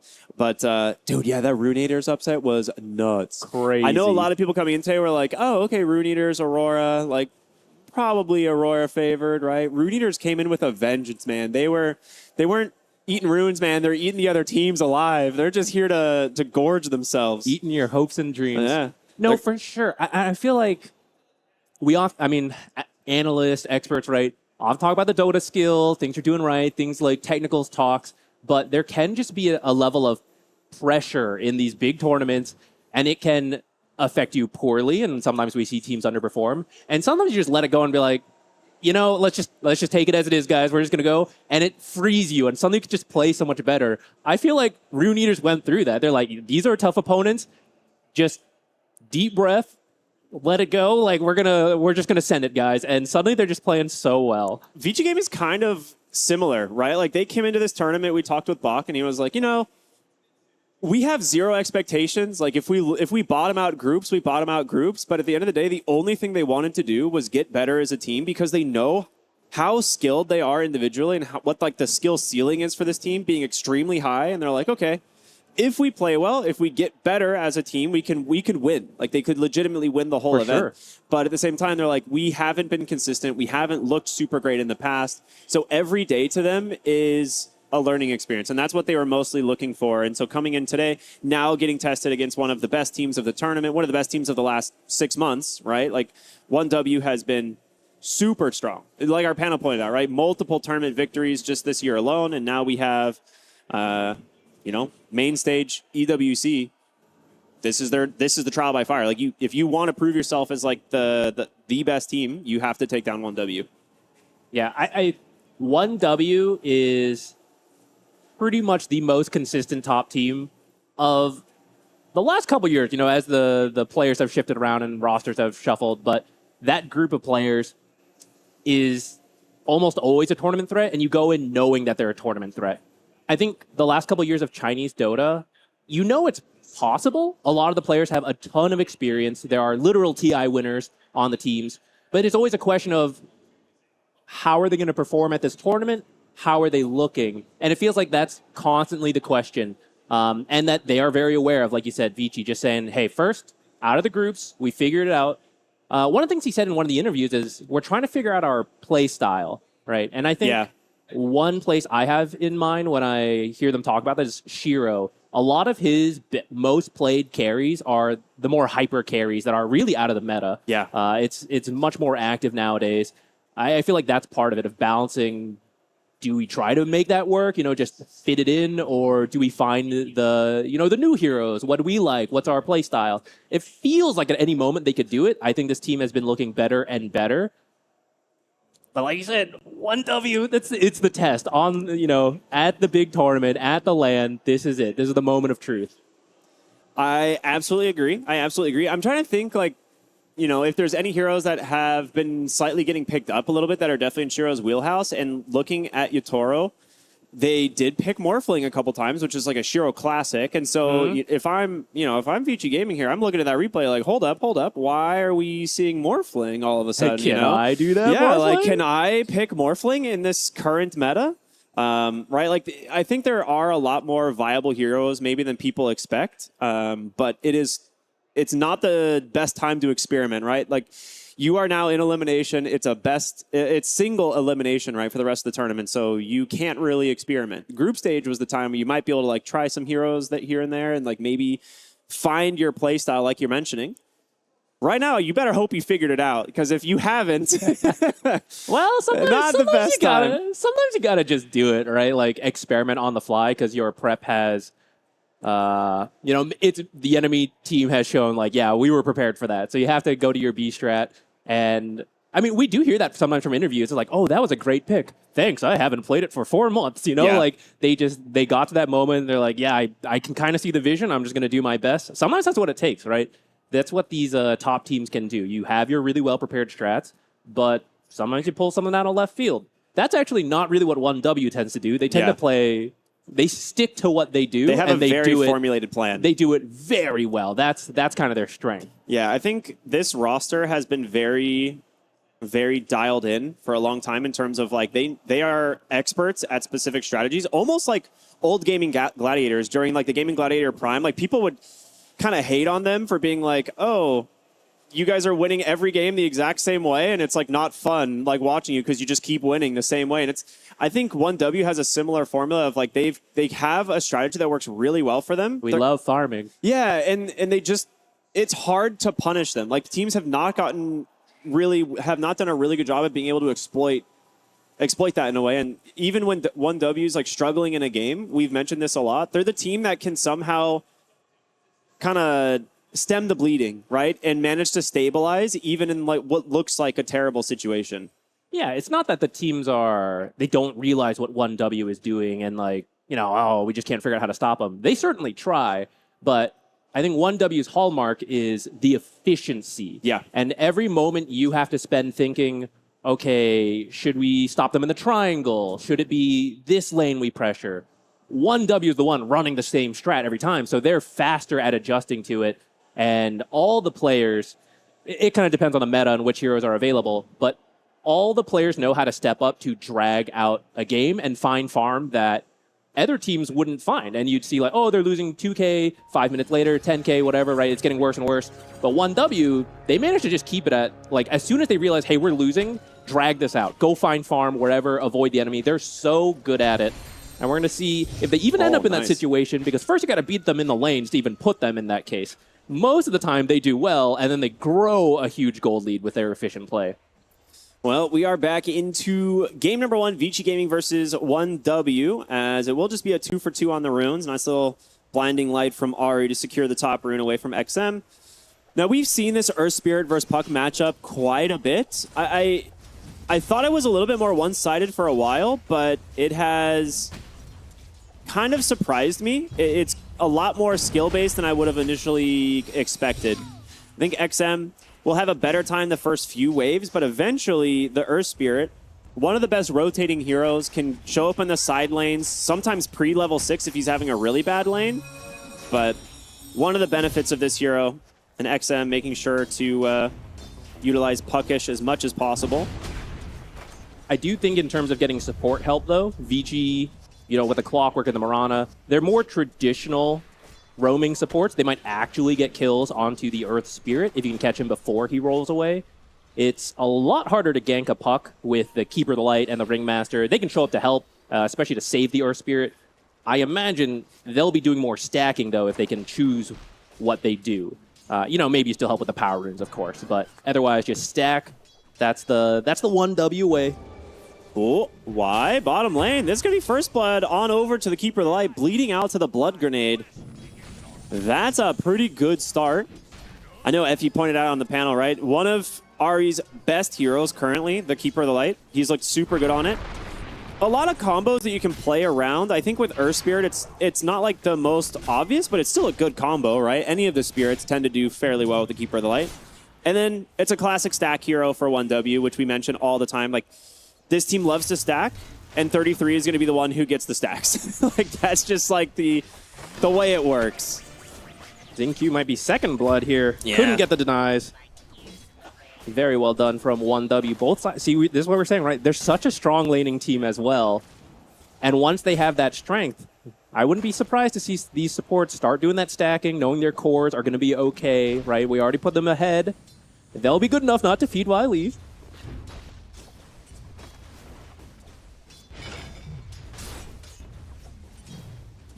And this is where I'm still a little mixed on it when I see these Mirana supports come out. I like when there's a lot of arrow setups and easy setups, right? Like Nightmare and Disruption are the classic. Yeah. Avalanche does kind of work. Toss can be sometimes a little iffy.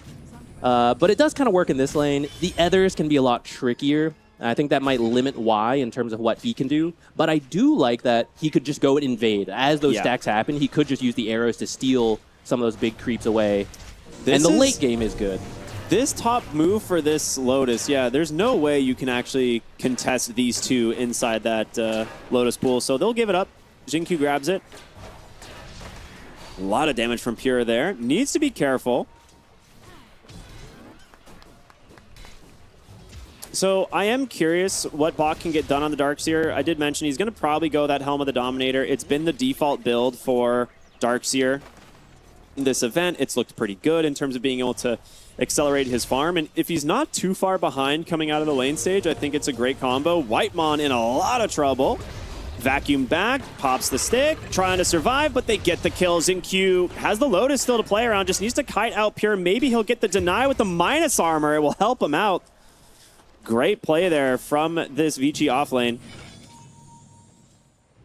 That's the question. Can you get close enough to actually do the damage? Because once you're on top with this double melee, it's a classic. Yeah, it really is. It's pretty tough. TA can keep her distance with the side blade, just keep the lane shoved out.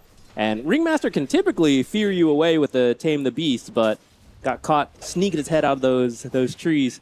I don't think he'll do that too many times. So you'll take what you can get for now. Well, he's going to put some pressure on the Bach. He's got a salve, though. He'll be able to heal himself back up, get in fighting shape. Got his Helm of the Iron Will as well. Big. This is where it starts to become very tough to kick out the Darkseer, but Pure is already doing quite well on the TA. So early boots. I like it. Yeah, even as the Darkseer is here farming, Pure will be doing the same thing.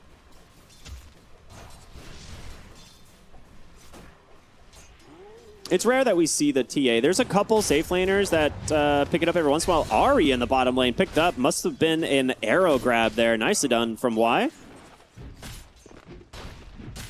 If you hit the arrow, it is a lot of damage. We've been seeing Maranas kind of pop off this tournament, right? Yep, the avalanche and the arrow, they got it. Yeah, it does do quite a lot, plus the extra damage she gets on the harass thanks to the new innate. It helps set it up, because before sometimes you land the arrow, but you just don't have enough damage because you've invested in the arrow. But now that extra harass helps out a lot. Oh, thank you, range creep. Tank some of that damage. They're really trying to prevent Pure from getting the Meld Strike, but he'll grab it. He's going to lose a lot of health for this, though. Good cogs. Should be able to bonk him one more time. Let's see if they can actually go for the dive. Jinkyu, he's going to pay for this. Yep, Strongman Tonic, quite good at keeping Pure alive. Is a lot of damage, but you really don't want to be giving up these kills. Strongman Tonic is an absurd souvenir. Yeah. I feel like that's one of the souvenirs that will get nerfed, because Ringmaster's been getting a lot more attention, and I feel like it's only a matter of time before he starts getting a couple balancing adjustments. I could see that one being one of them. Mid lane, Puck. Caught from the silence. What a blinding light into the stomp. Beautiful combo here from the side of 1W, taking down XM. And top lane, they've got the power rune as well. I mean, they bring 4 to the mid lane for that 6-minute rune.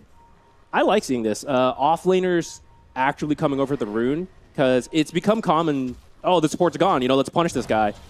Some of these off-laners just head on over as well, get involved, and you sometimes get kills like this. Bok's going to take so much damage. Has a vacuum, but the double, triple impalement art now. Just burning him down. Pure, you got to be careful, buddy. That creep got an ion shell on it. This right there, right? The off-laner is left alone, and if you can find a way to punish it, then suddenly it feels pretty bad. But the map is slated to benefit the carry versus the off-laner. So the off-laners are the ones who I've started to see more of them rotate for some of these early power runes, depending on how the lane looks. This is going to be a very scary attempt at this Wisdom Shrine. Jinkyu can they keep him out? Away. They do keep him out. The avalanche and the arrow, they'll be able to steal it. The question is, can you get out now? Y does have a TP, but he has no mana. He's going to be hiding in the trees for quite some time. They realize this, right? I think they checked his mana. They definitely realize it now. 33 with the stomp. A little bit of refresh here from Ahri. No problem at all. They got their own Wisdom Shrine too, right? I think it was double Wisdom Shrine, yeah, for Vici. Or did Pure take it? 2 supports is not always worth it, but having the rotation of the mid kind of helps. The thing is, Caudle is not... There are some supports that are very level 6 dependent. Caudle doesn't mind as much if he's a little bit late to level 6. Your Clockwork definitely does, and it's going to be a move for the 8-minute power rune. XM does not win the 50-50. It's going to be top. BZM bottles it up on the Earth Spirit. A shield rune. Going to make it very difficult to try and pressure him now. This is exactly what you talked about, right? Y on the Marana can just kind of come over and start contesting some of these stacks. You pretty much need to, because the lanes have been going so well. Whitemon benefiting from a lot. He's level 5, so he didn't even... Like, I don't even need that Wisdom Shrine. And in trying to contest, may have stuck around too long. He's got the urn on him. He's dead. Nice find there. BZM. 4 points in that kick. It's a lot of damage. Whitemon even getting the XP here. He's going to have an early level 6. He's going to... I feel like he might get it before that 10-minute mark, which is kind of nuts. I mean, it's a really strong ult, and he has multiple teammates to set it up, mainly the off lane and the mid. So one roll will set up the Wheel of Wonder, Tame the Beast combo, and it's a lot of damage right now. And here come the stacks. Actually, misses the Ancient Camp there, but BZM looking to clean up the hard camp. That's pretty good. In terms of net worth, the game's still very even. It's just the Darkseer struggling a little bit as well as the Marana. But he's got the Helm of the Dominator now. This is exactly the timing he needed to get to. He's just got to figure out which creep he wants to pick up. Maybe it'll be the Troll Summoner. Maybe he'll grab like a Centaur or the Tomato. This is the 1W efficiency, though. Yeah. 2 to 8, so they're getting involved, they're getting kills, and yet they still find time to stack, right? They got a 1K lead clearing that first stack. The Ancient stack is still there, so... And they're taking the enemy stacks now. You can just roam around this Keeper of the Light with that Earth Spirit. That means they're going to be set up for the 10-minute rune as well. Yeah, we'll see who actually is able to show up on the side of Vici Gaming. They are bringing the Mirana as well, but a little bit too late. Movement towards the bottom rune. It's going to be an illusion. Actually, quite a nice rune for the puck. There's the level 6 on Whitemon. He actually has it completed. I mean, we were talking, it's going to come out very early. Immediately puts that Wheel of Wonder to use. XM steals a little bit from the enemy triangle, but BZM's actually just here to kick Bach out. I don't think he can get this kill too easy. I say, that was a lot of damage. If he magnetizes this, he might be able to, but doesn't have the point in it, so... All right, a necessary teleport out. Yeah. But Whitemon, is it? He just took the deepest wraparound, and he actually didn't even place a ward. No. I feel like that's gonna mess with you on Vici. You're like, I mean, he just toured our entire base. Surely there's a deep ward somewhere. We gotta go check. And they're not gonna find anything. Here comes a sentry. Let's see where he looks. I mean, I guess you might find a trap at least, right? But yeah, he's like, surely. I mean, what was he doing back here? He has to be warding. Sneaky mind games. Yeah, especially as we get closer to 14 minutes, right? The invasion for that Wisdom Shrine is always an option. Bach's going to grab himself his new jungle creep. Amidst all of this, Shiro has been farming well on the Tiny. Yeah, absolutely. And he is a free kill for Pure. He is a carry that can get involved sooner than others, and I think he's going to need to do that for his team. But usually you finish... Yeah, like this Echo, and then if you're going to get involved really quickly, the Blink. And I did see he has it queued up. Sometimes Shadow Blade, that could also work, but I like Blink here. He needs to find the Keeper, right? Like, he needs to find Coddle or Ringmaster at the start of the fights. Like, someone has to get on them. It's either going to be him or the Puck. If not both. Yeah, if not both, right? Because those are the heroes that are going to, like, stop your team fight. Yeah, I can see finding them, or at least setting up an arrow combo with the Mirana. Yeah. That will also work depending on, you know, where everybody is standing.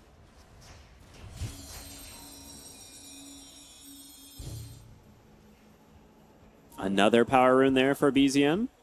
I think his third. I would say that's good luck, but really it's just they're preparing for it. They're bringing the heroes, and they have the strength. We still don't have level 6 on the clockwork.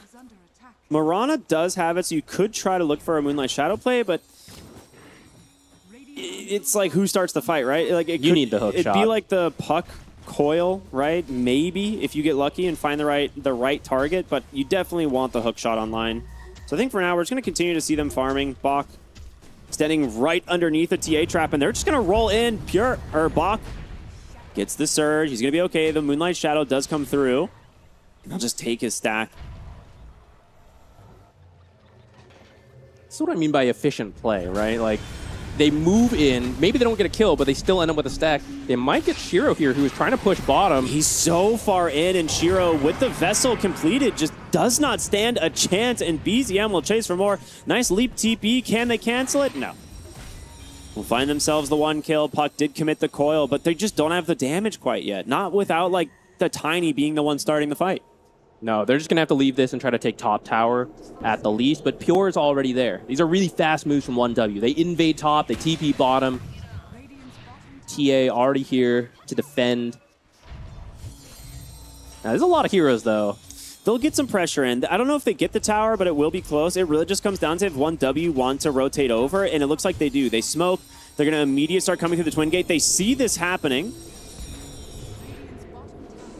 Yeah, it's time to get out of here. Yeah, you got to leave, right? BZM still coming in, has the Vessel. Xingqiu just dies to Pure. This is a rough one for Xingqiu. And they really needed his ultimate.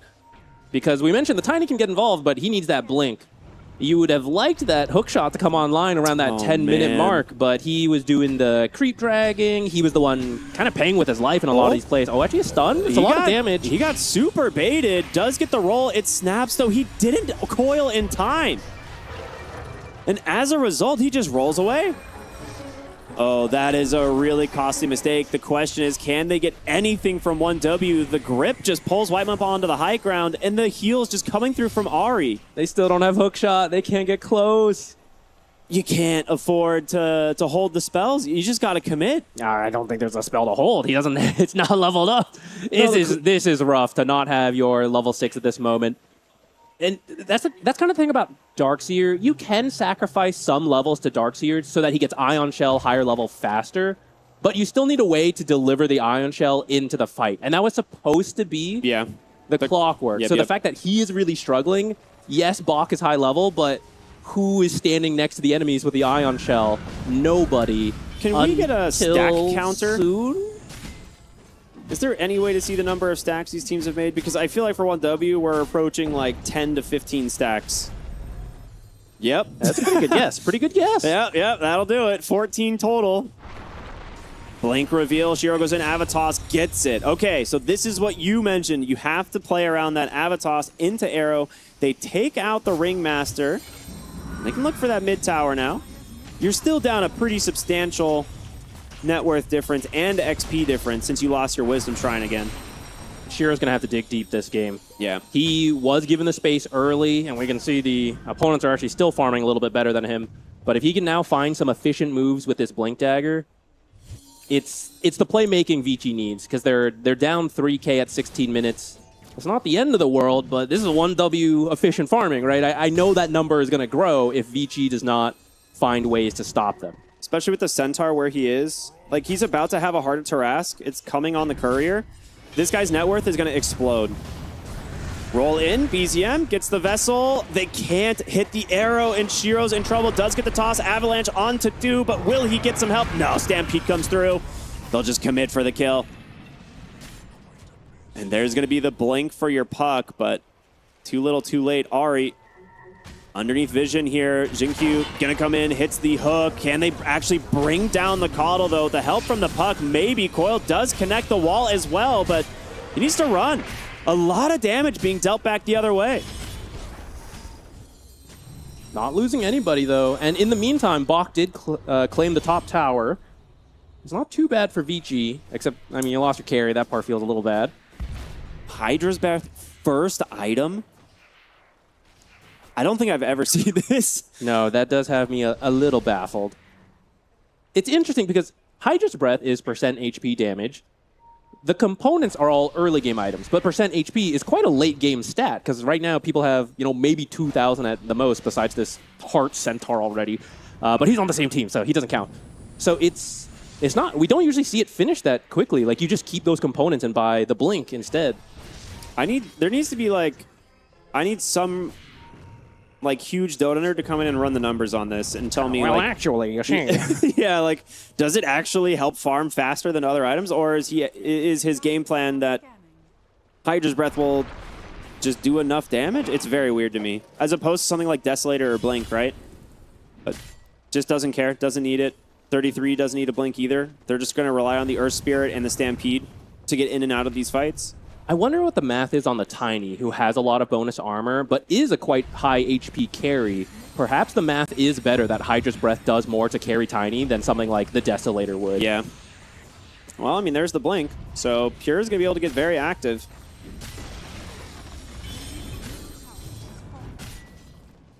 Interesting that 33 is going to go for the Pipe. We don't see Pipe in some of the auras very often, but thinks it's necessary here versus the Darkseer. I'd tend to agree. I've been a little shocked we've seen it so few games. But a lot of the damage from Vici is magic. Yeah. So, especially with the Mirana eventually getting an Aghanim Scepter. Yeah, if it was already hard to kill them, it's even harder now. Well, when the Pipe finishes, which is not going to be that long. Like you said, with the Heart done, his farm is going crazy. He's trying to claim that top net worth spot. Pure. It's I thought I was the carry, please. I want to maintain that. Oh, he got it. Didn't take him long. Just needed about another 5 seconds. I'll just go back and forth. I'm curious where Pure decides to go from here build-wise. To me, the obvious thing would be BKB if they want to actually push the tempo, but he hasn't really been threatened at all this game. It's been pretty free. We'll see the BKB finished up on BZM now as they pursue the Roshan. He's got a little bit of help now as BZM will roll in. They tend to know about this, it would seem. Orb will scout it out. There's going to be an immediate stampede. They got some vision on the Mirana. She just dies right away. Good grab by 33. The question is, do you want to fight down a hero? They use Stampede, but you're going to have to jump in, so they're not even going to need Stampede to get out. It's got to be the hook shot into the wall. Yeah, see, that's the thing. You got to hook shot and keep Pure in place. Otherwise, he just gets the free blink. I think they're just hoping to steal it with the hook shot. Well, Roche is moving now. Jin Q's going to get caught. BZM finds him, but does trap him inside the cogs. One vessel charge left. Bottom lane, they found Shiro. He might still be okay. They did delay Roche. 1W might give it up for now because Vici can't really do it. Their heroes are not that great at doing Roche. So you could actually just go bottom and get the Tormentor instead and then make your way back top. Or kill Shiro first. Like you said, I thought they hadn't found him originally. Oh, actually the Wheel of Wonder misses. That might... Dude, is anyone coming to help him? Impalement Arts is destroying him. He cannot get away. Avalanche, toss onto 2, but he's walking right into 2 more heroes. Does get the blink, tries to TP home. He's going to make it. What a disengage there from Shiro. Well played. And top lane, ooh, they were trying to make their own play as well. They're going to lose this tower pretty fast once the... once the tower starts hitting Centaur. It is so much return damage. Catapult helping out as well. I don't think you can match this top side. It's just a little bit hard for Vici to take that tier 2. So this is going to be 1W, starting to claim more map control. Even with this Fortify, 33 is not going to care. He's just going to sit here and tank it till it's done. Yeah, I mean, he's got heart. Why does he care? And we can see Vici is not making a move for Roche. This is why 1W is staying down here. They know, what are they going to do? They have a tiny... Yeah, they're even scanning it, right? They're like, okay, maybe, they're not showing, like, maybe they're starting to move into Roshan, but... Just in case our math is wrong, let's double check. They are picking up some nice items. The Shiva's Guard now, done on the Darkseer. Very useful. Like we mentioned in the last fight, right? You can't initiate on the TA with something like Wall. That's one of the downsides of the Darkseer matchup as the game goes on into the TA. You can't initiate with like Vac Wall. She'll just blink as long as she has Refraction up. So you have to initiate with something like the hook shot to burn the Refraction and prevent the blink out. But TA, very good at taking Tormentor. You mentioned this, right? They'll just stay bottom. It goes to Whitemon. It's not that bad versus... Darkseer, yeah, does not like the spotlight. Neither does Mirana ult. True. You may not even have to carry Dust. Well, you should still carry it. Let's just get habits. But yeah, the fight for a Darkseer tends to happen in one location because you vacuum Wall, you want the fight to be near there. You have the coil, all of that. So now you just drop the spotlight there, get the benefits. Sometimes spotlight feels weird because you use it and they just step out of it. Oh boy. Oh, they found the Mirana once again. Yes. I mean, the supports on Vici Gaming are so poor. They've had a very rough game. Yeah, they're quickly losing the damage. Tiny has a lot of burst damage to start. Late game Tiny does have some crazy damage, but right now he's mostly burst Tiny. And who can you kill? Centaur, out of the picture. Earth Spirit, quite tanky at this point. Also pretty much out of the picture. The supports, sure, but they've been doing a great job standing behind their teammates. Multiple kills going on. They got Puck. Wait. Okay, there it is. I was like, that was super strange. Does he actually get out from this? He needs a phase shift and has to dodge the last tick. He misses the Impalement Art. Blink up and 1. Does he guess correctly, though? They're going to try and chase after him. Stampede is there. XM up on the high ground. 33 guesses correct on the high ground. Gets the stomp into the kill. I mean, no fears. Like, who kills the Centaur, right? Yeah, he has nothing to be scared of this game. They did manage to find the Keeper, but feels like a consolation prize when you're losing your Puck on your high ground at your tier 4s. Puck pretty much under the tier 4 is how far he blinked for that. Now here's another tier 2. So after this, it'll only be the mid tier 2 left. Usually you use the first Roche to get the map control, but 1W knows they're in such a strong position. They're just taking the towers first. It'll make it even harder to contest the Roshan when they do decide to go for it. I don't know if you push high ground without the banner. It does help a lot, but I mean, the way things are going, you can just see if you get a core kill and then push high ground. And TA is a hero who can certainly do it. I mean, the TA build, definitely not what I was expecting, but you can't argue with the results. He is owning. He's going to go back for the BKB now, farming incredibly quickly. Level 19. And again, hasn't really been pressured. 4-0 and 2 overall, 328 CS. That is absurd. You know, we see Shiro's got quite a lot of CS himself as well, but a lot of these objectives are making the difference. Why? Oh. That observer might. Oh, it's dead. Never mind. Okay, yeah. That observer's not going to last very long. Thought it might at least save him, but there's so much damage from the side of 1W at this point.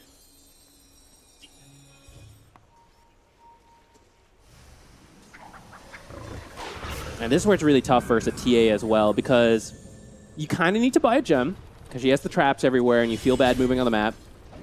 One of your plays is the Mirana ult and hope you surprise them with some invis move. And if you lose the gem the way the game's going, that feels really bad. But you still kind of got to do it, I think. Yeah. This is just. But who's going to buy it? The supports are so poor. Yeah. And this is just the classic 1W experience, right? Like the team that's just, well, we're not going to really force anything. We'll just slowly bleed out the objectives and the gold lead, and then eventually we're just going to walk high ground with a massive lead and Aegis. That is exactly what they're doing here.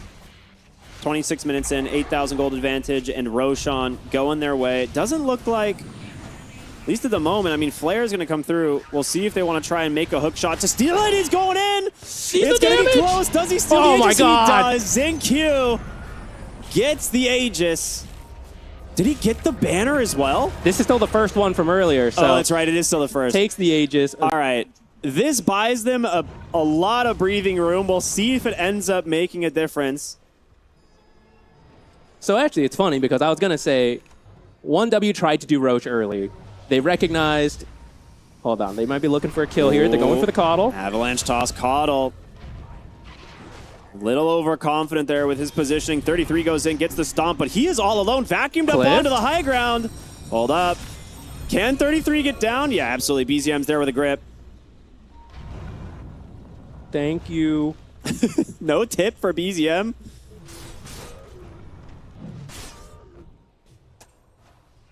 Okay, they seem to settle down now. What I was going to say is 1W tried to do that Roche earlier, and I think they recognized one of the ways they could throw this game is around a Roche fight, right? We have Avalanche Toss, we have Vacuum, we have the Coil. It's very scary in that Roche pit.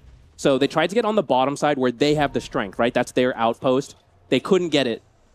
They could have done it top, but they said, you know what? They're not going to do Roche, and it's almost easier for them to steal it from us over there. We'll wait till it comes bottom again. They did all of that, and then Xingqiu said, no, I still want this Aegis. I'm going to take it. They have a big enough lead that they could technically still push without it, find a pick-off, push high ground. I think the way 1W tends to play, they'll wait it out, be careful here, and try not to bleed too many kills. Whitemon will fall, but it is just the position 5. There's the 4-man move up here, and we see the others looking mid. I like it. I mean, here's the thing, right? Vici Gaming, they're just kind of equalizing, right? The Aegis steal now into finding a support pick-off. They're not getting killed on the map, at least for now. We'll see, you know, with BZM with this gem, if he manages to find anybody. 33 with him. Looking top, and looks like Xingqiu. This could be the sickest smoke. He gets the blink out. Can he get the hook shot out? It's going to be close. No one turning around to help him. He just gets the TP. Very nicely played from the Clockwork. Wasting more of 1W's time, getting more space for this Darkseer bottom, who, I mean, his items will make a big difference in this game. If Vici can drag this out long enough, Bach found by the Wheel of Wonder. Or the half his health just from the position 5 Ringmaster. With the Vessel. The other half here claimed by BZM. Okay, wait, that last 10% for Pure, so he can get the kill. If Vici can keep dragging it out, it is another point, right? Roche Pit is scary, the high ground is scary versus these heroes, especially the toss back, the coils, all the AoEs, which maybe is part of the idea of the build behind TA. I don't think Hydra's Breath is copied by the Illusion, unlike the more standard stat build and Deso. We're going to see an attempt here onto Shiro, topside arrow, making a little bit of space, does use the Harpoon for some safety. Shadowblade's on out. But BZM, very scary on the Earth Spirit. And we've been seeing Earth Spirits pop off this tournament. And despite being the lowest net worth here, like on number 6 in terms of the cores, this hero is terrifying, right? Like, he can get a lot done with just his BKB magnetized in these fights. You have to respect the hero. As this wacky illusion comes up, looking to scout for 1W.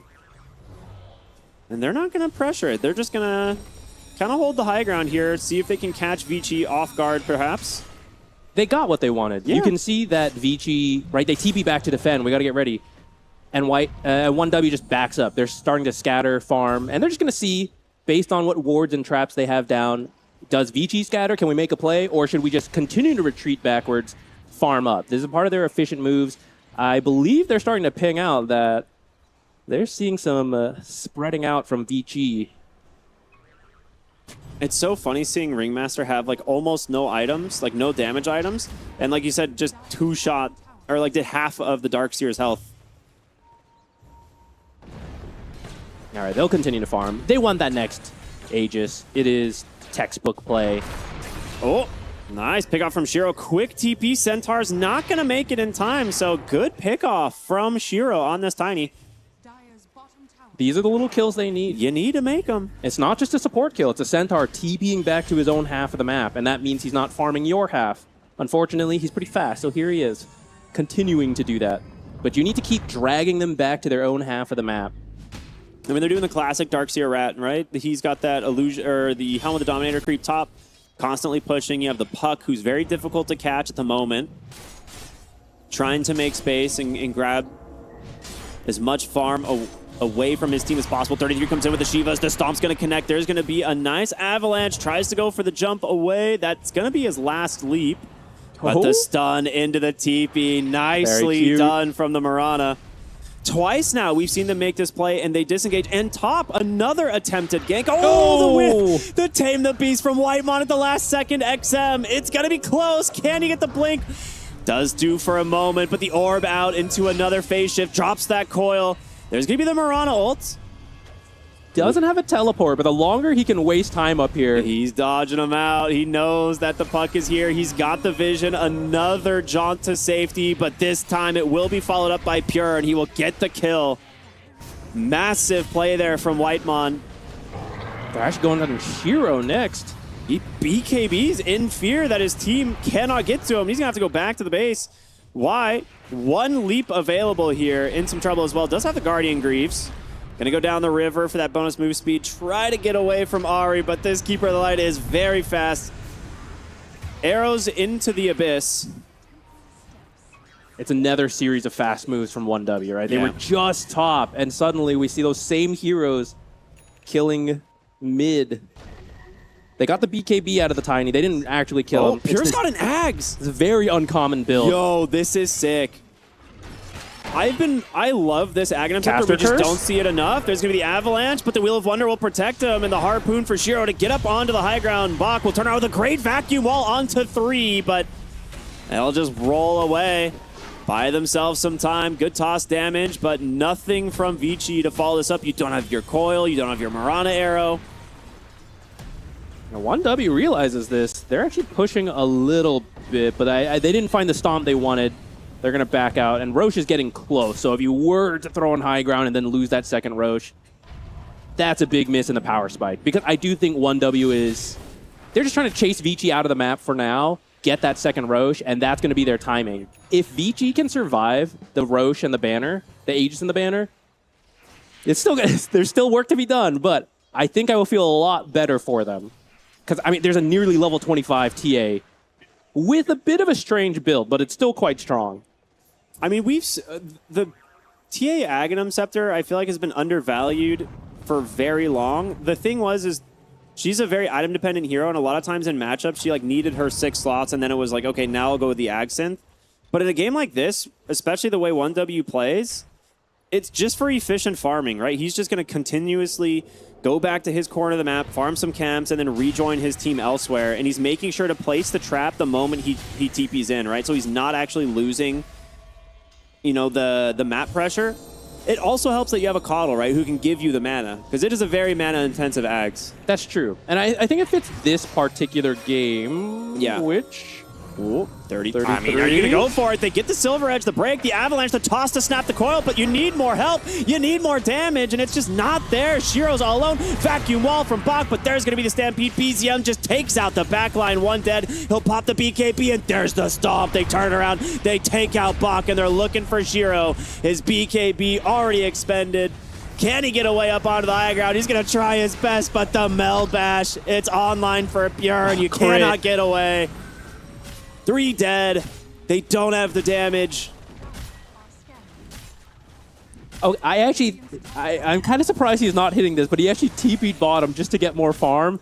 And are they going to push bottom instead, or are they going to go Roche? Because I don't know why you would push bottom instead of just top, except I guess he just says, I'm not even needed top. My team's going to get top. I'm going to get bottom as well. Except here they come, so I don't know. I'm a little confused. They cut top wave. You have Darkseer all the way up there, so maybe they want to play around the creep wave. But either way, 33 just blinking out in front of the fountain, seemingly unbothered. That's what I thought. I thought they would just have him tank the whole time. Yeah. But you know what? Bottom barracks just as good as top barracks. Some would say better. Some could, especially because Roshan's bottom, right? Yep. So now the enemy team, they want to stay bottom, but there's a lane always pushing into them, forcing them back.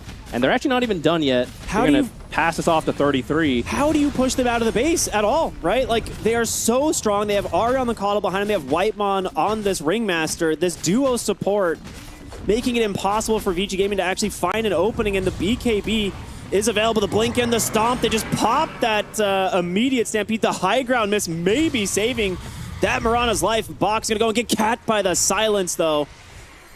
Unable to get the vacuum wall they were looking for, and you still don't have Tiny, right? So they push all of this out, and they disengage the moment the 5 heroes of VG Gaming are up.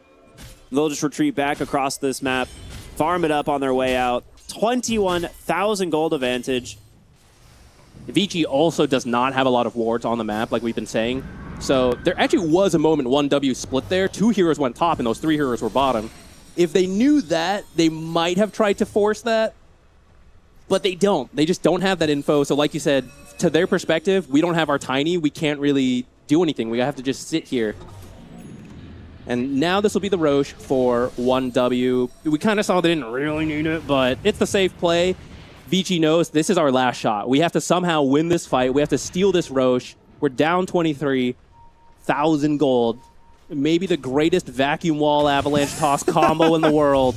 We've seen some pretty amazing Tiny plays. It's the problem is doing it away from the Ringmaster. We'll see if they can do it. A really good angle being made here. They might find Pure all alone. He's up on the high ground. The smoke's going to pop. 33 just jumps in, trying to scout these heroes out. He pops that workhorse, getting a little bit of movement speed to play around, but Pure's already found his first victim. Xingqiu removed from the fight. He's going to buy back, but he has no real way of getting to the fight. It's going to be a while before he can do anything, and they've managed to find Bach. He gets Pretty the good vacuum vacuum onto the Avalanche, but where they don't have any more follow-up damage, Pure pops the BKB, the Stampede to get some distance away. 33 looking for XM, but can't find him. You've lost the Mirana, and you've spent everything. The hoof stomp comes out, 33. The Centaur, will he ever die? It doesn't feel like it. They find the Ringmaster, but he puts himself in the box. Coil comes out, but Shiro is dead. A worthy trade for 1W. They do not mind. All things considered, that was a pretty great jump from VG. They had to invade over to the triangle. They managed to find a 3-man vacuum. They actually got Pure down to about his last 1/3, 1/4 health. But that's what a gold lead does for you, right? You just have extra items, you have extra saving tools, and they just don't have enough damage to finish the job there. All right, BZM having a little fun. All right, we appreciate having a good laugh. Trying to troll his carry a little bit here. Bach under vision, in a lot of trouble. Will he make it up onto his own high ground? He realizes he's cut off completely. Great stone out from BZM. He's got his number. Quick kill. This is the Earth Spirit, man. This is, I feel like, has been the hero of the tournament, right? Not a lot of people knew how strong Earth Spirit was coming into this. We saw it picked a little bit here and there. But in the hands of the right player, it is owning. He's just going in a lot of these fights, separating the backline. We kind of talked about how much you need to combo everything. You got little saves like that, right? Just pull them out of the arrow, 33 can do crazy stuff Oh like this, my and you goodness. can choose to follow up, you can choose to pull them back. In this case, with Aegis at a near 30k lead, of course you're going to go in together. It's not really even tower diving at this point. This is 1W's base. Coil comes out, XM trying to make some space. They're going to go ahead, buy back on the darks here. Maybe you can snap the coil. No. It's just going to be a BKB from BZMs. He turns around onto Shiro. The Tiny forced away immediately as now comes the Stampede. Bach will be forced to BKB as well. Without detection, they will survive for now, but your base still under siege, and 1W really want the Mega Creeps to go for the Avalanche, the toss, but the BKB comes out for Pure. He'll just walk away. He's literally by himself. They can't kill him. And they're they found looking for the Puck. puck somewhere else. Oh yeah, you okay? Are you okay, Carrie? Are you good? Yeah, he's like, I'm fine. I've still got an Aegis. I don't mind. Another buyback in 1W. They're going to respect it. It's a fake back. They're not going to respect it, right? They know how strong they are. 33 goes in. The Shivas, the Stomp. Shiro with an Avalanche. Can't go for a toss. The arrow just splitting right between the heroes. Ari pushes him away with a blinding light as they continue to just beat down these lanes of racks, securing the last one, and Mega Creeps now for 1W. 37,000 ahead. 1W a few moments away from a Game 1 victory in this elimination. 100% sounds about right. I think you need. I think you need maybe like seven fountain tosses here. Let's see how many they can find. Perhaps if BZM rolls in, Avalanche, toss him back. Step one, power cogs, push him back again. 33 on the Centaur, blink in, Stomp's gonna catch the Mirana. The Hex comes out. Held down on the back line. They've already got the kill onto the Clockwork. Both supports hit the deck in the tier 4s. Don't even stand a chance. XM trying to make whatever space he can here on the puck, but it might be too little too late. Wheel of Wonder doesn't quite connect. Shiro will try to finish off the Ringmaster. He gets the box off. The Stampede gets him to safety. Oh, man. Oh, the tree Not finishes even him. scraps for the side of Vici as they get absolutely dumpstered. 1W, a textbook performance in this game. Pretty classic 1W, I gotta say. Strong showing in the lanes. The heroes they like, right? Not moving too far out. Maybe not a ton of TAs being picked, but certainly some in comfort for Pure. Both side lanes found kills. They start settling into their stack, find runes, let BZM do stuff, because our side lanes are all farming every stack in the game, and they just grow that gold lead. Very patient moves around Roche, even though Xingqiu did have that 6 steal, just not quite enough. Yeah, I mean, that's the thing. It's like, okay, I'm buying time, but 1W's like, okay, fine, yeah, buy time. We don't care. Like, our TA has Hydra Breath, Daedalus, Blink. Like, she's just going to keep farming, get her BKB, get the Aghanim Scepter, continue to pressure the map from anywhere. And then you have this Centaur who was unkillable. Did not take a single death, if I'm not mistaken, the entire game. And he just blinks in with Heart, Shivas, like, has the Aghanim Scepter for the Workhorse. Worst case scenario, Pure gets to half HP and you just bail him out with a Workhorse. It felt like a free game. Yeah, you need to go really late into that game for the Vici lineup to start picking up enough damage again. The early game damage is a lot about spells. It's a lot about burst damage. There's only so much they can do, which is why I think the Heart choice works out, why that Pipe choice works out. Very tanky heroes, Escape Act. So you try to use those spells, you try to use that burst, and it's not enough. And now you gotta wait like 40 minutes before you have the scaling damage to actually take down those heroes. Yeah, this was pretty much, I don't want to say expected from the draft, because, there's definitely some plays that they could make on the side of Vici Gaming, but you have to find a way to dissect 1W, and if you cannot do it, this will happen to you in like 90% of games, so it is very unfortunate. But we're going to go ahead and send it back to our panel. They can tell you a little bit more about how this went down. Thank you, Ricky and Zach. Great cast there as we take a look at the results of our second series of the day's first game, 1W versus Vici Gaming. 1W take the win there, and of course they're happy about that one. And it was a really strong game from the beginning. Rain Day here on desk with Effie and BSJ. Effie, how did you feel? I mean, we talk about the macro of this team and how efficient they are. It can trend towards being maybe not as exciting to watch, but also it is very effective, as we saw there. Very effective. I mean, honestly, this was a textbook win by 1W. 0 deaths in all 3 cores. They were hitting every single objective timing. They made every movement. They picked apart the map. there were moments where they were getting pickoffs on one lane with 2 heroes, and while a pickoff was happening mid, which rarely happens in Dota nowadays. And yeah, that was a rough game for Vici, but 1W, they're here to play, Brian. Yeah, I mean, a lot of times a very common question in the Dota community is, what's the difference between being 2K and 7K MMR? And my answer is often, well, it's about 10,000 micro decisions that the 7K MMR player will do better than the 2K MMR player. And that's how I feel when I watch 1W beat somebody. Is it's just like that, like this. Yeah. It's just like, what did they do that Death game? by 1,000 cuts. Yeah, it's like sometimes there was a nice kill attempt and like there's map movements that lead to these opportunities. But the reason that it looks so convincing and easy for them is because it is this, hey, we have a 98% chance to win at 30 minutes, but if we just farm for the next 10 minutes, it's a 99.5% chance to win, so let's just do that. And at the end of the day, I admire it a lot. It's very hard to pull off, and there's a reason why I think 1W is kind of a like, some teams are skill check for your laning stage. Sure. I feel like 1W is a skill check for map movements specifically. If your team is not really refined in their map movements, you're not even going to get a chance to really take a head-on engagement. Like, I feel like most of the highlights we're going to see here are 2v2s, 3v3s. There's very few 5-on-5s that happen when 1W gets off to a lead like they did, because their heroes are usually very independent. They have a lot of map movements, they have saves, they have good duos like to play with each other. And as you can see, I don't think we've seen a 5-on-5 just yet. Honestly, I don't recall if there was a single one in this game here.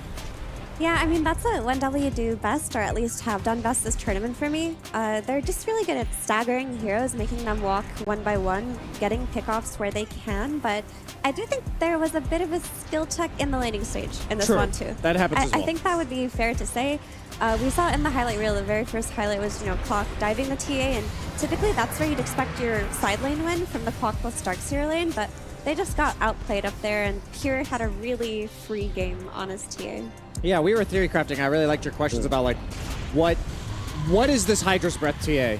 And Yeah, I guess he keeps doing it. yeah, because for me it gives you less objective damage on like Roshan and Tormentors, and obviously less burst damage at the time. But as a carry player, it always feels better to buy stat-based items. And even though people think of Hydra's Breath as like, oh, it's magic damage over time based on your max HP, this item does give you like 40 agility, 30 strength, and just a lot of overall stats. So we see a TA oftentimes in the late game.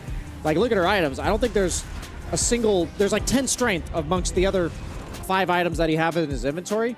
So I imagine that maybe this item makes TA not have such a poor late game. Like, maybe she does scale a lot better with it, and that's why he goes for it. It's just comfy, right? Like, you want to buy Dragonlance on TA anyway, and then going from, like, the Dragonlance to the Deso can be a bit jarring if your game pauses or you die somewhere, it takes a hiccup.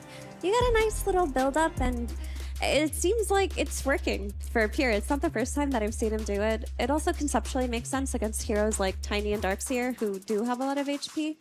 And maybe we'll see more TAs do it. I mean, everyone thought Mickey on Liquid was kind of a nut when he was buying Maelstrom on TA, and then there was this patch where everybody was buying Maelstrom on TA. It's important to understand, Evan, there's like heroes like TA who've been in the game for 15 years, and for the most part, 99% of the time, they've had one build path that they've gone every game.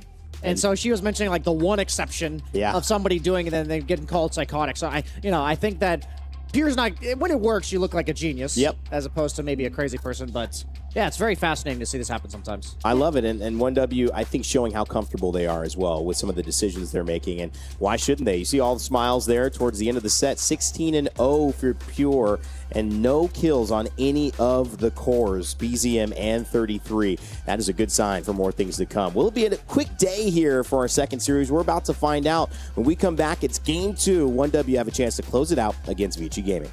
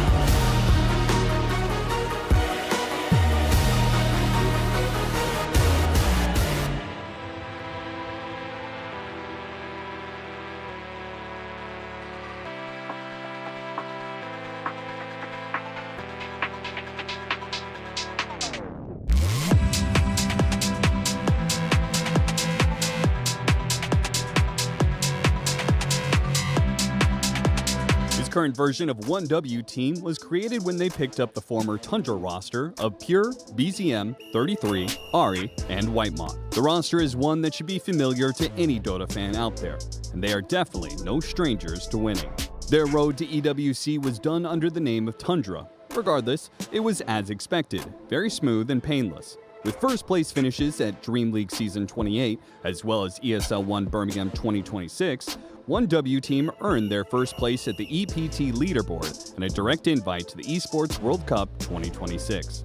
With all this being said, you might think 1W is by far the best team in the world. That kills the Shadow Demon, kills Triple S. That's a dieback for him, leaving no one for last. All Pari Vision will fall. They certainly were one of the best teams in the world, and perhaps they still are. But the last few months has been a bit of a reality check for the team, with several disappointing results. Time will tell if 1W Team will be able to step back up to their former glory here at the Esports World Cup 2026.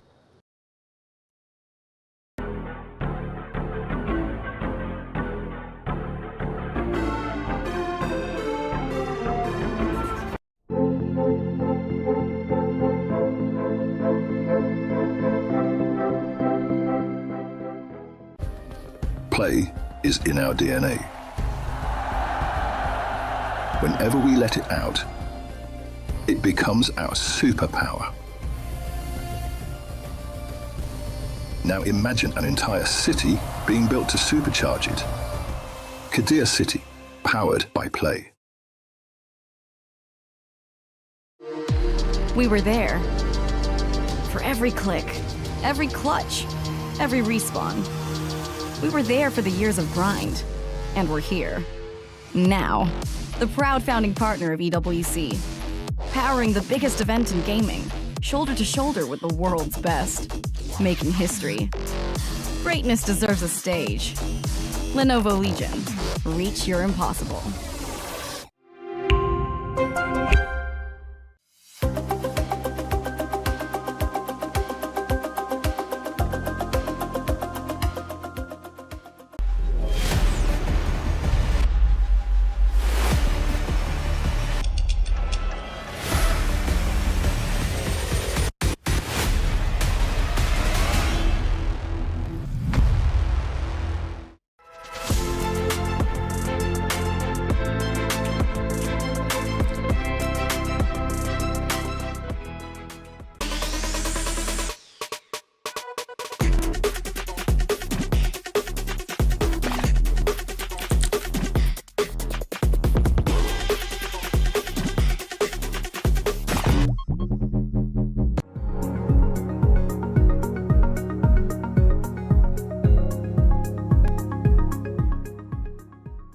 He can come in here and play my game. He knows nothing. Let's go! Tyler Wine, you're done. This is my ladder. You can't climb it. That's an L airline. Somebody better hold me back. Okay, yeah. Do something then. Raw energy. House from blow the house down.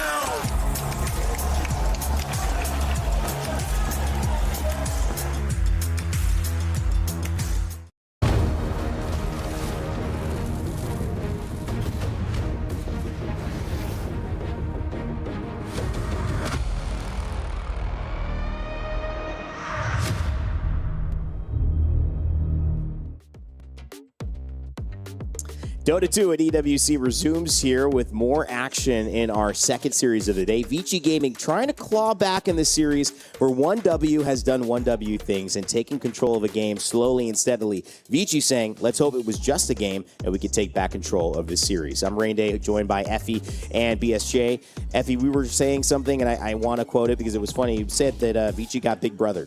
And we need to figure out what can Vici do now that we start heading into series 2 or game 2 of our series in the draft, in the way that they show up together. Obviously, XM didn't have a great game as well, but you look all across the board with Bach and Xingqiu. What do they need to change?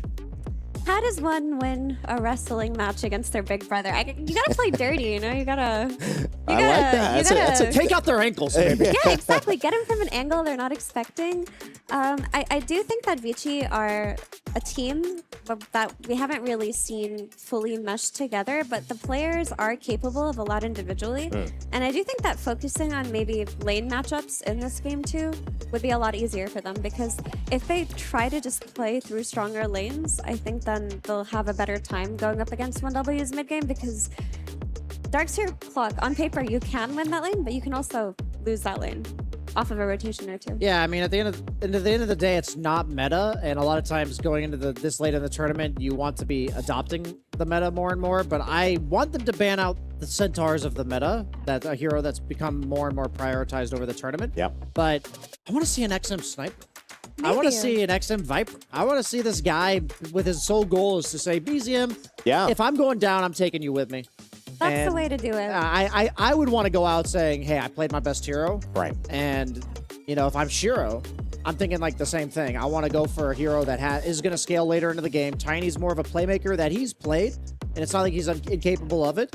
But, like, the problem with Centaur is historically he's like a blink initiator that sometimes buy utility items. Yeah. But now he's just some guy you can't kill because he has 4,000 HP. And a lot of the carries just don't deal with this. So if you're going to give it to him, you need, like, that's why we're seeing so much Lifestealer. I don't think there's too many answers, and I just wouldn't give myself that hard of a game. Just get it out, give yourself a chance, run it back. Don't have these unsolvable problems that you clearly haven't addressed in the meta yet. I would say the Drow Ranger ban is not where they should focus their attention, because we do talk about Centaur being a problem, but it's the problem that is very specific to 1W as well. Like, there are teams you go up against, and it's fine if you didn't really consider the Centaur and you have picks in your pocket, but if it's 33, you know, they're looking at Axe or Centaur to build their draft around. Right. And something Yandex did was they banned out the Axe, then they took Centaur themselves. That is something that Vici could do for Bach, or you ban out both, or you let the Axe through and try to lane counter it, because it does seem easier to counter than a Centaur.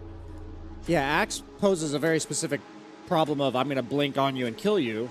But I just, there's no worse feeling in Dota than staring at a hero that you can't kill. Like, we gank him with 3-4 heroes, the guy just lives. You know, Puck happens because you can't stun her or disable. But Centaur, it's even worse when the guy's just so beefy. And when you're like, oh, this whole time there's a TA free farming back there, there's a Coddle shoving waves and you can't even see him. It's the most agonizing way to lose the game. Yeah. You have like 8 kills throughout the course of it. You have these playmaking heroes that have potential, but they have no one to go on. There's no worse feeling, in my opinion. One thing I have to remind everyone watching, this is Vici Gaming, obviously last chance to represent China. China's all, with Extreme Gaming losing, been kicked out of the representation here at EWC thus far. They do have TI, and it will be in China, so they're looking forward to that. But Effie, we just talked about how important it was to get off to a good start, to kind of have some momentum going into that. It is definitely a different picture, barely being able to play the game, losing slowly and surely 2 games in a row, and that being your last moment before you're seen at TI. Yeah, I mean, I do think Vici Gaming are at a bit of a disadvantage today, merely for not having played yesterday and not being able to bring in any new lessons or momentum. Like Rune Eaters did. Yeah, exactly like we saw out of Rune Eaters. So this is where you kind of just rely on what you're good at. Like, at this point, you're 1 game away from being eliminated. Just pick your specialty and your signature heroes, right? Like, I wouldn't focus too much on reacting to 1W so much as trying to get what you're wanting to play. With the exception of banning Centaur, which of course they do. They've solved a big problem for themselves here, but now they've got the problem of the Terrain Protector. But you know what? Bach does love Largo. I was thinking he's going to lick off that armor. There's no better way. If you understand, I know you're new to Dota, Evan. I've heard a lot of licking in a lot of different situations. You can't lick, you can't lick the box. That's what I've heard before. But you can lick the armor. All right. Okay. I'm going to remember this. That's the lore of the Can I say this outside of this desk and people look at me strange you know, or normal? when I was a kid, I remember people would look at me weird when I licked trees. But in Dota, it's perfectly acceptable in this community. Listen, my daughter Arya, she loves a tree. I wouldn't be surprised if she would lick a tree if I would let her. I mean, it's close. So you're saying she's a born and bred Dota I'm player? saying it might be in her future. It's very possible. Have her warm up on Guitar Hero because that's the perfect game to practice for Largo. 'Cause Exactly. That's what his ultimate is. That's so, right, and I can yeah. actually beat her in that. Whereas in Dota, I'd be just as floundering as she would be at this point. I mean, you could do it together, father-daughter There it is. bonding There it experience. is. But yeah, they haven't even picked the Largo yet. We think it's coming. It's been a very common reaction to Treant Protector as like a laner who can remove the living armor, as you know, that's what the lick is supposed to do. But he also removes the ulti from Treant, so maybe we'll see it. But they go for the Lina. This is an XM special, I think. Meaning like we've seen some flexes here and there, but I imagine it's going to be for him. What do you think of this, Mira? This is I'm gonna dump on you in the mid lane. You know, I'm gonna pick something that is very hard for you to counterpick or get one up on me, like with the Earth Spirit at the very end for BZM. So they secure it. It's also a lot of burst damage versus Treant's armor, which is very much needed. You don't want to really have that sustained damage against it early on. Yeah, it's great. We've also seen it be flexed to carry by Yandux, so let's say the opportunity presents itself, maybe it could be done. I mean, just copy the team that beat this team. Yeah. The There one you thing go. is, I talked about the Drow not being first man material, but I do think you gotta cover your bases here, because you don't want to give away Treant Drow to 1W. Yeah, so Treant Drow is about the scariest lane, I think, in all of Dota 2 historically, and both the heroes are really strong this patch. So let's just not- God. They banned TA instead. Drow. And Drow. So they do go Largo. They will be licking some trees here. Yep. But I don't even know how many opportunities he's going to have if he's just getting pelted by Drow Ranger. But is this what you kind of said, that you'd rather go out playing your game rather than worrying about what 1W do? So Centaur creates this situation where you can't kill the guy. Drow creates this situation where you don't get to play Dota because the lane is so formidable. Like it is the scariest lane. So that's why we're kind of like, yeah, play your own game, but give yourself a chance to play. And maybe they don't even go for it on 1W, honestly. Maybe they elect to try something different. Pure's kind of a hipster. I feel like he does try to build new items on Templar Assassin and pick heroes that are... He liked Shadow Fiend carry before it was cool. Yeah. He'll obviously play it when it is cool, but I wouldn't be surprised if they try something different, but I think they should just pick Drow. Yeah, I mean, it's so hard to not be tempted because Drow's silence versus Largo is really good, and her hypothermia arrows versus his healing, they're effective. They used to not work before they unified the health reduction mechanic, but now that it's unified, it works against Largo. So Doom's another option. Yeah, There's Doom an being That's a anti-hero. covered. 33 Doom. So healing in Dota is a really weird thing, but Doom has always worked on... So Doom just doesn't allow you to heal. It's weird because people say that Doom is really good against Largo because he heals his entire team, but then other people say that Doom's not good against Largo because Largo's the best Lotus Orb Linken's buyer in like the entire game. So I think this matchup does go both ways. 33 is probably the best Doom player in the entire world, so I can understand why they went for it. I'm curious to see what build he ends up going. Will he go like the phase boots, drums, pretty active Doom? Or will he go like the Amar pioneered Radiance build to be a bit greedier? Ryan, I thought you were hallucinating because I couldn't see Doom's portrait, but I did It's there. see the He's- text. He's there. Yes. I mean, I think Doom is fantastic against Lina as well. The issue is when there are two priority Doom targets, though, you do end up having to play a slower game because these like lineups where both of them are necessary to win the fight, you take one, the other will kill it too. So just give me another slower game from 1W, the classics. Yeah, I think we're a little bit frozen on the screen because I don't see the timer ticking down either. So there may have been another hero coming out here for 1W. Yeah, something about that as well. I mean, what's the position here that you think so far? And again, I want to look at this from Vici Gaming's perspective. Have they got themselves caught in anything? Is there a way to revive this? I know you're a little worried about the Treant. I wouldn't say that they're in a particularly horrible spot in the draft or anything like that, but I mean, at the end, like, I think we're talking about them being in a tough spot because of the nature of the two teams. Honestly, I think their draft so far is honestly exactly what me and Miro are talking about, where it's like, give yourself some comfort zone, give yourself some ability to play the game. I am concerned if a Drow Ranger comes out, but hey, we may never know if the Drow Ranger comes out, Mira. We may be stuck We on the never screen know. forever. We may never know how this series ends. You know, it's nice to have a little bit of mystery left because that game one did not leave much to the imagination. Yeah. So now, you know, with this, I'll just say that I really hope that Mirana 5 does not make a reemergence. Why is that? What's your... Because I really just don't think it gave that much to the team. Like, so if I'm theory crafting heroes without seeing how the draft is progressing, I think some nice tried and true melee hero, some Tusk, some Elder Titan if you want to be spicy, something like that. For, Elder Titan? That would be... I say because it's a comfort hero for yeah, why. yeah, for sure. No, I get that. Like, if we're talking about signatures, so OG won TI8. I swear in Game 5 of this best of 5, they just said, "What's your favorite hero? What's your favorite hero?" And they just they all played their favorite hero. And then they literally they were down like 10K out of the lanes because their lanes were horrible, and then they won the game. So I'm never doubtful of, hey man, what's your favorite hero? Is it like somewhat decent in the meta right now? Let's just run it. But you know, as we imagine the course of this draft playing out, BZM, he looks happy with the hero matchup that he's been given. So I'm assuming that, you know, playing against Lina in lane, you're never like, I'm going to crush this hero, but there are heroes that do pretty well against it. We'll just have to see. Yeah. You know, I'm not going to lie. I'm so spoiled. I'm used to having heroes to talk about. Oh, well, listen, guys. Listen, we want to let you shine when the moment is there, but we are waiting a little bit. As you have noticed, the players will resume their drafting in just a moment. Don't worry, it will occur, but we got a lot going on at EWC, and in many ways, just waiting for the right scenario for that to take place. I sometimes look at teams and their dynamics, and we say 33 is the man, the person who is 1W's kind of captain and shining star. When he performs, things go well. If you look at Vici Gaming, and I'll leave this question to you, Effie, who needs to be that for Vici Gaming to succeed? What player needs to show up here, most importantly in this matchup? I mean, for me, I think XM has had a bit of a quiet tournament. Like, usually he delivers more from his lane and does more for his team, but there have been moments where I just wanted to see more out of him. We got the Tusk. You called the Tusk. We got Mira. the draft. I mean, the Tusk makes a lot of sense for sure. They instead of going for Durag, they go for Muerta.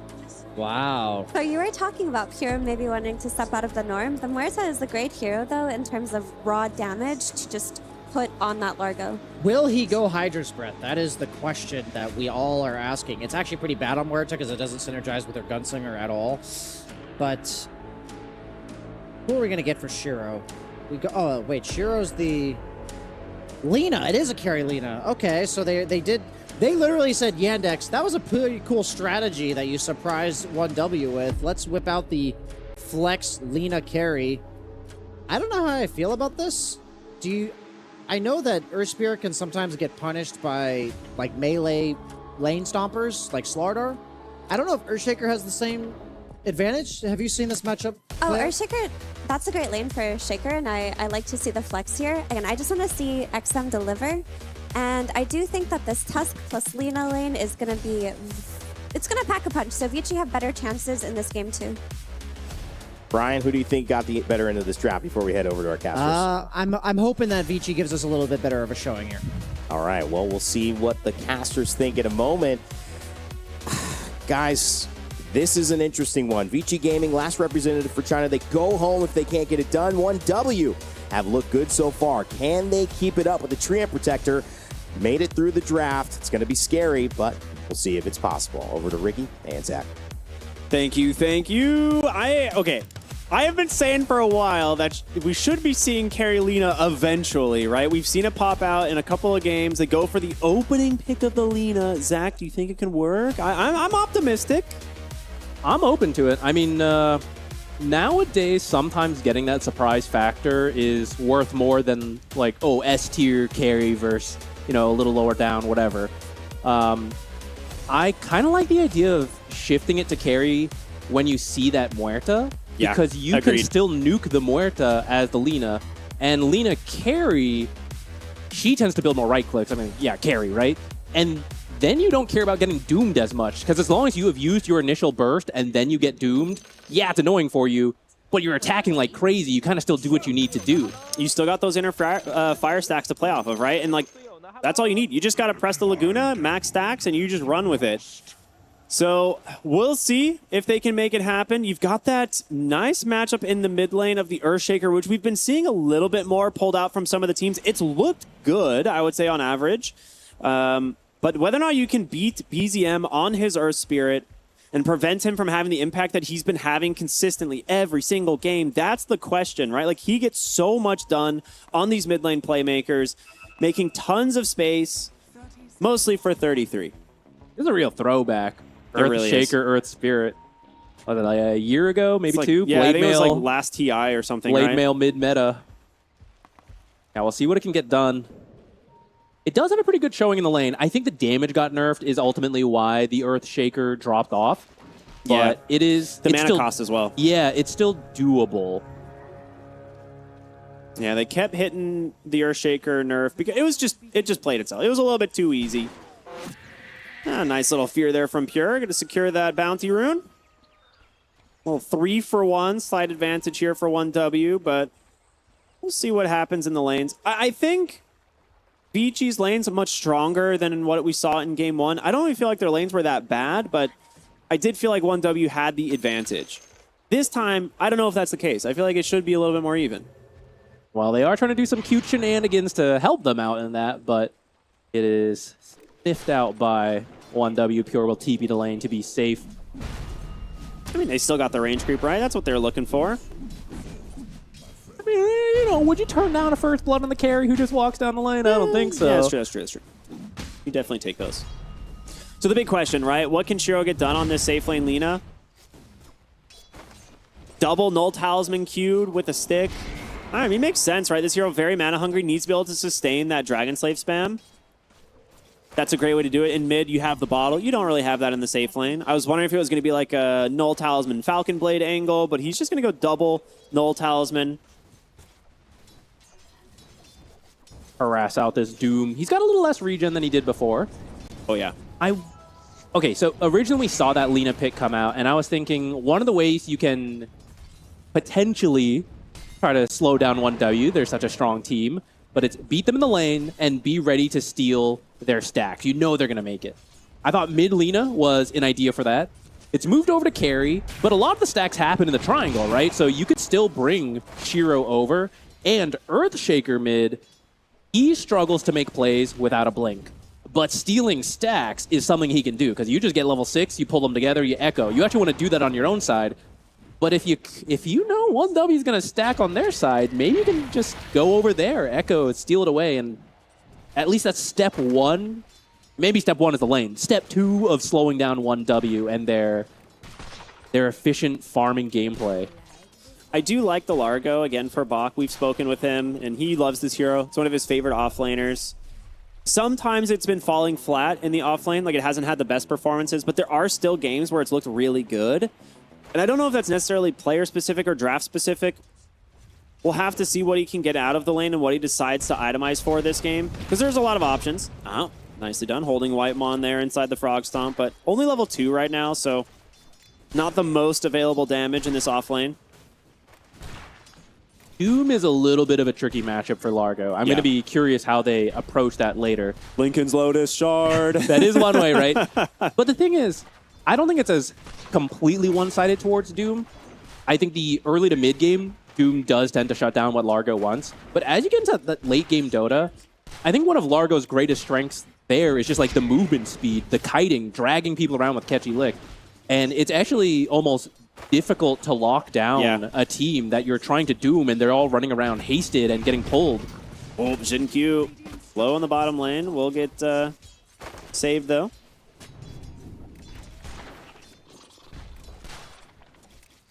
Now, of course, if they have a huge lead like last game, then it's not going to be a problem. But let's see what Vici can do. Right now, they haven't given up some kills, although maybe I just cursed them. That was a very nice dead shot, Fear. Bach falling low, pulled underneath the tower and dead as they get that first blood for Whitemon. And top lane, they lose Y as well. Ari securing this kill. So once again, we see 1W just showing why they're one of the best laning teams in the game. A little bit of a caster curse. I was just about to say they haven't lost the heroes on the side lanes, you know, step up from last game, but oh no. How's this mid lane going? There are some denies getting picked up for XM. Yeah, he's doing well. He's got 22 CS. He's not really struggling too much. Pure bottom lane. Does get the Lotus as well as the stick, so he's going to be okay. Healed up there thanks to Whitemon. Top lane, though, Ari is going to go down. Great move there from the Tusk, taking advantage of that Lina's attack range. This was a strong lane combo when it is, yeah. When Lina was a carry. Was it like 2024? Somewhere around there. Yeah, it was like almost like the first half of 2024, I think, Lina carry. I mean, she was pretty much picked in every role, but we saw her quite often in that role. Xingqiu! That shot back, but a nice catchy look, trying to get him some space, but the Treant just so much damage. Gets himself another kill here in this bottom lane. This is why we see Treant banned so often. They even tried to cut down his trees, but with the boot start, it's so good. You just run in. You can't cut every tree, right? So at some point, you find an angle, you start punching, you start doing some crazy damage. Yeah. I mean, you can always just use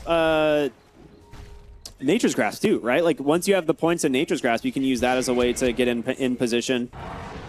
It's a mind game, right? You can throw it down, and is he running at me invis, about to punch me and root me, or is he just doing something else? Ooh, unfortunate there from Y. Shackle up. Does have the tag. Oh, no mana. Actually, we'll just snowball to safety instead.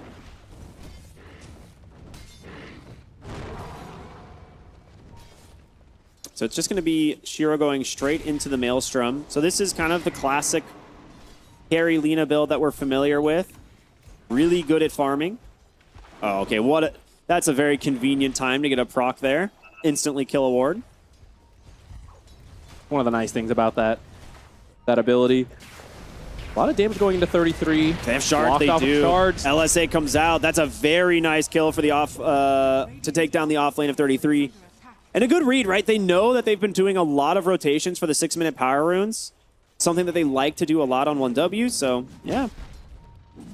A stronger showing from Vici in the lane so far.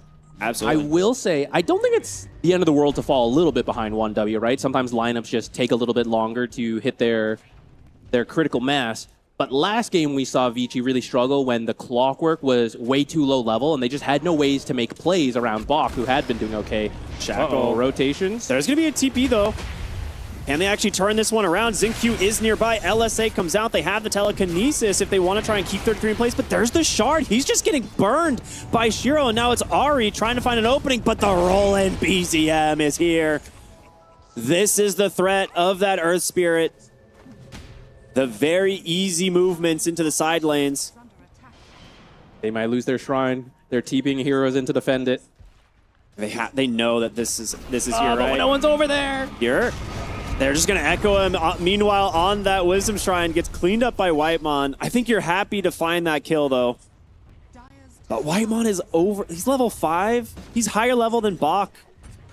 The same as last game, right? When he's getting kills, when he's stealing Wisdom Shrines. He's so scared right now. He gets caught by Whitemon, he'd be dead. Well, speaking of dead, they're kind of cooking, though.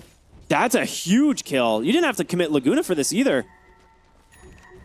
All right, the carry Lina, it's doing what it needs to do. It needs to win the lane. It needs to come out ahead of this Muerta, of this Doom, and join his team in that mid game.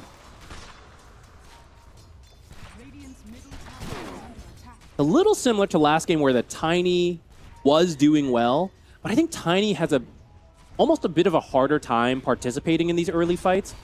Lina has like a more clear, I will show up, I will Laguna, okay, now back to farming, right? Yeah. It's a little easier to get involved without that same pressure of, hey, you're our carry, I get that, but also you're the Blink initiator, so we need you to be in all these fights. That's a lot on his shoulders. I think this game, it's going to be a little bit easier for him to maintain this net worth lead, whereas last game it started to drop off.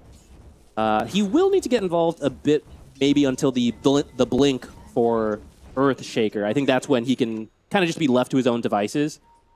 Yeah, I mean, the Lina goes this Boots of Travel typically after the Maelstrom, right? So Shiro will be able to join if he wants to, but he's going to have that option, right? It's not required. He can get her on the map very quickly thanks to those Boots of Travel. The max inner fire here, level 4, which I'm actually surprised he's got 4 points in the inner fire, but it is the carry Lina. Bach bottom lane getting ran down by the Muerta. Pure will grab the kill. That's his first Pierce the Veil stack. Now BZM, needs to be careful. Laguna comes through. Snowball to chainstone him down. Tries to go for the kick away. He's got the Lina burn, but it's not enough. He will heal it off. Very close there, and a good escape from BZM. Pretty good on the spell usage too, but that so close. Earth Spirit, just such a tanky hero in the early game. He at least had to leave, but they're not feeling confident about defending this tower. Well, now that they see Whitemon, maybe even less so. Level 6 on the Treant Protector.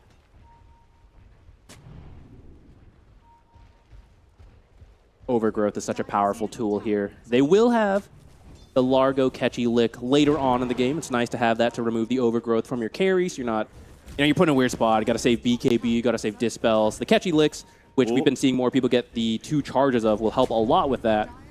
But that's later. In this early game, overgrowth is scary. Whitemon just continuing to position aggressively, right? Like, Treant Protector is such a hard hero to commit on.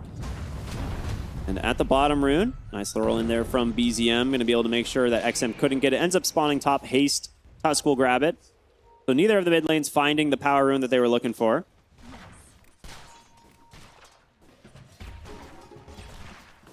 So what are we looking for on the Largo? Because this is one of those heroes that has struggled a little bit in the offlane more and more, but we've seen the Meteor Hammer kind of become a little bit more of an... Oh, that is a big kill. Overgrowth committed, finds it, top lane. They miss the Laguna, and they're just going to turn around, thinking they don't have any damage to finish the kill. Yeah, you need both to connect to have a chance. I mean, this is a hard hero to kill. If you had the Maelstrom, maybe? Maybe. It should be... Uh-oh. Why? Gonna cut off the rotation here from BZM. He's actually doing a lot of work here on the Tusk, but there's the Silence. Ash Legion Shield trying to keep him healthy and topped off. Has Snowball. Shards as well. He's just gonna buy himself time. He knows he's dead. They know when the Laguna, he's not scared to take that extended fight, and if Lina tries to walk in to just contribute by right clicks, then Doom is gonna get her. So they're just gonna leave him to die, which feels a little bad for Vici because that was the blink on Earthshaker, and I thought that was gonna be their chance to do something. They are maybe looking for mid. Nah, it's too fast. How long on Echo? Just a couple of seconds, right? From what I saw. Bach here. We'll see Whitemon, but how do you run this guy down? You have no mana. The team to be already in position.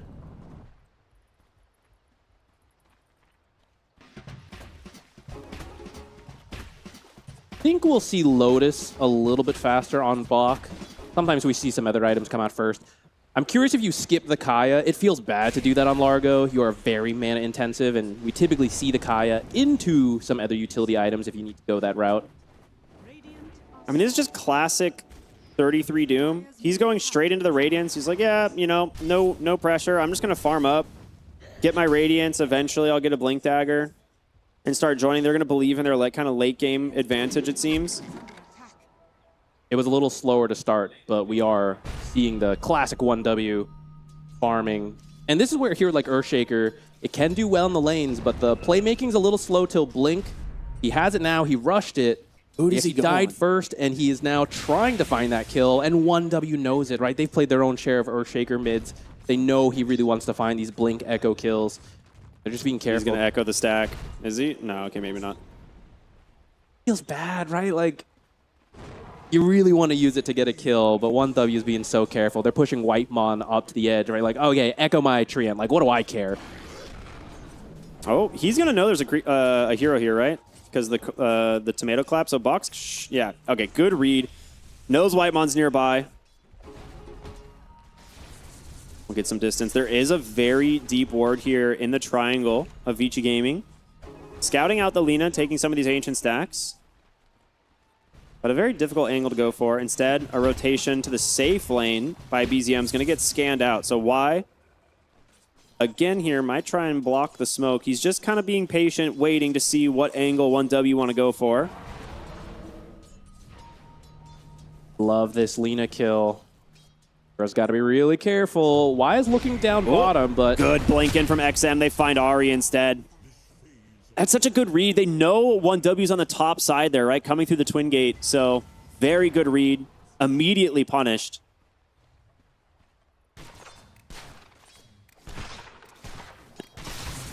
They need to keep finding small kills like that. Otherwise, 1W. I mean, you've got the money printer Doom, right? The longer the game just drags out, it tends to favor. Bach is going to go the Meteor Hammer. I don't blame him. I think he needs it. Like, there needs to be some sort of farming item and mana item for this hero to feel like it contributes. The downside is it just feels like a slower version of the Doom right now, where Doom is almost 2,000 gold ahead. He's cleaning up some massive stacks. He's approaching that Radiance. BZM's going to come through and just steal some of the creeps instead. Or all of them. Largo does have a lot of items he wants to get, so getting some kind of farming boost does help. And I do like Vichi's late game for this time around. That's fine. Look, 33 is going to go back to farming anyway, you know? BZM needs to watch himself. Kick's coming, man. Why? Finds Whitemon. Does get the overgrowth. As the Wind Ranger is nearby, does have Snowball and Shards trying to make some space. There's the Blink, the Echo from XM. Tries to finish off Ari. We'll see if he can do it. He is trapped between the Shards and the Fissure. Nowhere to go. Power Shot does come out, but Shiro's going to grab him with the Laguna. A very good entry for that Blink Echo. We've been wondering, when's it going to happen? They finally get it, and you're going to get those Boots of Travel now. Done for the Lina, so kind of equalizing this net worth a little bit. Will say, though, this Muerta, not the fastest farmer to start at the beginning of the game, but he is top net worth thanks to the kills he got and then all the space he has. So he has been left alone in all of this. Now, they are trying to bring heroes to get him, but 1W, they sense it coming. They've already got heroes here to defend as well. Also, no need to give up a tower for free. If you can actually hold this bottom tower, it's great because it helps so much when you want to fight the Tormentor.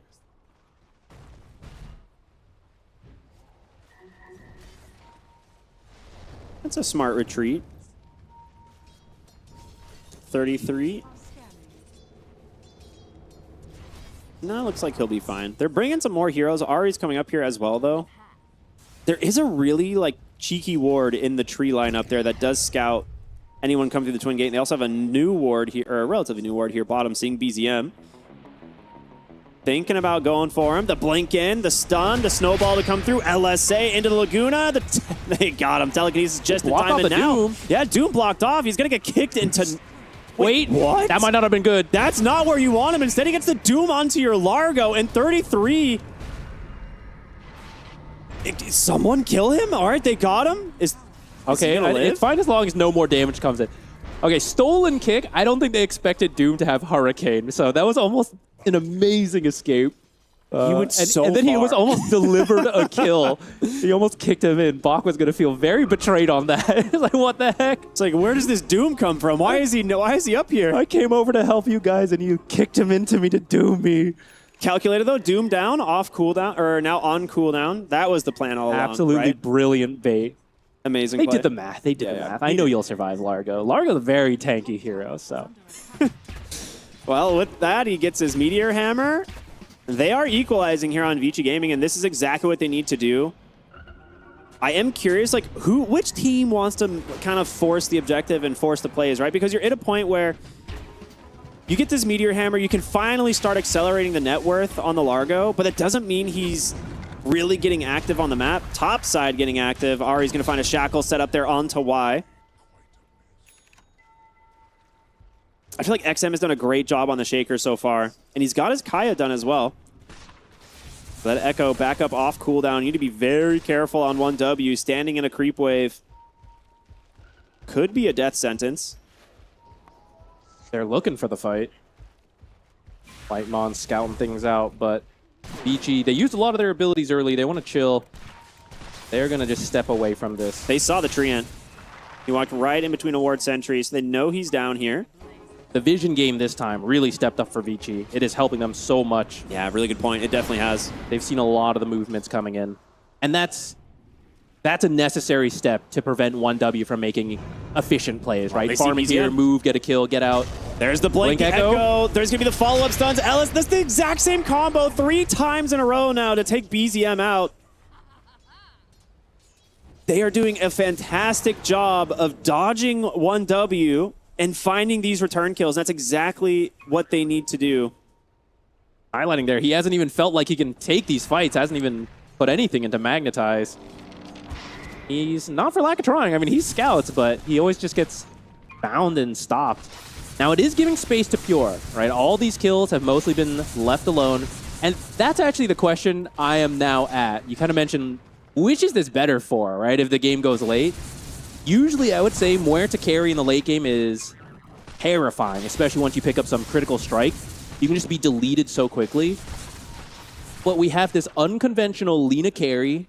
We have the instant initiation of the Blink Echo. Sometimes I can just get a hero like Muerta killed before she even does anything.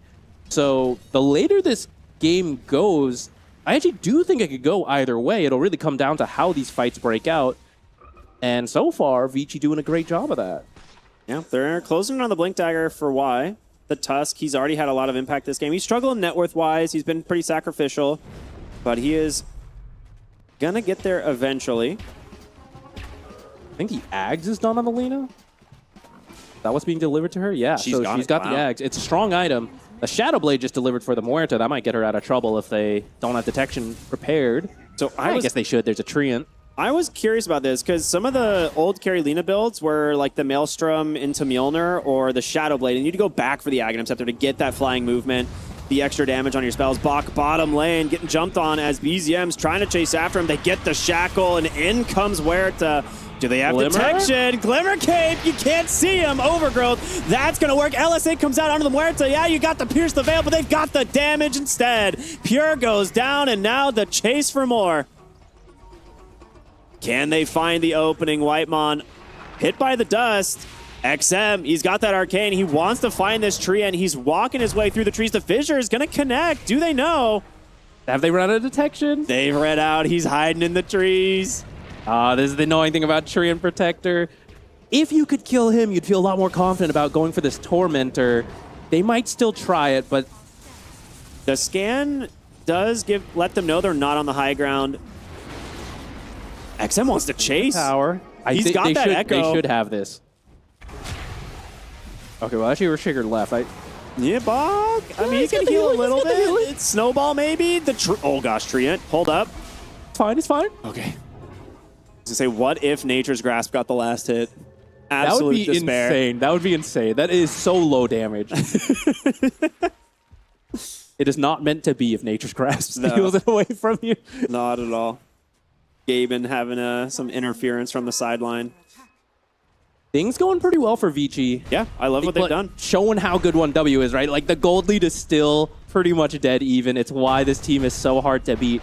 But Vici's doing a great job so far. And actually, as things slow down for a moment, I do want to say, as a Largo enjoyer, I think the heroes he enables best are hybrid magic, physical damage heroes. Absolutely. And Lina is actually one of the best. And now that her abilities actually do the burn over time, that is really good for the percent HP damage of Croak of Genius if he's putting that onto the Lina. It is an absurd amount of damage. And then when you play the Bullbelly Blitz, that's also enabled a lot because her spells do more and her right clicks do more when they proc the damage. So I really like that combo, assuming you're not being doomed. That's going to be something for 33 to be looking out for. Yep. But I do think that's a very strong combo. That could be something that gives Vici the edge in the late game. That's almost a BKB. Bach's just going to go right for it early this game. I mean, there's so many silences. I love right? it, yeah.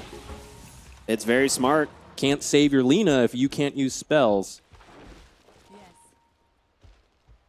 We're closing in on that Mjolnir as well here for Shiro. Whitemon does have his Blink Dagger upline, so even more difficult to find this guy roaming through the trees. Yeah, I agree with you. I think the Largo-Lina combo, I don't know if we've seen it yet. Like, I know we've potentially seen it through the mid lane, but I don't know if we've seen it in the carry explored really at all. But that's going to do some serious work. Like some of my favorite Largo pairings are the heroes like Void Spirit, right? A hero that does have that kind of hybrid damage from the mid lane. Ember Spirits as well. Like it does make sense to have the Lina in that pool. Queen of Pain's another really good one. Yeah. She's a little bit less common to see now, but Lina is similar, but leans more into the right-click damage. Oh, we are smoked up. Earth Spirit. Just He's gonna rolled roll. in. He has no idea. don't see Lena's him. trying to find him. He's got the Blade Mail proc. There's going to be the telekinesis. The chain stuns are there, and they will find BZM. Once again, he is having a rough time on this Earth Spirit getting active, and Power Rune's coming. Roshan's up. Do they find it? It's a haste rune that takes right into the bottle of XM. Vici Gaming getting everything they want out of this Lina pick right now. We'll see what they can do with this Aegis. If they can force 1W further onto the back foot. Very different from game one. Oh, yeah. 1W They see Treant. barely losing any cores in that game. Oh, blink out. Nicely done from Whitemon. This time, they constantly find core kills along with support kills. And Earth Spirit mid, you want him to get active early, right? It's his strength as a mid laner. And BZM has not been able to find anything this game. Yor remains fairly untouched, and after the laning stage, so is 33, since he's pretty much avoided all of it. He did just get the blink. He has Blink Radiance BKB. Is that the timing they were waiting for? It is a little weird now into Aegis, but you can still find pickoffs, right? Whitemon, we've constantly seen him just running around the enemy's half of the map, scouting things out. So if he can find Vici split up, maybe that's where you sneak the Doom over, jump in, get a quick pickoff, and then back out. He's going to be very familiar with the strengths of the Largo offlane. All right, 33 is also very good at the hero. I think he will know how much to prioritize Bach with these Dooms. Like, he will find the right hero. But it will be tough because there are things like Tusk, Shards, and Punch, the Rubik telekinesis save. It's not so easy to just stick on to the Largo, especially if those Lincolns and the Lotuses come out. You're going to be forced to Doom yourself and stay on target, and it'll be tough. They're going to see Whitemon top here once again. The thing is like, is it ever worth committing to try and find this Treant Protector? Is he just such a nuisance you'd rather just go somewhere else? Well, I say that, and they're smoking directly to the bottom. Great scan, though. 1W. They know something is up. That's the tricky thing. Are they going to get caught, though? Ari trying to break the smoke here, has a ward. He knows they're here somewhere. But will he escape is the question for now. Looks like he might do. No, he's walked right into Y. He gets the blink out into the trees, the shards. Not going to reveal him quite yet. They must know. Oh, they found him know. now, right? Yeah, there's the shackle. Caught by the frog stomp, and now the chain stuns come through. Y will grab the kill. Space kind of made it. Took him a little while to do this. You know, they pushed in top, but they're going to continue to run back the other way. Whitemon popping that Nature's, guys. You asked, is it worth running at this Treant? Yes and no, right? Like, we see, okay, I don't want to run that Treant. I'm going to go somewhere else. But if Treant is pushing in the top lane and he's saying, I don't see anyone up here, guys. They must be somewhere else. That's how Ari knew to be careful. They actually still found him in the end. After that, if you can then go punish the Treant who sees that happening, he's trying to push out top, that tends to be pretty efficient for them. Uh-oh, bottom. Oh, big BKB. Doom coming out from 33. He's going to try and TP to safety. It might keep him alive. We'll see if it's enough. Lina, though, falling low onto Pure. Hold up. He just takes him down. 2v1 Shiro. Unbothered by the carry, Muerta. That's the counterplay in this matchup. When the Muerta ult comes out, Laguna soon to follow. The flame cloak doing so much damage. And he still has Aegis. Yeah, so that's so true. It wasn't even that easy to commit onto him. They were trying to get the Earthshaker, but he's pretty tanky, so he just TP'd out. I guess they did get the BKB out of him. I mean, you take that, you know your Earthshaker lives, you get the kill onto the Muerta, you still have Aegis, and you'll just go right back onto the map. I also feel like this feels so much more comfortable for Shiro. It does, 100%. This feels like a hyper carry type play style that, I mean, he's not the most hyper carry late game farmer out there, but it seems more comfortable for him. And this style of Lina seems to be fitting the team a lot more.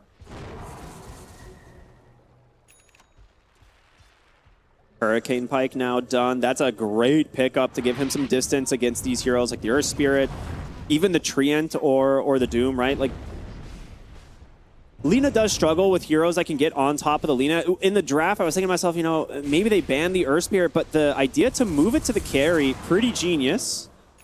And it's paying off already. Shiro putting some pressure on this tier 2 tower. 1 minute left on the Aegis. He's got some backup on his team right now. But 1W afraid to engage, and rightfully so, it might seem. You're trying to wait out this Aegis. Yeah. It will allow them to claim the top tier 2 tower. Okay, wait a little longer because of the Treant, but there we go.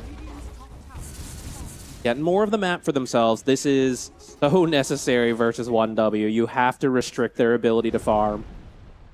And where are we on Largoba? This guy needs his load. It's close. It is close. You are right. So this is the nice thing about the Lina on the carry. In the mid lane, it feels weird because she's a ranged hero, and then a lot of the best carries are also ranged heroes, and that's where it puts the draft in a weird spot.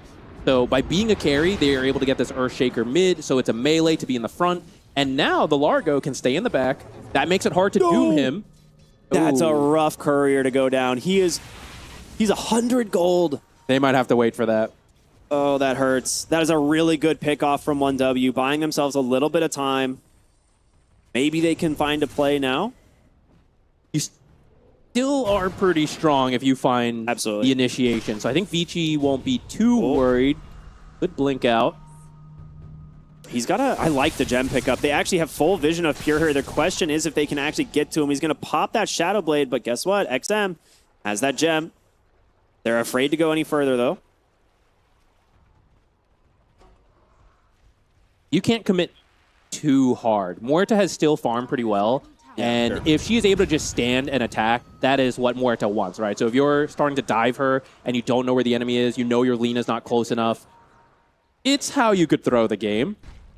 And not that they're in a massive lead, but 3K at 30 minutes certainly feels a lot better than where they were in Game 1. And they need this win. If you lose this, you are out. If you win, you can force it to the Game 3. They seem to be on the right track. They're doing everything right. Absolutely. Like, this has been Vici Gaming playing a much tighter, much cleaner Game 2 here. They're the ones playing the aggressor, not letting 1W get away.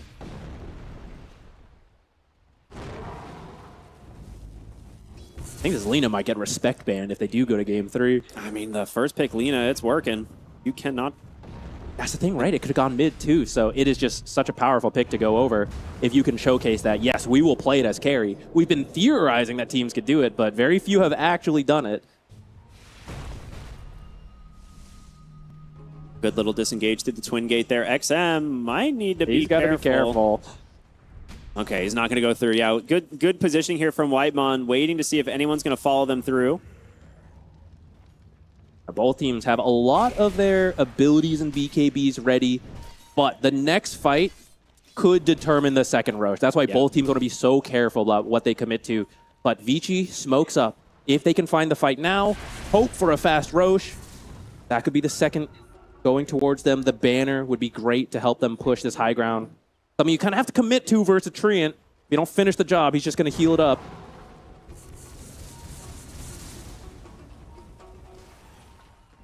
We'll see what they can do here. I mean, Tormentor's also on the bottom half. 1W might just give it up. It is really scary to contest, and they can take it fairly fast on Vici Gaming.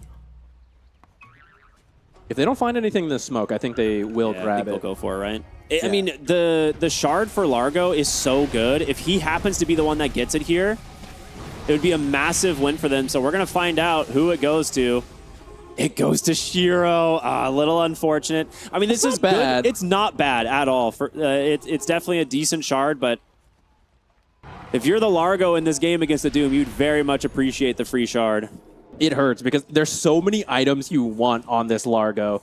I believe I saw he had the Ags queued up. And when we actually interviewed him, he did tell us, when you reach that point with the Ags and you can just run into a fight, play the song, that's when Largo feels insane. It gives so much space to the Lina in the back because you try to ignore her. Largo is hitting every hero with that song. It is so powerful. And it means Doom is going to potentially have to just stay in that area as well on top of the Largo. That means he's not really making much space in the back of the fight for Muerta. The smoke, they're looking for Y here. He's going to get the blink, and Shackle doesn't quite connect, but they will have the follow-up. And they'll grab themselves a nice pickoff. It's been a while, I think, since we've seen 1W grab a kill. Been slow from them. But that is a perfect time to get a kill as you're waiting for Roche. Unfortunately, unbeknownst to them, it's quite a long one. Much longer, yeah. There's a 5... I mean, this 5,000 gold advantage is the Lina, right? Like, she is so far ahead. Shiro is crushing it right now.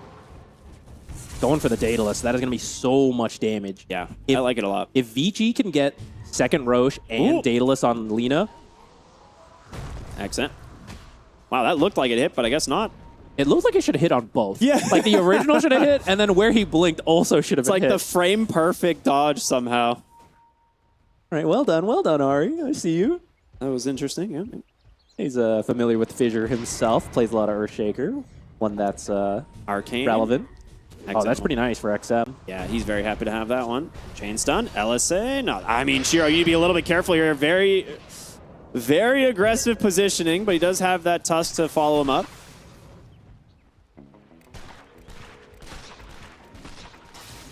.33's got the Shivas. There's a ward. There's 2 wards scouting this whole position here from Vici Gaming. They want to try and get to the Earthshaker, but why? Potentially blocking them off once again. The blink in, the Shivas, the stomp, the silence, everything dumped on top of him. The shackle from Ari, he did manage to find XM. Oh, that's a disaster. Roshan up in 25, and you're going to be down 2 heroes. They steal the gem away. That's a big win for 1W. They've been so patient for something like this. I don't know how they had the vision with the gem there, right? It was kind of fortunate smoke angles. VG, they kind of knew something was coming up, right? But the way he was positioned, he thought it was coming from the other angle. Yeah. And XM was then looking like, can I do anything here? And in that time, Ari finds him for the stun. Maybe just needs to give up on his teammate a little bit faster. Protect that Echo for the Roche fight, which fortunately the nighttime shifted. So VG was waiting down here. It forced 1W to come over. That might buy them enough time. If they can just throw a couple spells, you need the Earthshaker before you commit too much. Bach finishes the Ags right now. It is coming on the Courier. He needs just a moment. There's going to be the BKB, the initiation. BZM just goes in, pops the Laguna, is now from Shiro trying to deal what damage he can, but they're going to force them out. The magnetized damage, it's stacking up. And can they keep it in? 33, aggressive blank. The magnetize still rolling. They managed to catch him off the telekinesis in Q. Takes out BZM. As the Earthshaker will respawn. Those are some clutch item timings picking up here from VG. The Echo off the mark, though. Pure's going to try and chase him down on the other side. They've caught the Doom. Whitemon goes in. Big Great overgrowth onto 4, but can he get out from this? They're going to try and chase. Essence Distiller gives the vision and the burn damage. It's stacking up. He drops the gem. Oh, that's kind of sneaky. Let's see if they find it. Pretty cheeky. I mean, it's on the other side of his fissure. Surely they'll know. Yeah, they see it. Double gems. And now the Roshan. We were discussing, you know, could 1W grab the Roche before the Earthshaker respawns, but it's going to go the way of Vici Gaming. Roche number 2 banner their way, an 8,000 gold advantage. Make it 9. The spell casting from Vici has been on point this game. He was trying to keep that magnetize going. It was on all the heroes. It was doing a lot of damage, but just steps up a little too close, gets picked off by the Rubik. Now, I appreciate 1W. They actually hung around, right, looking for a kill, and it almost kind of went their way, but 33 got separated from Pure, and I think they need to be aligned in what they're doing. At least once you've already lost your Earth Spirit. Yeah, absolutely. And, ooh, top lane here. Splitting up some of these heroes. Ari, gonna be nice and safe right now. But you're level 20 on the Largo now. Do you know if he went double catchy lick? He has. That is a yes. This talent has been getting a lot more popular, and I do not blame him. It feels pretty strong. Ari here goes for the shackle, gets the blink to safety. Nice dodge away for now. Ooh, that is an instant BKB coming out here to try and turn it around, and the catchy lick! No, pulls him up to the high ground. He's trying his best to get away here on Pure. The kick comes out, but the damage from Shiro, it's too much, and you are 90 seconds now without your Wise still has the punch. What a block! Wise got him into the Walrus Punch. Can they hold him in place? Yes, it looks like they can. BZM's got nothing left in the tank. He goes for the magnetize. The damage, it's quite a bit, but there's 2 dead now on 1W. Vici Gaming are turning this game. Trying to find more. Doom's going to be forced to pop the BKB. Shiro shackled It's up a on the little high ground. deep. Maybe going too far. They get the Doom Snowball? off, but he gets the snowball for some space. That's going to be one dead. 33 burning him down. Will take down a second. Will the Aegis get the Lina out? He's doomed up. He needs help. He's going to Still get at the his BKB. BKB. He turns it around to 33. He's trying to finish the kill. He gets the vision. Laguna blade on the Whitemon. Shiro's just taking him out one by one. BZM bought back for this. It's a dieback. Vici Gaming take out 4 on the high ground. This is some insane fighting. I all the way back at the top, at the original start of this fight, I feel like 1W was on different pages. Ari blinks to get out. Muerta, I don't know if she got caught while we were looking at Ari, but she uses her ult, commits the BKB, but none of them are in position for that fight. So it's Vici kind of taking, not a 5-on-5, but 4-on-2, 4-on-3, right? The numbers advantage always in their way, plus the Aegis.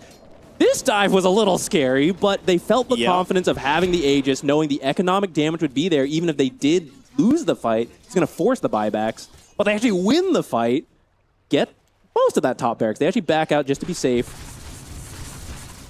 I mean, we're seeing gonna the go Lina mid counter, instead. man. You picked this Muerta, like, you know, thinking, okay, you know, well, no problem. Shiro proving. When Pure was BKB'd, ulted, attacking that Lina, it was doing nothing. Yeah, I was a little scared at this dive. this The was Gale very Force deep. kicking in, plus the stun, I think, brought them in a little deeper, and they're all together for the Doom. I was saying, oh, he's going to have a hard time picking who to Doom. He got 4 people in this Doom. But this is where the Largo speed boost helps a lot, right? You just run out, then you come back, catchy lick people in and out of the fight. Shiro, so much confidence here. Goes deeper into the base. I mean, he knows his team is going to back him up. It's so nuts. Like, you've got the gem on this Shaker, blinking deep to help you keep this fight alive, and also just massive props to Y to buy just any time on that drinking buddies into the snowball. And now that you have Satanic up, you do not have a choice. You have to kill Shiro in that Doom. That snowball was so clutch right before the Doom connected. Yeah. That bought some extra time for him. All right, things looking very good for Vici here. Now, you did lose the Aegis, so you clear out this top tier 2. I think this is where you just hold a little bit. If you find a pickoff, great. You can push for more, and ooh, fast smoke. They're looking for that pickoff. Worst case, you just hold the map. You eventually get that next Aegis, and, you know, it's kind of standard play from there. But we'll see if they can find anything. They've got a amplify damage here on the Earthshaker. BZM's going to spot the smoke. Blinken again from Y, reads it perfectly. Will BZM get away? They've caught Ari for now. Can't get over their own fissure, though. Shiro can. He flying right through the skies, trying to get his hands on him. Great telekinesis forward. Okay. Okay, Zinq. Zinq, that's stylish, my guy. I mean, everyone's playing well, but these last couple fights, the supports for Vici have been on fire with their spells. And they're not even playing Lino with this crazy cosmetic. How are they doing that? That guy's from the Arctic. See if they can keep this going. 1W down, but definitely not out. A team that has shown to be able to pull back games in even more dire circumstances. And this one's dire. There is a 10,000 gold difference between the carries. That's a lot. That's a decent chunk of money. Math is not my strong suit, but I believe you are correct. It seems like a lot. Should have gone to not an NA school.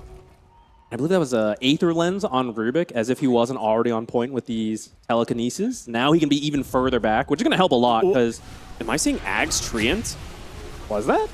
It does add a lot of healing into the fights. I question if it's going to be easy for him to be able to punch enough for it to matter, but with that said, what is the other item you would get, right? So that might be what they need.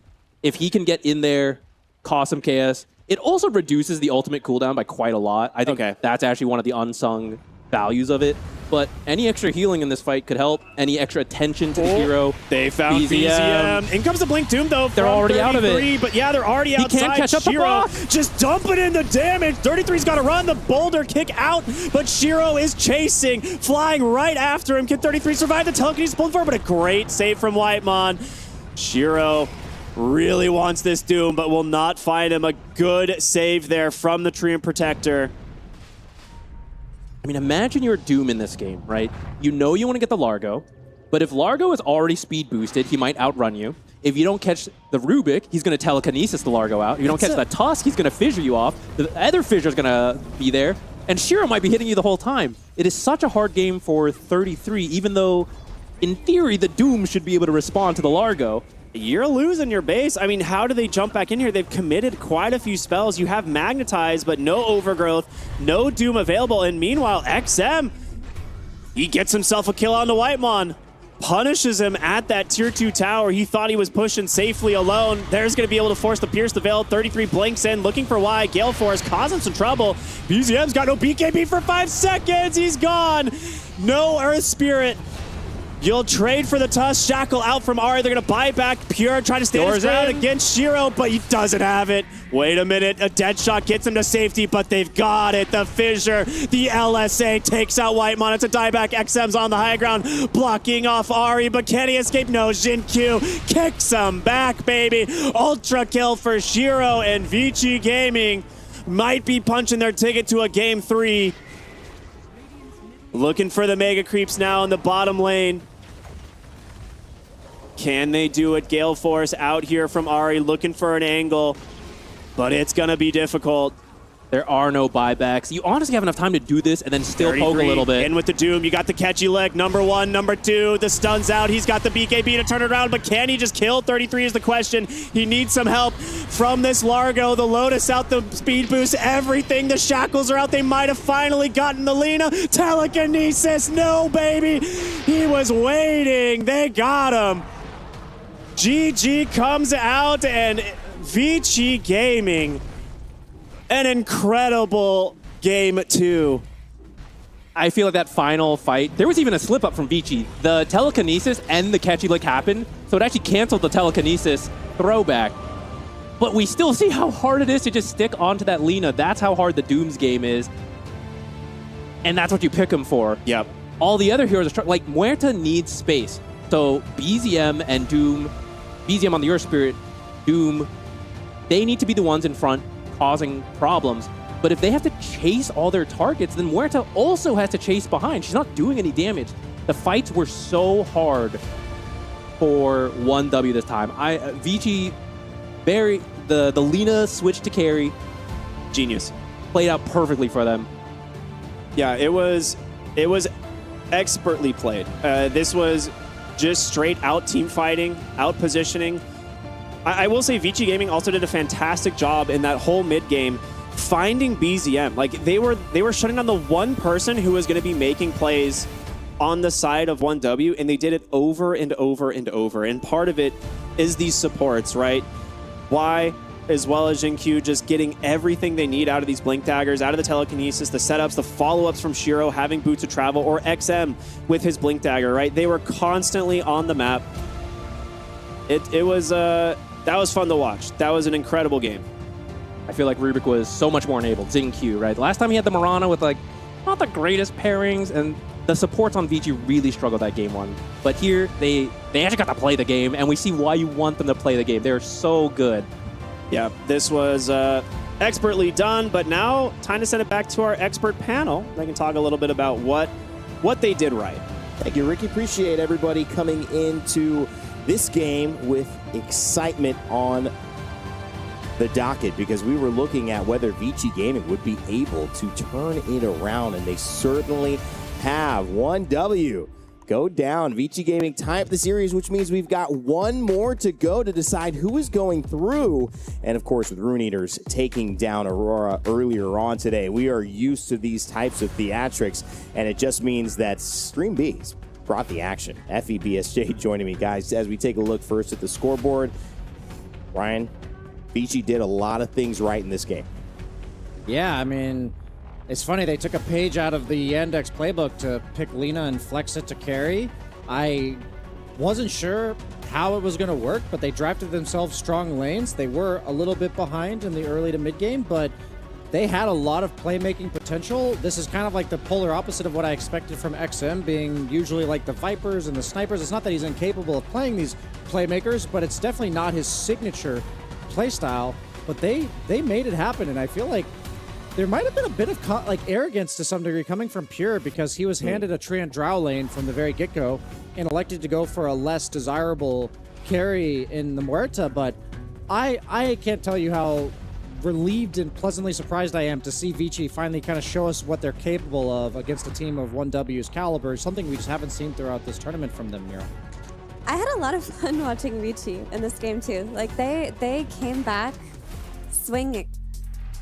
They came back in a really strong way, and I thought they did a lot right in this game. Outside of just the draft and the lanes being better, something that they did that I really thought helped them win this game was that they played through Lina's lane as opposed to maybe going down to Muerta's lane. Because Muerta had a really fantastic lane against Largo. She shut him down heavily and was much higher net worth above him, as we can see in these clips. But instead of like bringing their Earthshaker bottom and trying to make moves, they just kept going to Lina's lane and enabling Shiro. Like they just played there for the first 16 minutes. Yeah. They didn't overstep, and they just kind of confidently said, we believe in our Lina to carry this, and we're gonna get strong through that avenue. And not overreacting to Muerta did turn out to be the play, because they were able to kind of cook her in these fights. I want to give a shout out to you, Mira, because this was like 3 days ago where you said, I've been playing Turbo, and I think that Lina carry should still go Axe. And I honestly said to you, I don't know, like, I haven't seen that. It's not that I have any professional opinion on this at all.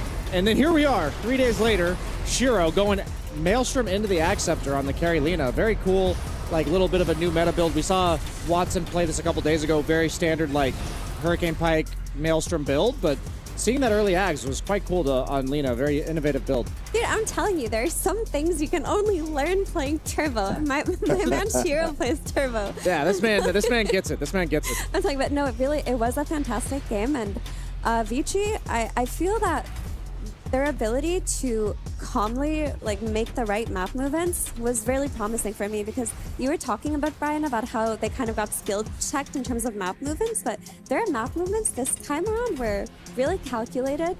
They were correctly positioned, and they also were able to bring Largo back into the game after his disastrous start.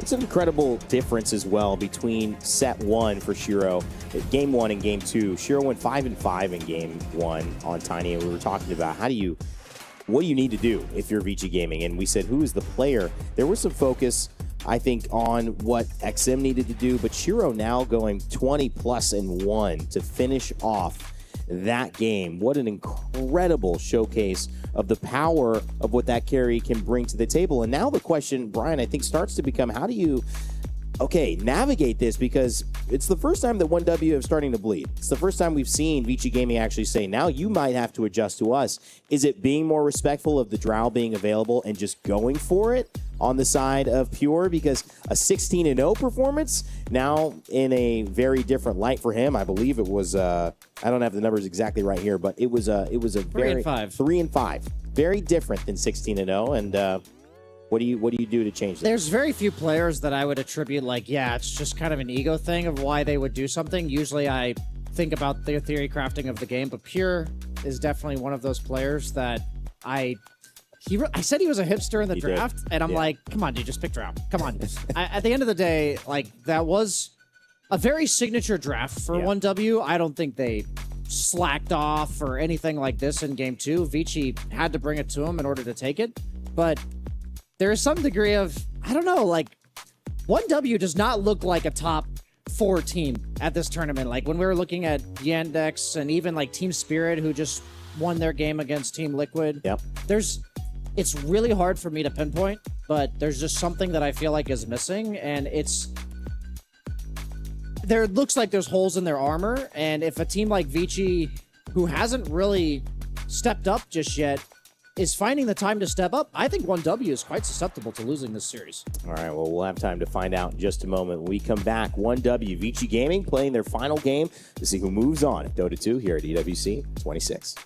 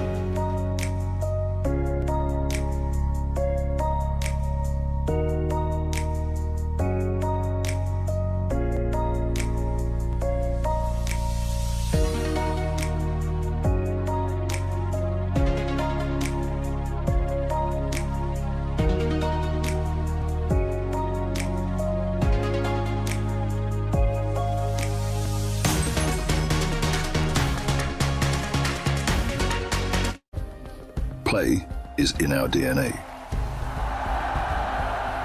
Whenever we let it out, it becomes our superpower.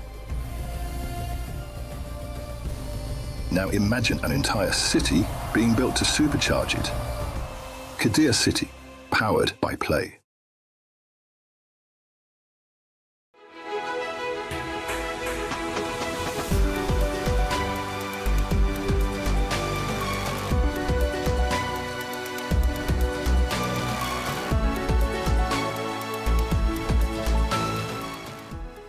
The human body was built to move. Not trapped at a desk in one singular posture for 12 hours a day. It's time your chair evolved. This is Secret Lab Titan Evo. Ergonomically engineered for you, gamers, hybrid workers, artists, backing your every move.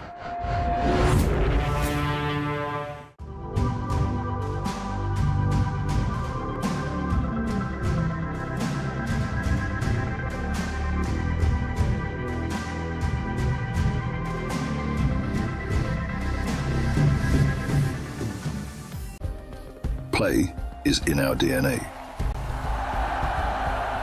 Whenever we let it out, it becomes our superpower. Now imagine an entire city being built to supercharge it. Kadir City, powered by Play.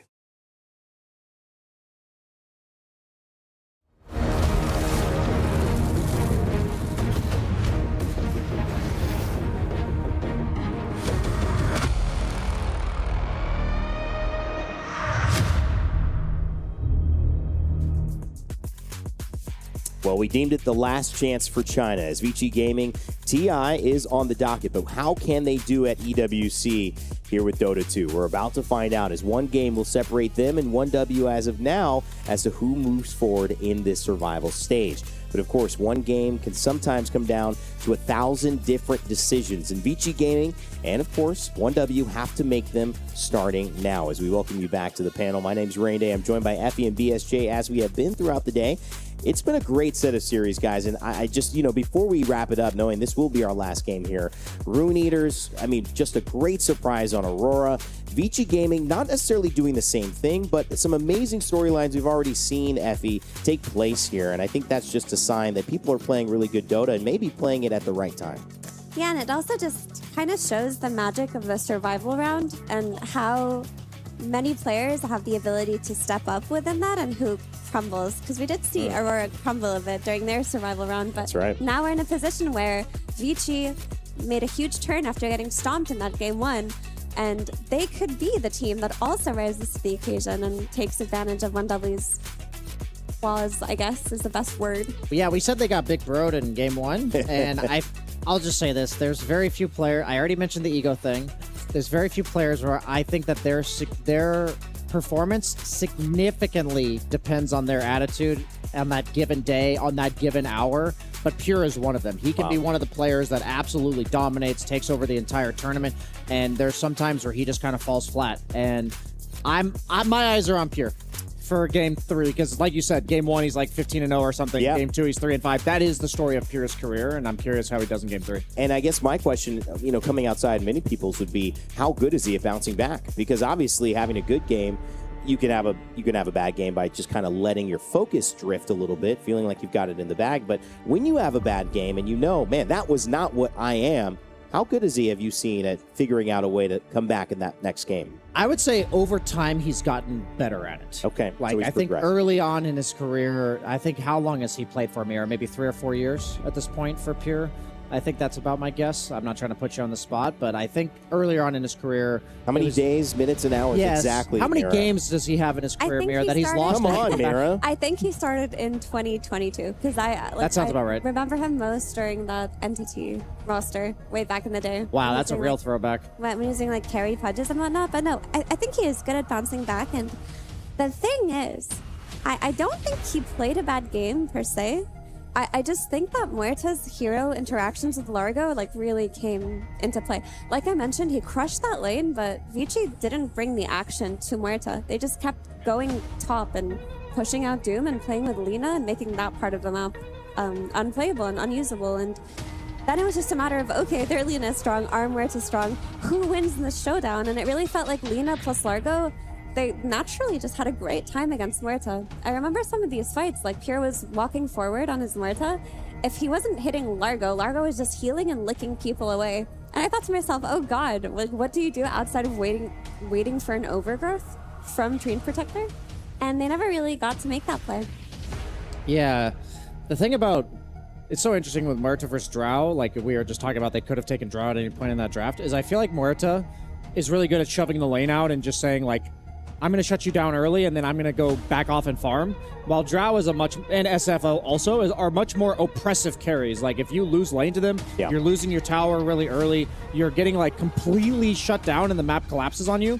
While Muerta just doesn't offer that same component of it, and that's why I think she's more of like a B tier ranged carry in comparison. And obviously they had a reason for picking it, but quite frankly, I'm struggling to understand why. Like there's times to stray away from the meta and there's times to stick to it. And I'm just, like you said, how does he bounce back? Yeah. Most important thing for me is that I see like a somewhat normal hero with a normal build. I know that sounds... And hopefully not overly prioritized in the draft, right? Where you take something away from somebody who needs to be enabled. I mean, 33 obviously had a great game in game one, but all three of the cores, BZM and 33, did not die. So they all had great games. In this game, they all go negative in terms of their KD. It's crazy swings, yeah. And so I would say this is a question, Effie, that maybe the entire team's morale has to be looked at, and especially going into draft, getting something that makes them feel comfortable.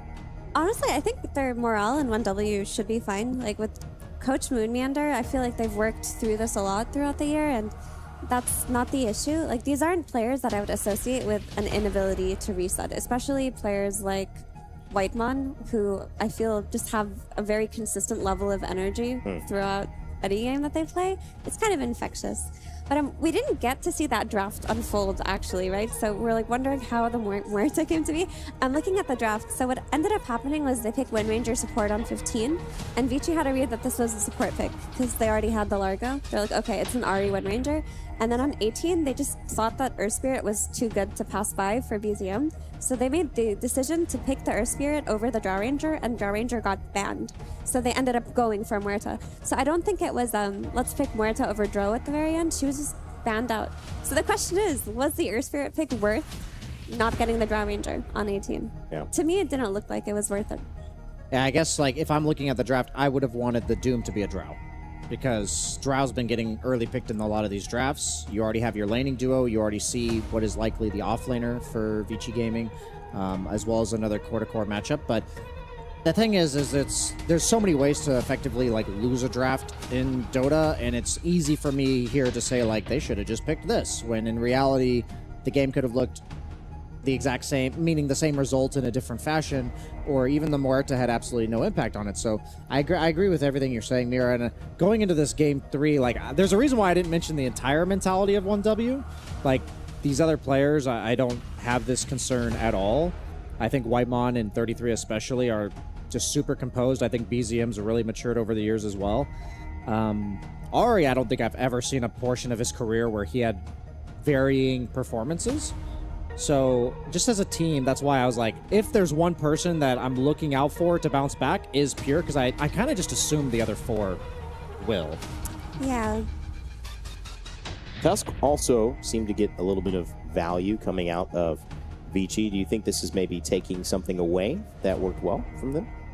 So when Bane comes out, typically the counter to his Fiend's Grip is single target save, and usually that comes through Ringmaster and his Escape Act. But if you secure the Tusk early on, you're doing 2 things. You're taking it away from Vici, who played a really strong Tusk performance, and you're enabling a ranged carry to potentially come from the safe lane. So another sheer ranged carry, honestly, it looked great. I wouldn't mind that. If they end up playing... Oh, sorry, I'm looking at 1Ws. That would be another pure range carry and not Shiro. But Pure, that's kind of what his specialty has been. There's still Drow Ranger in the pool, and you can easily play that with Tuskar. If we don't see Drow Ranger, again, I'd be really surprised, because it is a Largo. You do have the hypothermia arrows. If you pass by this Drow Ranger in second phase, it's going to get banned again.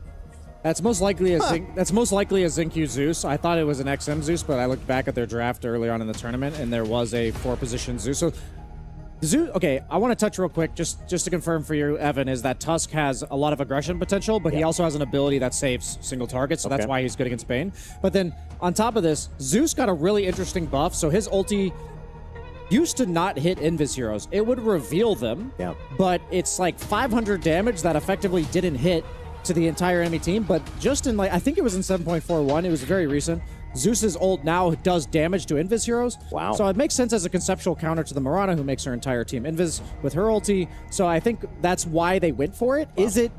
Is it good? Like, I think there's a reason we haven't seen it too much, but I think it's a really cool idea, and they go for the Drow, Mira. I think they want Spectre, so they just take they want the global strat classic. I think that's what they might be looking at. But yeah, the Drow does come up that we talk about. I mean, they don't let it slide. So to me, it tells me that it's not that they didn't want to play her, it's just that they valued certain heroes higher than her at that stage in the draft. Makes sense. But Drow is a really great hero versus Largo. Like, her heal reduction is always going to be useful. It's going to be different than looking at Immorta.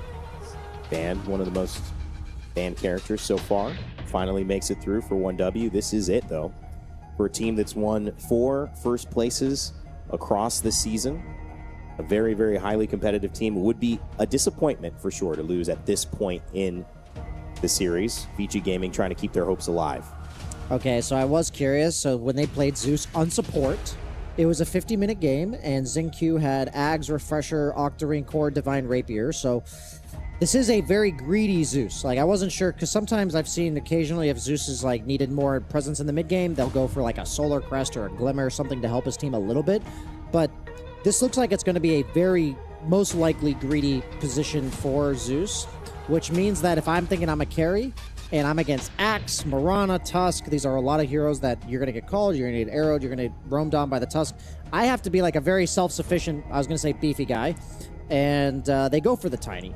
The thing about this is that I do believe Tiny's very beefy, but early game, he doesn't really have armor, and Battle Hunger's armor, or physical damage, Tusk is almost purely physical damage as well. I think Tiny's very susceptible to getting roamed on underneath his tower. Maybe they will have strong counterplay with like Zeus rotating early. I'm not sure how their plan is to... Because the thing for Zeus as a support is he clears jungle camps really fast, but like, I've played a lot of Zeus recently. It's the worst feeling to just like have nowhere to go on the map, because if you're not farming on Zeus, you're just kind of useless. So, but your items are so impactful. So I want to look at the rest of his lineup and say, it's so important that they have space to farm so that Xingqiu has space to farm, and I'm a bit concerned about Shiro getting invaded as the Tiny. Shiro's a really great Tiny, and I think this is one of his comfort picks.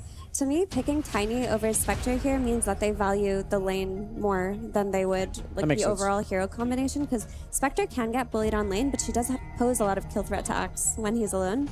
Tiny makes it so that you can just like trade into Axe comfortably enough.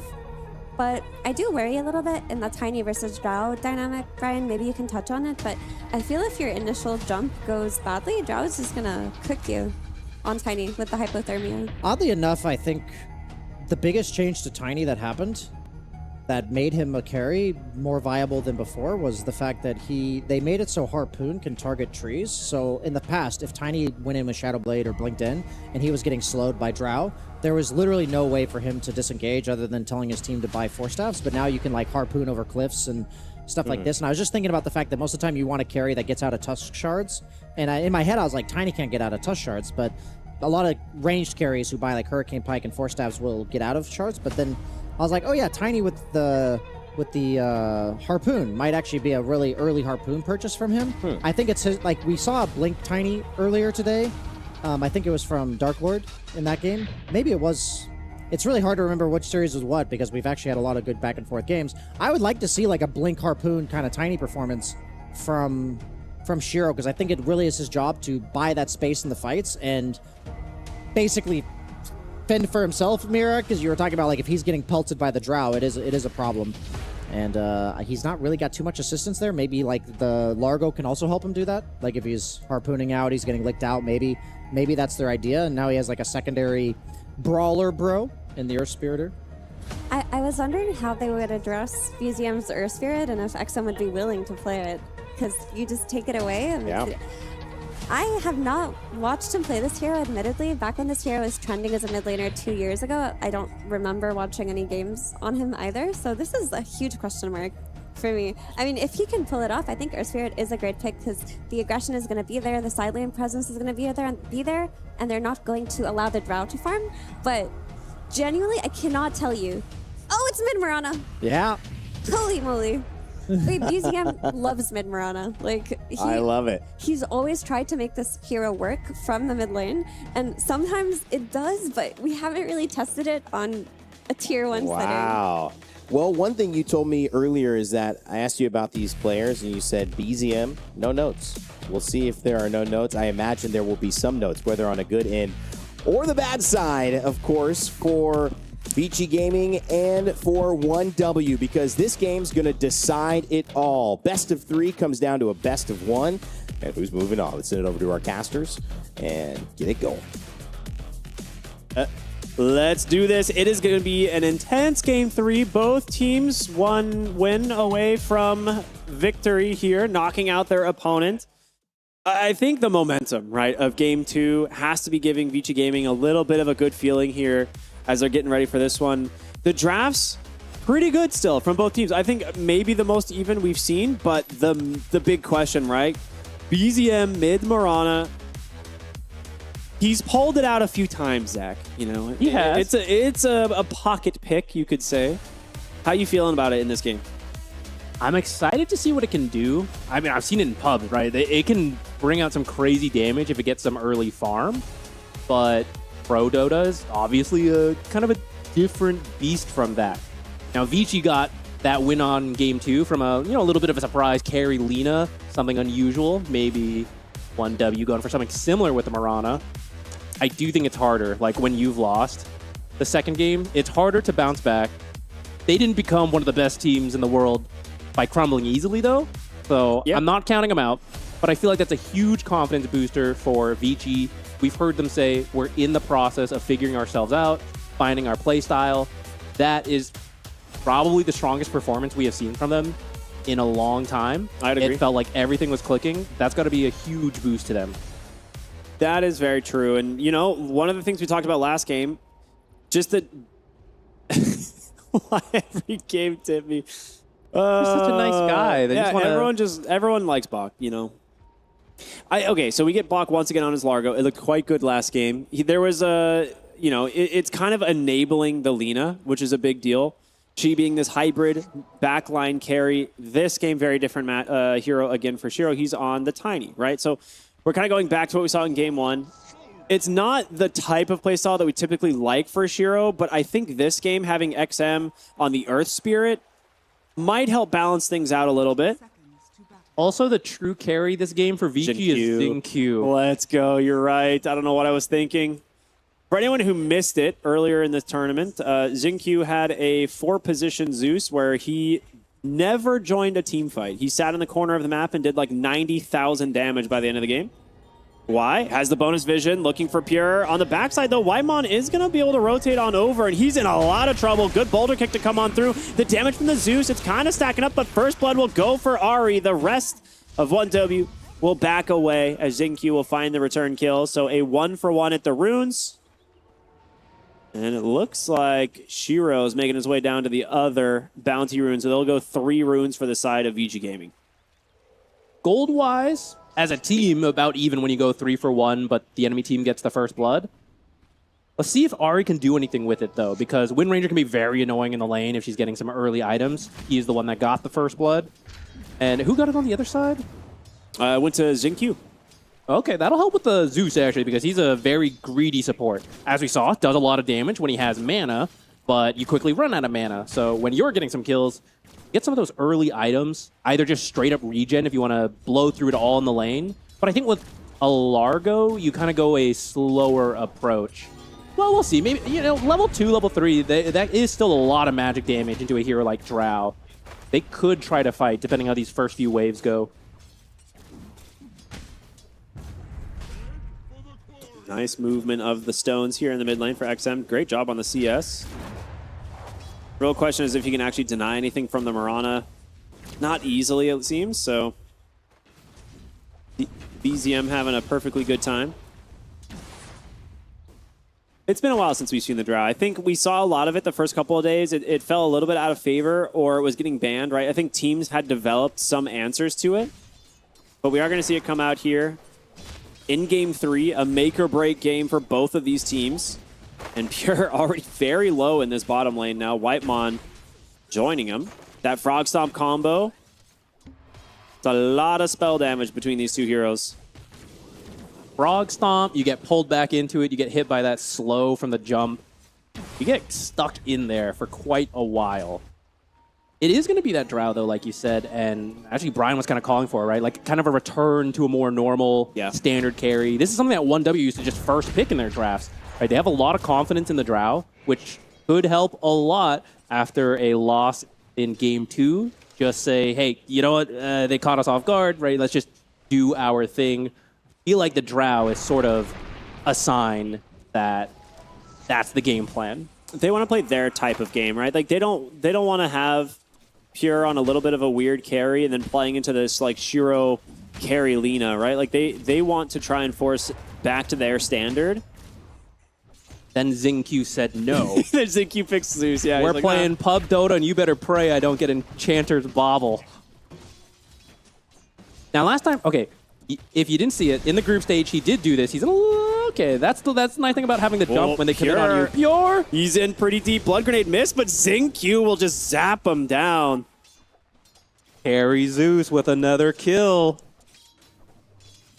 In the group stage, he played this. He did not get the Enchanter's Bauble, but he played the exact same way, farming so much in the back. And I think that's going to help Shiro playing this Tiny.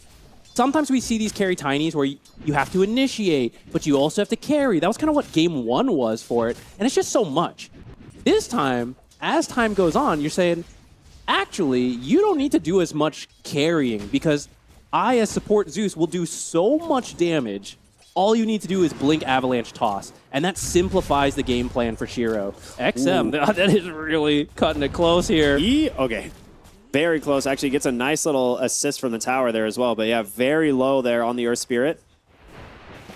Bottom lane, Snowball to buy him some time, but XingQ maybe in a little bit deep. Has the leap and a Lotus. He should be okay, but we'll see if Ari jumping into this Ice fight. shards. Okay, beautiful Ice Shards. They're going to do what damage they can. Bach maybe thinking of joining over, but a great shackle from Ari, and they will get the bounty there on the Zeus. Find the kill. Good TP in. Meanwhile, mid lane, Y rotating through, trying to find a kill here onto the Mirana. Gets it with the Brain Sap. Nice way to secure that water rune for XM. But this has been a pretty close mid lane. I wasn't really sure how the mid Mirana versus Earth Spirit matchup would go, but they've been just about even on CS. Now a rotation from Y. At least getting something out, right? Because you lost that kill bottom. And that should help this Earth Spirit. In the last game, XingQ. Oh, he's got a stick. Oh, it's going to be close. They get the kill, though. The turnaround from Pure. A lot of kills here in this bottom lane. As Bach just doing whatever damage he can to Pure as well. This is kind of what we expect, right? With a Largo Zeus, it is so much spell damage. You have to be able to find these kills. Drow's not farming that bad, though, right? All things considered, 24 and 6. Has participated in some of the kills as well, so Drow doing well. And the stacks are getting made, we just saw. Yep. This time around, Vici does not have as good of heroes at stealing those stacks. It would, okay, Zeus can do it. It's just going to take a lot of mana. If you bring a couple heroes, they can go for it. I want to see something from the Earth Spirit. Last game we saw it fall flat. And that's because this hero wants to fight Pure round again. My goodness. Nice rotation from Y. I mean, taking advantage of that lane pull, right? I don't know if they saw that happening, but knowing that the Drow was up there all alone, maybe. XM, mid lane, Shackle into the power shot. He's falling low, does have that nice roll, block. but beautiful block there from BZM. He's going to get the turnaround now. It's tough for the carry Zeus. TP it in, will force him away. Power Rune is bottom. Carry Zeus securing. He will get it. BZM, of course, knowing that there's a ward based on the movement there. Bach now going to get punished here potentially. They're trying to Find a kill onto the Largo. Great Nightmare from Y. Is that going to be enough to save him? It's close, but not enough. And now Y is in trouble. Deep underneath the enemy side, but here comes Tiny, the wraparound, baby. The avalanche comes through. Xingqiu burning him down. XM comes in. It's a massacre in this bottom lane. 7 heroes enter, but only the 4 heroes of Ichi looking like they're going to walk away. Whitemon trying to buy as much nice time. ice shard. Hold on. Can XM chase? Roll on through. Okay, people wide roll. Grabs him on the edge. All right, good rotation from Shiro. A lot of space for 33 in the meantime, though. Even so confident seeing all the heroes down there, dragging the waves to the jungle on the enemy half of the map. Last game, he was very passive on that Doom, had to spend a lot of time farming up. Should be able to get a little bit more active for his team on this Axe. And I kind of think he'll need to, because you've got this mid Mirana. She's not really a playmaker. She's going to have damage. They know there's a sentry in the backside of the lane. First Moonlight Shadow. They really wanted to set this one up for like a call into arrow. Doesn't quite happen. This is that awkward part of the draft. Who's the one who can just start the fight? Okay, well, I guess if you find Bane, maybe you can just run in. Well, he's going to make him work for it. BZM's got the urn. Plenty of damage from the Mirana. Great body blocks. And with the Starstorm, will get the kill. I actually thought Vici was scouting this. I thought they were going to play very safe. Maybe he thought they'd already moved on. 1W does end up with a kill, but it's a lot of heroes sitting up here for, in the end, just the Bane. The other heroes on the team are farming quite well. Now, maybe they can get Shiro as they watch him leave, but... Oh, they might get Pure instead. He came to the bottom rune, and Xingqiu, his 5th kill of the game. Did I see that right? This guy's cooking. 5-2-2. And on the other side, Pure 1-4-3. The panel mentioned sometimes Pure, you know, the games can affect him between games, and it seems like he didn't have much fun in game 2. They try to bring him back on the Drow. He's getting some return kills, but getting killed quite a lot. Bottom of the in court. his head, man. Carry Zeus has passed Drow. So the thing is with the support Zeus, like, the timing That's is... carry Zeus to you. Yeah, the thing is with the Zeus is getting the shard at 15 minutes. He's got his mana boots, Windlace, Wand.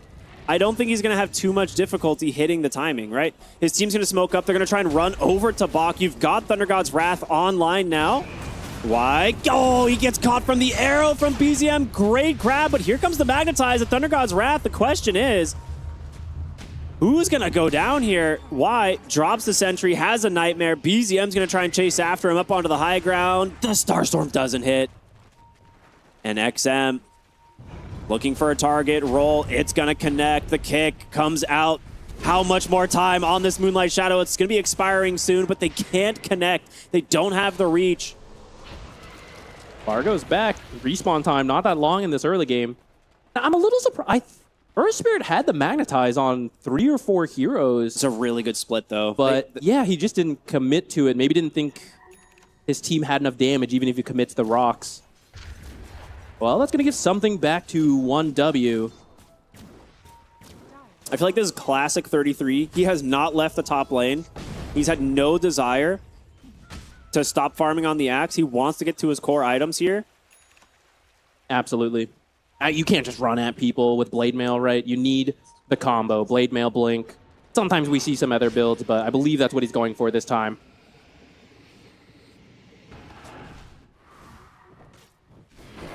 He's going first item Pipe. All he knows he needs to address the carry Zeus, and then he's going to get the Blink after the Shard. I mean, there is a whole bunch of magic damage from Vici. I do get it. It's also going to be huge for Largo. Crocogenia is going to do work this game. Yeah, we'll see what they can get done. There's the Nightmare. Roll comes out. A lot of damage into White Wand. Will he be able to finish it? He's baiting as much as he can. Still has that Snowball. Great Shackles will get, or Ice Shards to get him out.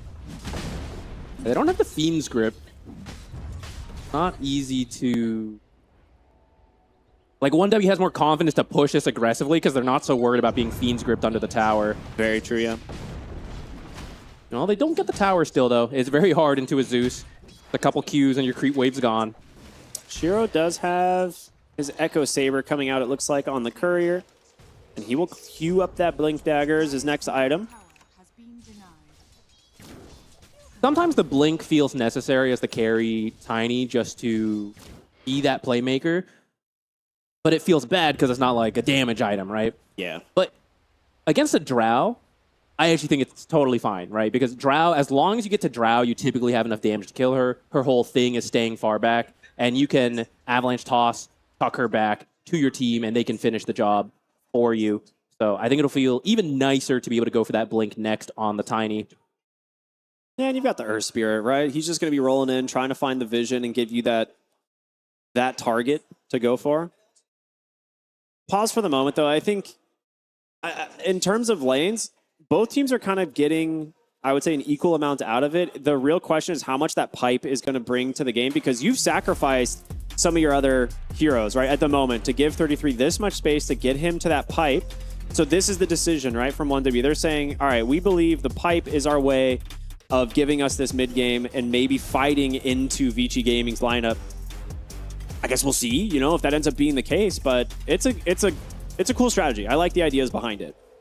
I do think you need a pipe when you look at the amount of magic damage Vici has, but I question when you have the pipe and you say, okay, let's fight, you know, we can deal with the magic damage, and you're running in. You're looking at a Tiny who's going to have a blink, Avalanche Toss. You're looking at an Earth Spirit. You're looking at Largo playing his song, running away. You got the jump. Okay, we left the Bane behind, right? You get the Bane. I don't know how you force these fights with the pipe outside of maybe a Lucky Arrow, or I guess it's got to be Ari, right? He's going to have to find that Jackal, but he's a blink away from blink, so I don't know. That's my question. How is 1W going to start these fights even as they do get to the pipe? Only time will tell. BZM's going to go straight into the Aghanim Scepter for Mirana. We've seen this, right? I think Tofu had an incredible performance on the Mirana previously in the tournament, you know, from the support role, of course. But, I mean, we see the damage potential of this hero, obviously very high. And when you up that priority to the mid lane, if you're able to get those items, it could be pretty scary. Both teams grabbing a tower there, 33 taking top. Bach and the squad taking the bottom tower. Moonlight Shadow is going to come through. Thunder God's Wrath to scout. Instantly scouted out. They know something's up. Don't even try. Go back to farming. That's what Xingqiu's saying. I mean, they need the Fiend's Grip. And you need it before 15 minutes, right? This is the other thing. You need to take advantage of the Bane during that nighttime. And the Fiend's Grip should be up before then, especially if you get the Wisdom Shrine here in about 40 seconds. But that is something that we see a lot of Banes take advantage of, right? That nighttime bonus vision, the Nightmares into that Fiend's Grip, making it very difficult to maneuver the map. They have had to move around a lot, and I understand poor Y. He has to play with carry Zeus. You know, he is truly position sick. This is a pub game for him. But it's 3 games in a row they've struggled to get their supports to level 6 at a, you know, usually like around 10 minutes is preferable. That might be something Vici needs to look at for the future, but for now, it's kind of working. Like, sometimes you have to sacrifice some support levels. It seems weird that it would happen 3 times in a row. Well, they're going to find Y bottom. He is slowed to a crawl as Pure throws in one more auto attack here. They'll give the kill to him. Good news, they did secure the Wisdom Shrine, and he got level 6. So I would say mission accomplished, maybe. Well, let's see if he gets the Fiend's Grip when he respawns. Let's see how long it takes to actually use the ult. He'll wait till nighttime, most likely. The cores on 1W are climbing. Now, of course, some of that extra gold difference is in the Zeus. And that is true. Kind of worth it, but it does take a while to pay off. Like, I think Zeus support truly comes online at the Aghanims, and then like another 20 minutes after that, after you've picked up like 3 more items. But there is a little weird part here where, yes, your cores are a little bit slower to the items that we usually have because Xingqiu's over there like, my jungle camp, zap. Oh, there's a nice Moonlight Shadow rotation to the bottom. There is a sentry here, but the smoke still hasn't popped. Fox back and Radiant scan doesn't connect. A very good read here potentially from Vici Gaming. They know something's up. Ward placed up on the high ground. Bach, oh no, he might be walking right into it. Needs to be careful. He sees Whitemon. He's going to back away. They know that they're here, smoked up onto the high ground. They're going to TP in instead. Why? Here comes the snowball. The Good gust, silence. though, does connect. Can they kill these two? It would be absolutely massive. Why need some help? He gets the brain sap to try and live, but the Magnetize is doing some work. Can they back out now? The Fiend's Grip just doing everything it can to hold back 33, but they're still alive on 1W. You've got to get away from this Magnetize. Shiro's It's got starting to blink. expire. Shiro, does he get the vision? He finds Pierre. Avalanche toss, but where's the follow-up damage? There it is. XM rolls him over. A deep play here from 1W, and it ends up going Vici Gaming's way. So that's the issue we were considering earlier. We have the pipe, sure. We find a good target, we silence, but it's just so deep. They've already had time to run away because you don't have the instant blink initiate. It drags 1W in. They do get a kill, but obviously it forces them in so deep, it takes forever to get out, and you end up losing your carry for that move. They almost got the Bane, right? I think that was the decider. I think there was like an Ash Legion shield that came out, just any extra damage to try and protect him. But the Bane getting the Nightmare into basically a full duration Fiend's Grip was pretty clutch. It did save the Largo from getting Axe ulted. That's true. the thing, right? Yeah. Because he has to just run in. He can't blink call.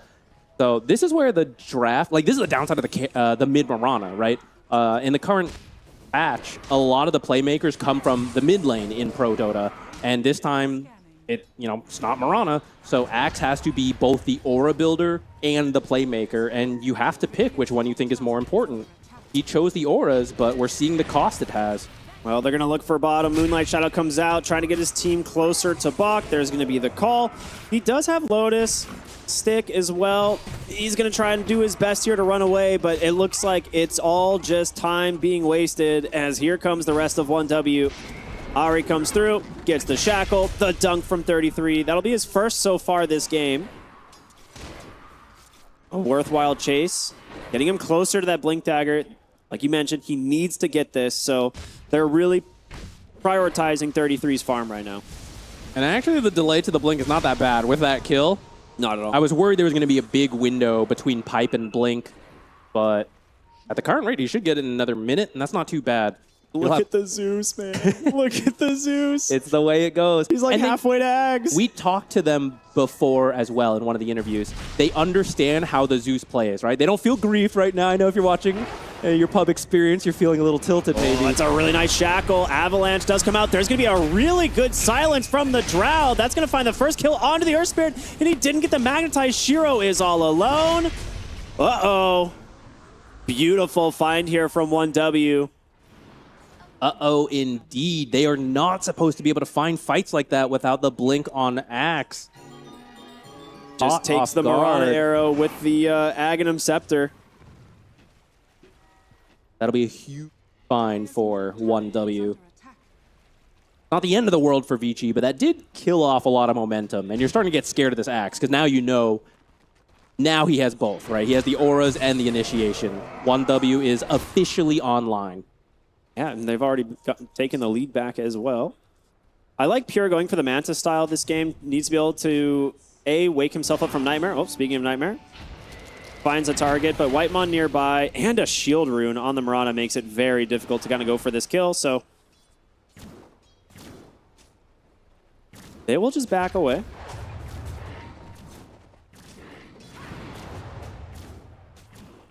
This could be a pretty strong timing for 1W. We highlighted what Axe needed to wait for, but the mid Mirana does need a couple items before she starts getting really scary. And he's getting there. He's got the Ags for a lot of increased farm. We see him now going for the Yashikaya. It's so much damage. Once you get the Yashikaya, like your arrow just clears creep waves.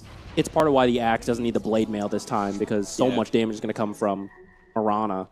They're going to see if they can find a fight down here, and if not, at least claim the Tormentor. The Shard would be great for Vici. Since Zeus bought his own, it could actually go to the Largo, which would be huge. But for 1W, there's a lot of options as well, right? Drinking Buddies for Whitemon. For Ari, it would be that Gale, which I think a lot of Wind Rangers, especially in the support role, really do like. So they're going to get this uncontested, and it's going to go to Ari. So there's your Gale Force. that might give you what you need to find heroes in the backline, right? Bane on the Fiend's Grip hates this item. Or this ability, rather. Sorry. Yeah, now you got to stay way far in the back. And so sometimes you play versus like these Ember Storm Spirits. You wait for them to initiate on your team, and then you Fiend Script them. It feels great. This time, only Axe is really going to be jumping in. Fiend Scripting Axe doesn't feel as nice. Oh, but here's the Ags for XingQ. So this gives you a bunch of options now. One, it's more global split push and scouting. But as these fights break out, you can potentially ult, find someone TPing, just take them out of the fight, cancel that TP. It also means when your Tiny goes in, ult plus Nimbus is a lot of extra damage no matter where the Tiny finds the backline. Oh, they found him. For example. Exactly like you said. 33 trying to get away. Does get the call, but Y is here. Does get the Nightmare, and this should... Blink back with the barrier? Hold up. No way, 33? That is an insane dodge if he happens to get away. I think he's out. He's running towards the Zeus. Okay, never mind. He is so not out. He is so dead. But he made him work like 12 more seconds. That was a wild blink. Of all the places to blink, back into the Nimbus was like last on my checklist. Got Vici off guard too. He might have made it if he had been just outside the Nimbus, actually. But it was close. That was cool. Very smart play, but they do manage to find their kill in the end. Good use of the Zeus Ags reveal there. And straight into the refresher. Here we go. Peak Zeus gameplay. Now, outside of the carry Zeus, which I am very excited about, I also think Largo this game is going to be quite strong. So he had Meteor. He's going to go for the Shivas for the armor versus the Drow. I imagine it'll be BKB next. And from that point on, you just run at the Drow. And then you get the Ags after. You just run at the Drow, and maybe you don't kill her too quickly, but she just can't do the damage she wants to. She's constantly having to kite away from Largo. It's not going to be an easy Drow game.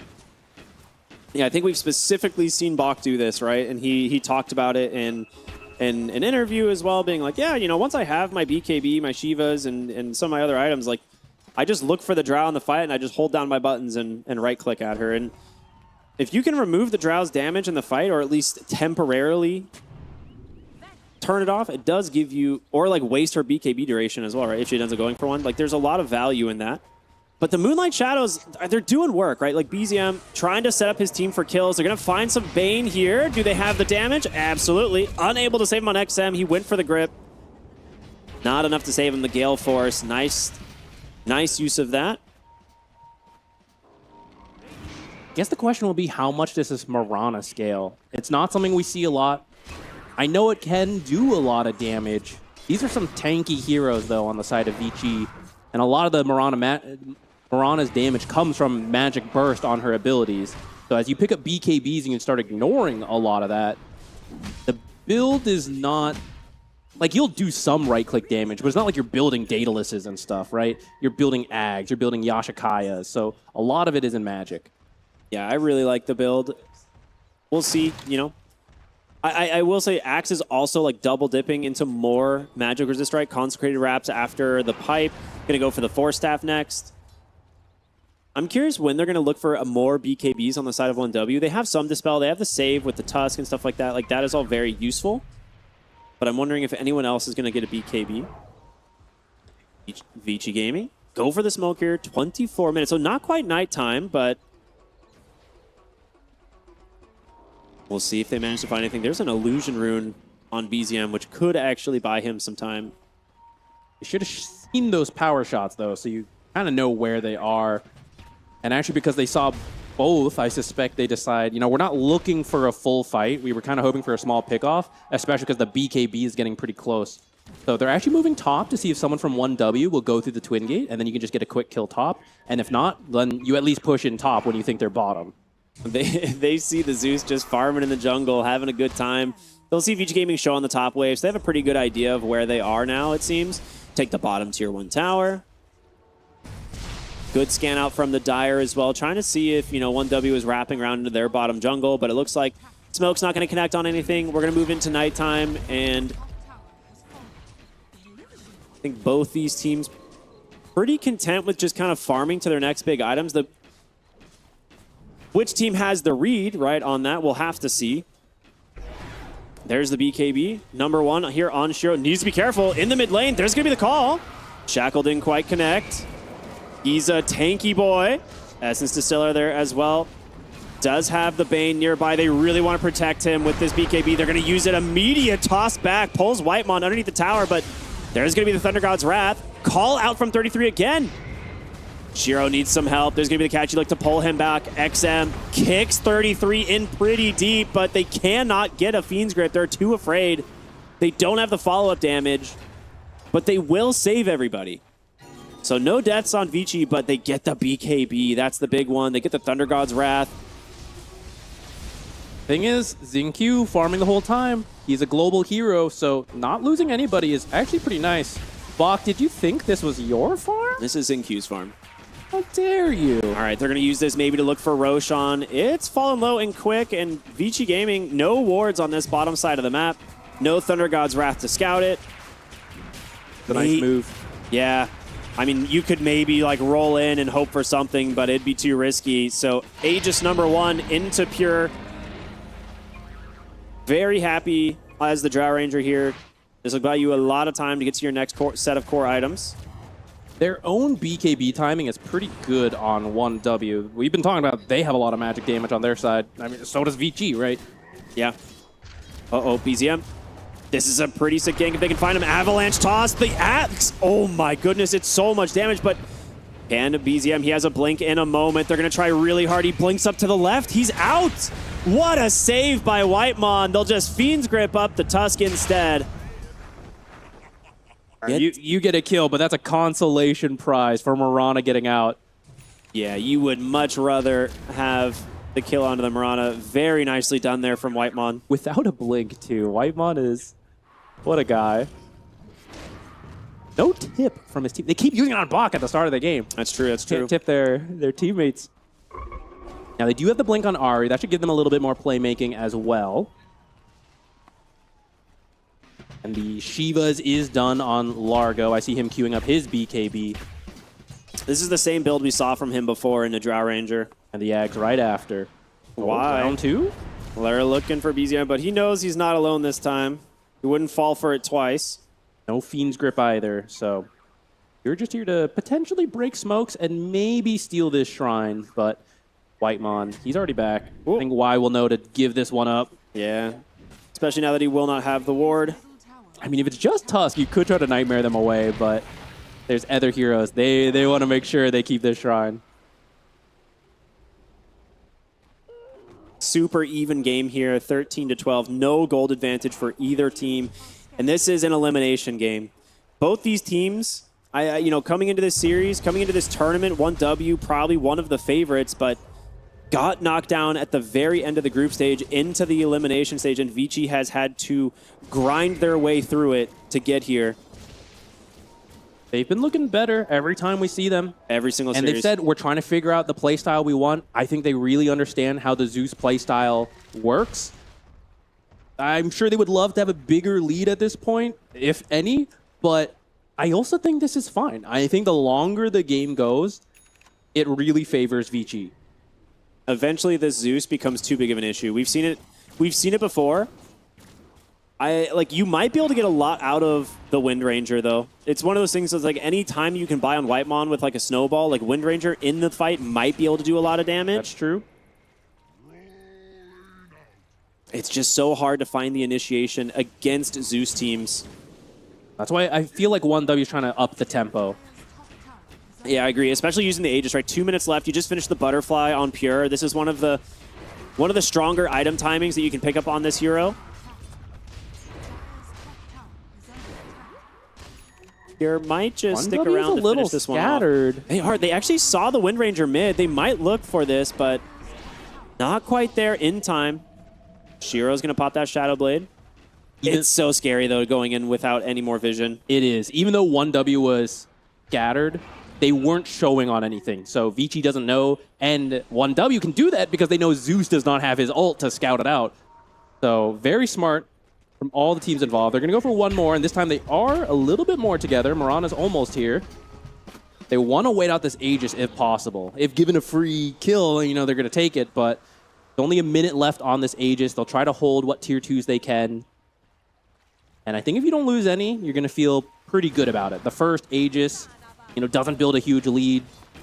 That's pretty good when you just want the game to drag out. It's really good for Pure, though. He is pulling away in the net worth quite a bit. Hasn't had to buy his BKB yet. He'll go for it as the next item. I'd like to highlight, though, Carry Zeus is passing his team. That is true. He just got past himself, but he is getting close to that late game build that is just so incredibly difficult to deal with. Not just in pubs, but in pro matches too. And this Zeus just ults every now and then and does half your health. He's got Refresher now. And Largo, he ended up going for the Aghanim Scepter as opposed to the BKB, so we were wondering, which one he would go for.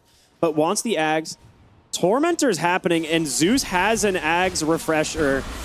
This is a little scary. They pipe preemptively. I think he'll be okay. He might do it anyway. There's number one. He's not There's going to look for Ari on the Nimbus, maybe. Shiro just comes in, looks. Oh, he clicks the Twin Gate instead. Where's the second Zeus ult? They're going to be able to grab himself one kill for now. The Aegis, it expires. They want Pure. They're trying to chase him. Toss comes out, but they're holding wide back. He can't find his Fiend's Grip. There it is. It's on to BZM. There's the second Zeus ult. 33 caught by the Meteor Hammer. They stopped the TP on Drow as well. Shiro's trying to chase him through the trees. The Harpoon into the toss. Goodbye. 33 will TP out.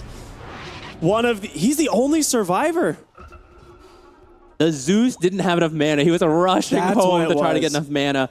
But still, the ult just in time to scout out for Shiro going in. And that's why he doesn't have to worry about fully carrying the game on the Tiny. He knows, I will find a target, and my carry Zeus will help out. He'll throw in the other ult. He'll throw in the Nimbus once he has enough mana. But that's why he's got this Kaya now, to make it a little easier. Get the Octarine next. Shouldn't have that problem again in the future. I mean, he did the most damage in that fight, and his first ult was completely consumed by pipe. Like, he popped it and immediately took the pipe off of every single hero. But that just means Magnetize and Avalanche exactly. and the Largo song can go. So it doesn't really matter who is dealing with the pipe as long as the pipe is being dealt with. Oh, XM might be in a little bit too deep. Nice blink in from the Tusk to start this. A lot of damage from this tag team focus fire. The call coming through as well, but the hero, he's so dang tanky. Can he get the roll away? Nice block. He's gonna try, but the block from 33 is there. XM, I mean, showing why Earth Spirit's such a hot hero, but eventually they got the damage. 33, another dunk for the Axe. A beautiful gank set up there from the Tusk once again. Really good positioning from them to prevent the rollout. Yeah. They really had to work for that. Okay, this is the fight from earlier, right? So ult sees everything. You see that Vici is like running in the middle of this. And 1W scattered. You want Drow to feel safe and to just attack, but she is scattered from the rest of the team. She's on the low ground. She's in such a weird spot. So this whole fight, she is just running away. And there's not a ton of damage from the other heroes, especially if Morana's getting Fiend's Grip. So it's Vici's fight to win when Drow is not involved. And Shiro just single mind. It's like, I don't need to do the damage to everybody else. I just keep Drow out of the fight. And if it's not Shiro, then it's going to be the Earth Spirit, right? He'll be on top of the Drow, and Shiro will be doing the damage. It's whoever finds the Drow keeps her out. Everybody else just works together. It was such a perfectly played fight from Shiro there. You're really right. I mean, we'll see. That's the BKB now for Pure. Oh, BZM finds himself a nice little kill on the river. I think he just got one shot. That is the core Morana experience. Yep, that is indeed. One arrow and I am dead. That wasn't even the arrow, that was just the Q. That was just Starstorm. He might have thrown and missed arrow, right, and procced an extra, but probably. Smoke top, 1W. Scan off the mark. They know this. They know what Zeus does. They know how XinQ plays the Zeus. He's up here. This would be a nice pickoff. He has been super annoying. Ooh, there's going to be the jump in. He's got no way out. Very quick kill. 1,000 gold for that. As you should when you kill the carry. They did their homework. They know where this Zeus is going to be. It does give a lot of space to the other heroes, right? This is the annoying thing about dealing with this. You had to go so deep to the enemy's half of the map that they're able to push other lanes out and regroup. It's worth it, right? Like, this hero's worth so much gold. He does so much damage in these fights. Specifically, it's good to do when other objectives are not on. Because, for example, maybe you go kill that Zeus, and then the rest of his team takes Tormentor. They take Roche. Then that doesn't feel good. But because those objectives are down, you're able to make that move, kill the Zeus. Now that you know all the Zeus's damage is out, now they push for another tower. They're looking for more fights. But Vici's going to reset. I see a lot of them just sitting in the base, right? They know, hey, we got to be careful here. Let's wait for our big team fight hero, guys. Octarine on Axe, generally useful, but actually more pipes, pretty good this game. Yeah, I like this item. I've been a fan of Octarine Axe for a while. Consecrated Wraps finished up on the Mirana. Just everybody picking up Consecrated Wraps, knowing we're playing against the Zeus. We need magic resistance. Smoke up from Vici. They've got that nighttime vision. They're getting close to the Mirana here. Oh, they're going to see the arrow? Oh, maybe they didn't. Or maybe they just thought the arrow came from further away. Oh, smoke pops. BZM, he's got no blink. He pops the BKB. Can Y get in range? Absolutely. There's your Fiend's Grip. The follow-up damage, it's there.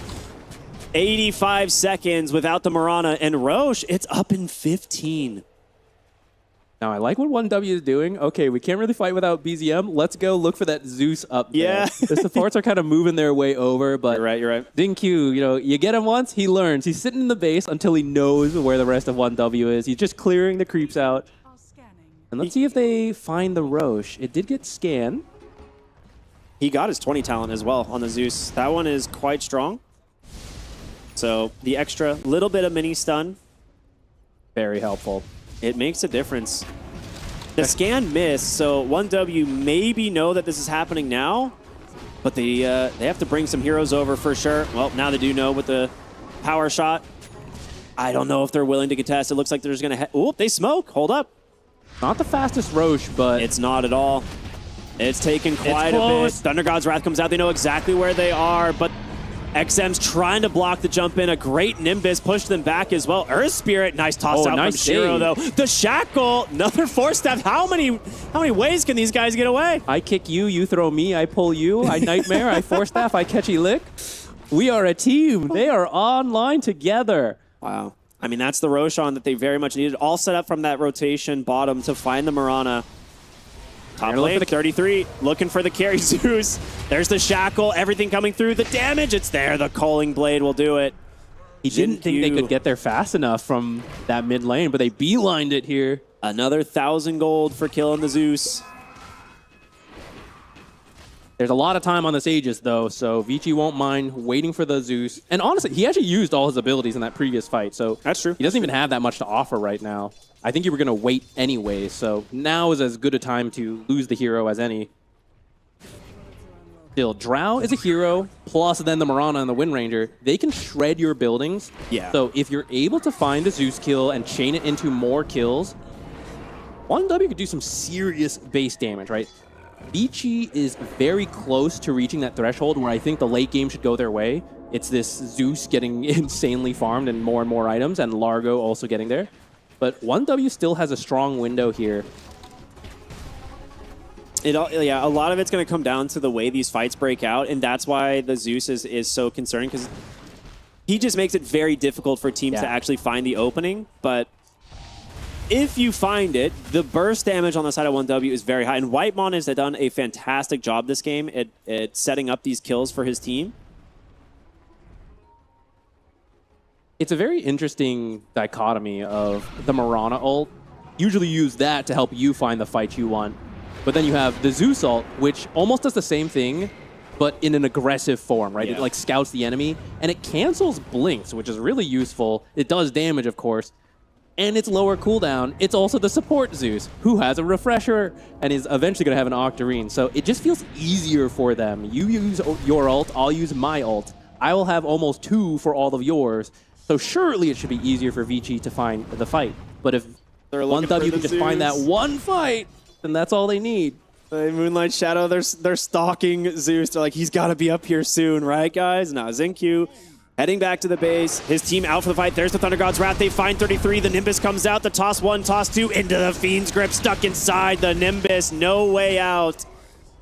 And that is the Zeus effect. You thought you were looking for a kill on 1W, but no, Vici, they were on the hunt. Everyone else does get out. in a way, you're just waiting out this Aegis, and actually they're moving back in a lot sooner than they see Bach. might expect. There's the Walrus Punch. Can they chain stun him before he gets the BKB? Yes, they can. Arrow into Shackle. Another pick off here from Whitemon. Hold on, XM. Wrap around. He gets Scout on a ward. Maybe a little bit afraid to chase. Hold up. Does he go in? They want to do Does it. he connect? Ooh, the roll. He's going to find Whitemon. Can he prevent the TP out? No. Very close. Very close. Good disengage from 1W. Dodging this one out. I don't know if he didn't have the refresher available yet, or maybe just didn't want to commit it there. He could have canceled one just a moment too late, I suppose, with the Nimbus coming up naturally. But as the Observer just pointed out, he did get Conjurer's Catalyst. It is so much damage on Zeus. Maybe he would have preferred the Enchanter's Bauble. I don't know if we saw if he had the option or not, but Catalyst is also a great option. I like the Catalyst more. I think the Enchanter's Bauble, it's nice, right? Like the memes are pretty funny. The memes were cute. But in terms of winning a team fight, Conjurer's Catalyst with this Zeus is pretty wicked. Bottom lane. XM gonna get found right up onto the Twin Gate. Nice bait here as Whitemon trying to get away from the Nimbus. The chain stuns. Actually not quite there yet, but here comes Shiro. Just slaps him down, gets the kill.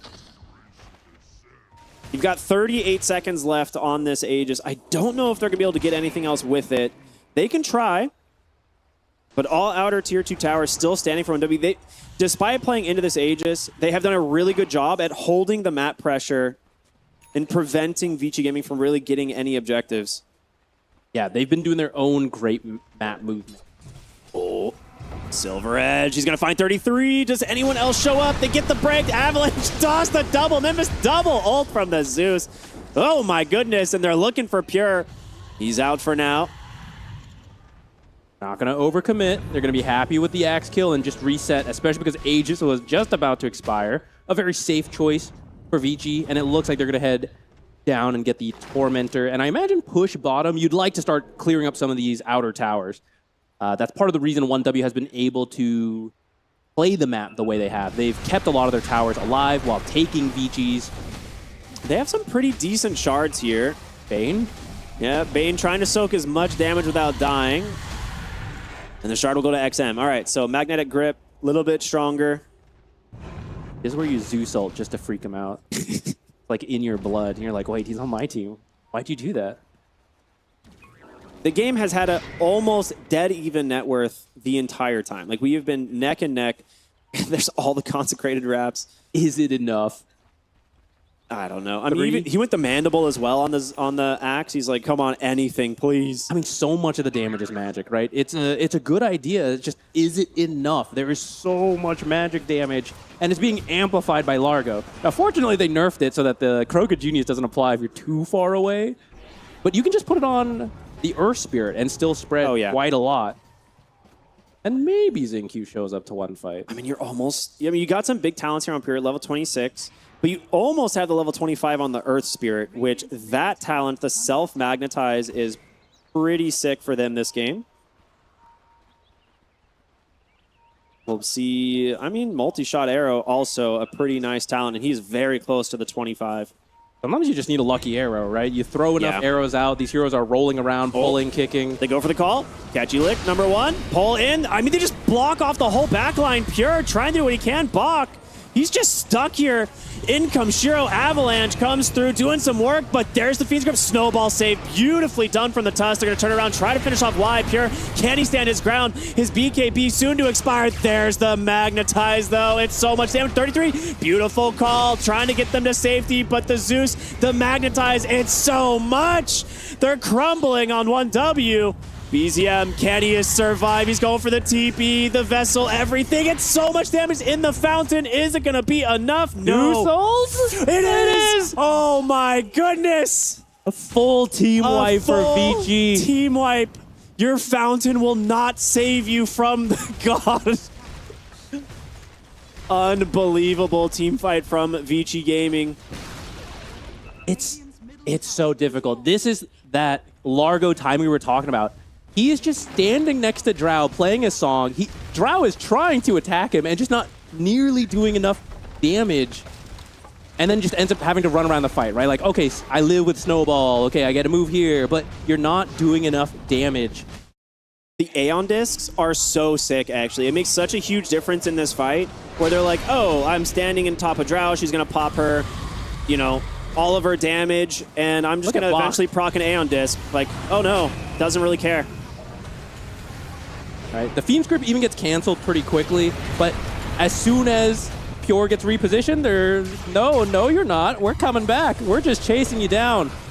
Now, maybe if you could survive a little longer, Largo did run out of mana. So you have to drag it out so far that Largo stops being a hero due to mana pool, and then maybe you can do something. But now that you lost this fight, it's going to be really tough. You are now behind, where are we, like 15, 20, 20K now with the buildings they were able to claim. They got the mid barracks while we were checking out that replay, clearing out the outer towers as well. Are Vici Gaming doing it? Is this the stream of upsets? I mean, we had one of the most insane upsets this morning. I'm not going to curse anything, but they are looking good. An Aeon disc for Bane now. I mean, they know the extended fights are so good. Now, especially now that you have the 25 talent on the Earth Spirit, you have this Zeus, you have the Largo. If you do not die in an Axe Call, Vici Gaming are going to get everything they want. So you just have to play for your vision. 1W definitely on the back foot. Potentially one fight away from elimination, but this is a team that never gives up, and they play extremely well. The Divine Rapiers queued up here for Pure. So that's the thing. That fight happened in the middle of the map, a lot easier to get to the Drow. Now they will be fighting around the high ground. So this is where it should, in theory, be the hardest to get to the Drow, to just run around, chase her. And there was the Hex onto Ahri. So if you commit too deep going for that Drow, you might just get hexed and killed. But you do have some tools for this, right? You have like the toss-outs, you have the kick-outs. So they have to position very carefully on 1W. And I think here's where Vici has to slow it down, right? You don't just bash your head on the high grounds. Maybe you push up. Maybe you send some Meteor Hammers, let the creeps do some damage with the banner. But you just hunt for the pick-off. And if you don't get it, you just chill because, hey, here's your own Divine Rapier farmer in the back. Zing Q. He went Heavenly Jump charge. Okay. I mean, I thought he was going to go the AoE Lightning Bolt. I prefer that, but we saw last time he just did not join. We asked in the interview XM. He's like, no, we understand. He's just going to be back there. So the jumps just get you to creeps faster. If you do join the fights, more survivability with those Divine Rapiers you don't want to lose. I suppose 1W has tried to find him a few times. So this game, he's like, you know what? It's really important I don't die. I'm just going to go Heavenly Jump charges, and if I ever feel threatened, I'm going straight into the base. Ward scouting Y in the mid lane. He needs to be careful.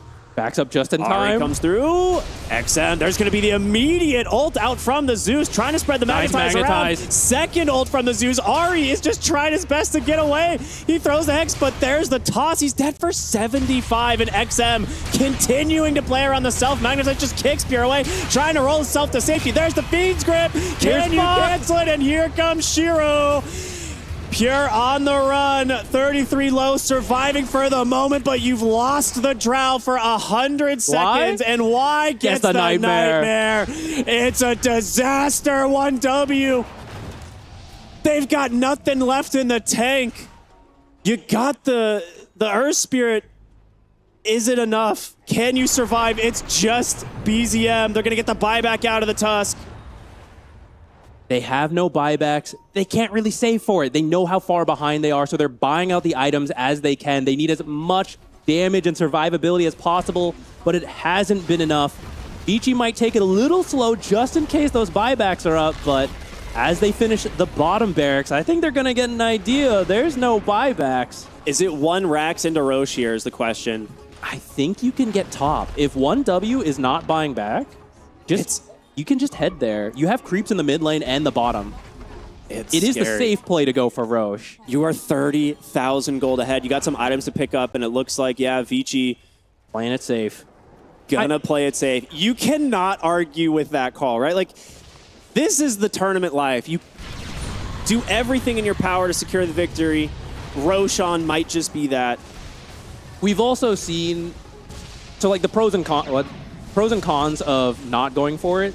is you would give a window to 1W to, you know, maybe they find a pickoff and start their own snowball comeback. But we have seen how much the Zeus ult enables them to find the fights they want. Look at 1W. Look where they are. Look what they're trying to do again. Where is he? Zincu is... We must find He's Zeus. absolutely mind-flaying them. They're like, guys, he's got to be up here again, right? I love the idea, actually, but Zincu a step ahead. I'm in the bottom jungle now. That is a sick word, actually. They're like, we'll find him eventually. Some point, we'll see him walk out of the base top. It's a great idea. And this is why 1W is such a top team. Even in these dire situations, they kind of recognize what can we possibly do? We can kill Zeus. We've done it before. Hey, we're going to get a Divine Rapier if we do it this time. Creative solutions, for sure. Super valuable kill. Very much worth an observer back there. But now, is he going to give it to you? Because it seems like there's maybe 3 minutes left before they are barreling down your final barracks. See him. They're going to see him. He's walking under the ward. Okay, how can they get there? They're going to know. Do they Moonlight Shadow immediately for this? Oh, they don't have it. 11 seconds away. White Mon is not enough. You need 2 more, I want to say.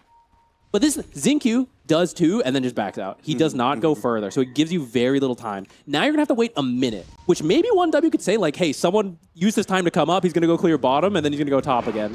But there's not an easy way to get there, especially because Vici is at your high ground. Yeah.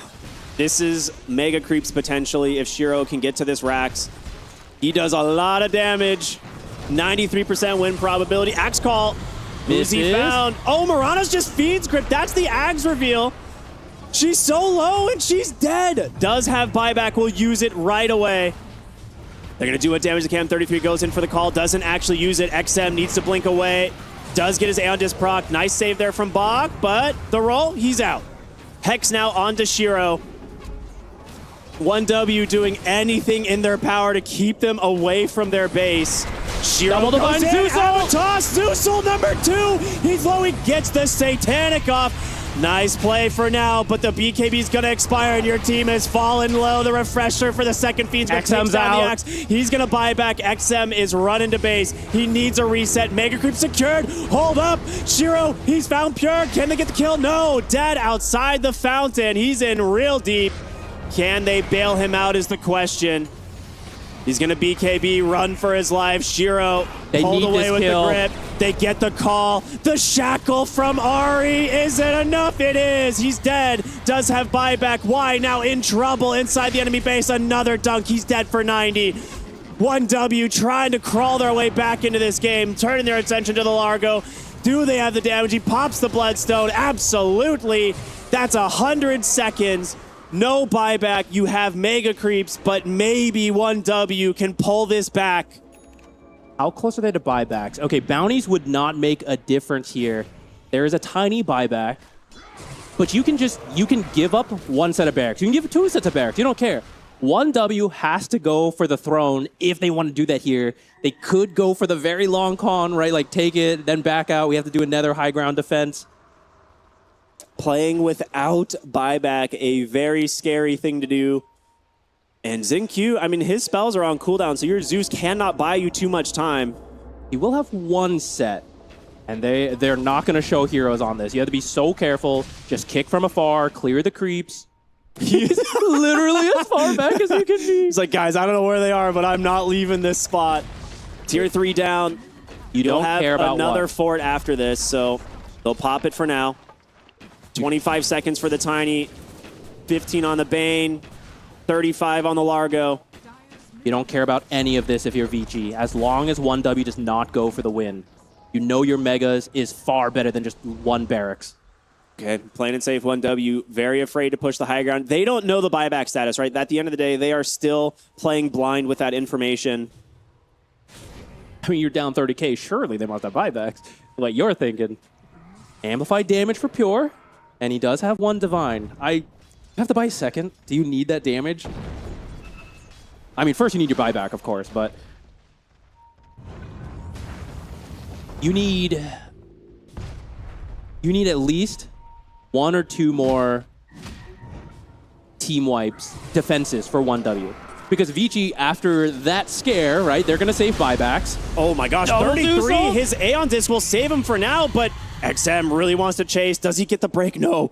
The Aeon Disc bailing him out, maybe getting a little bit too eager on the Zeus. His team not close enough to follow it up. And that is going to be a while without your Zeus spells. Vici will use this to just farm up the buybacks. And that'll put you in a situation where even if you get wiped in 1W's base, you'll be able to buy back and defend. So 1W has to win 2 major team fights. But if they do, they can walk straight down mid. They have set it up. They can end the game with the heroes they have. There is a chance. It Absolutely. is small. It is scary. I think Vici will recognize that. I think they're going to slow it down here and make sure they close this one out. All right. They'll grab themselves the Tormentor on the top side here. And once again, they are searching desperately for the Zeus, hoping he's somewhere on the map. Whitemon. Time to get out.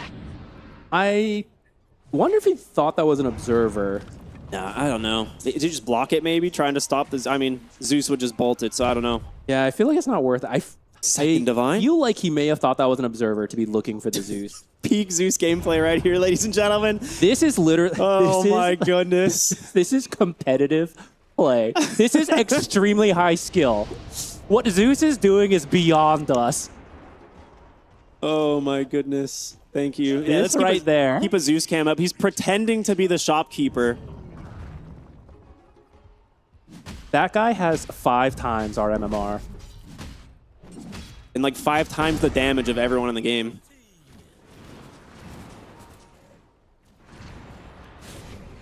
So we see how Vici's playing around it, right? The rest of them are grouping up, looking for something. Pure's got to be so careful.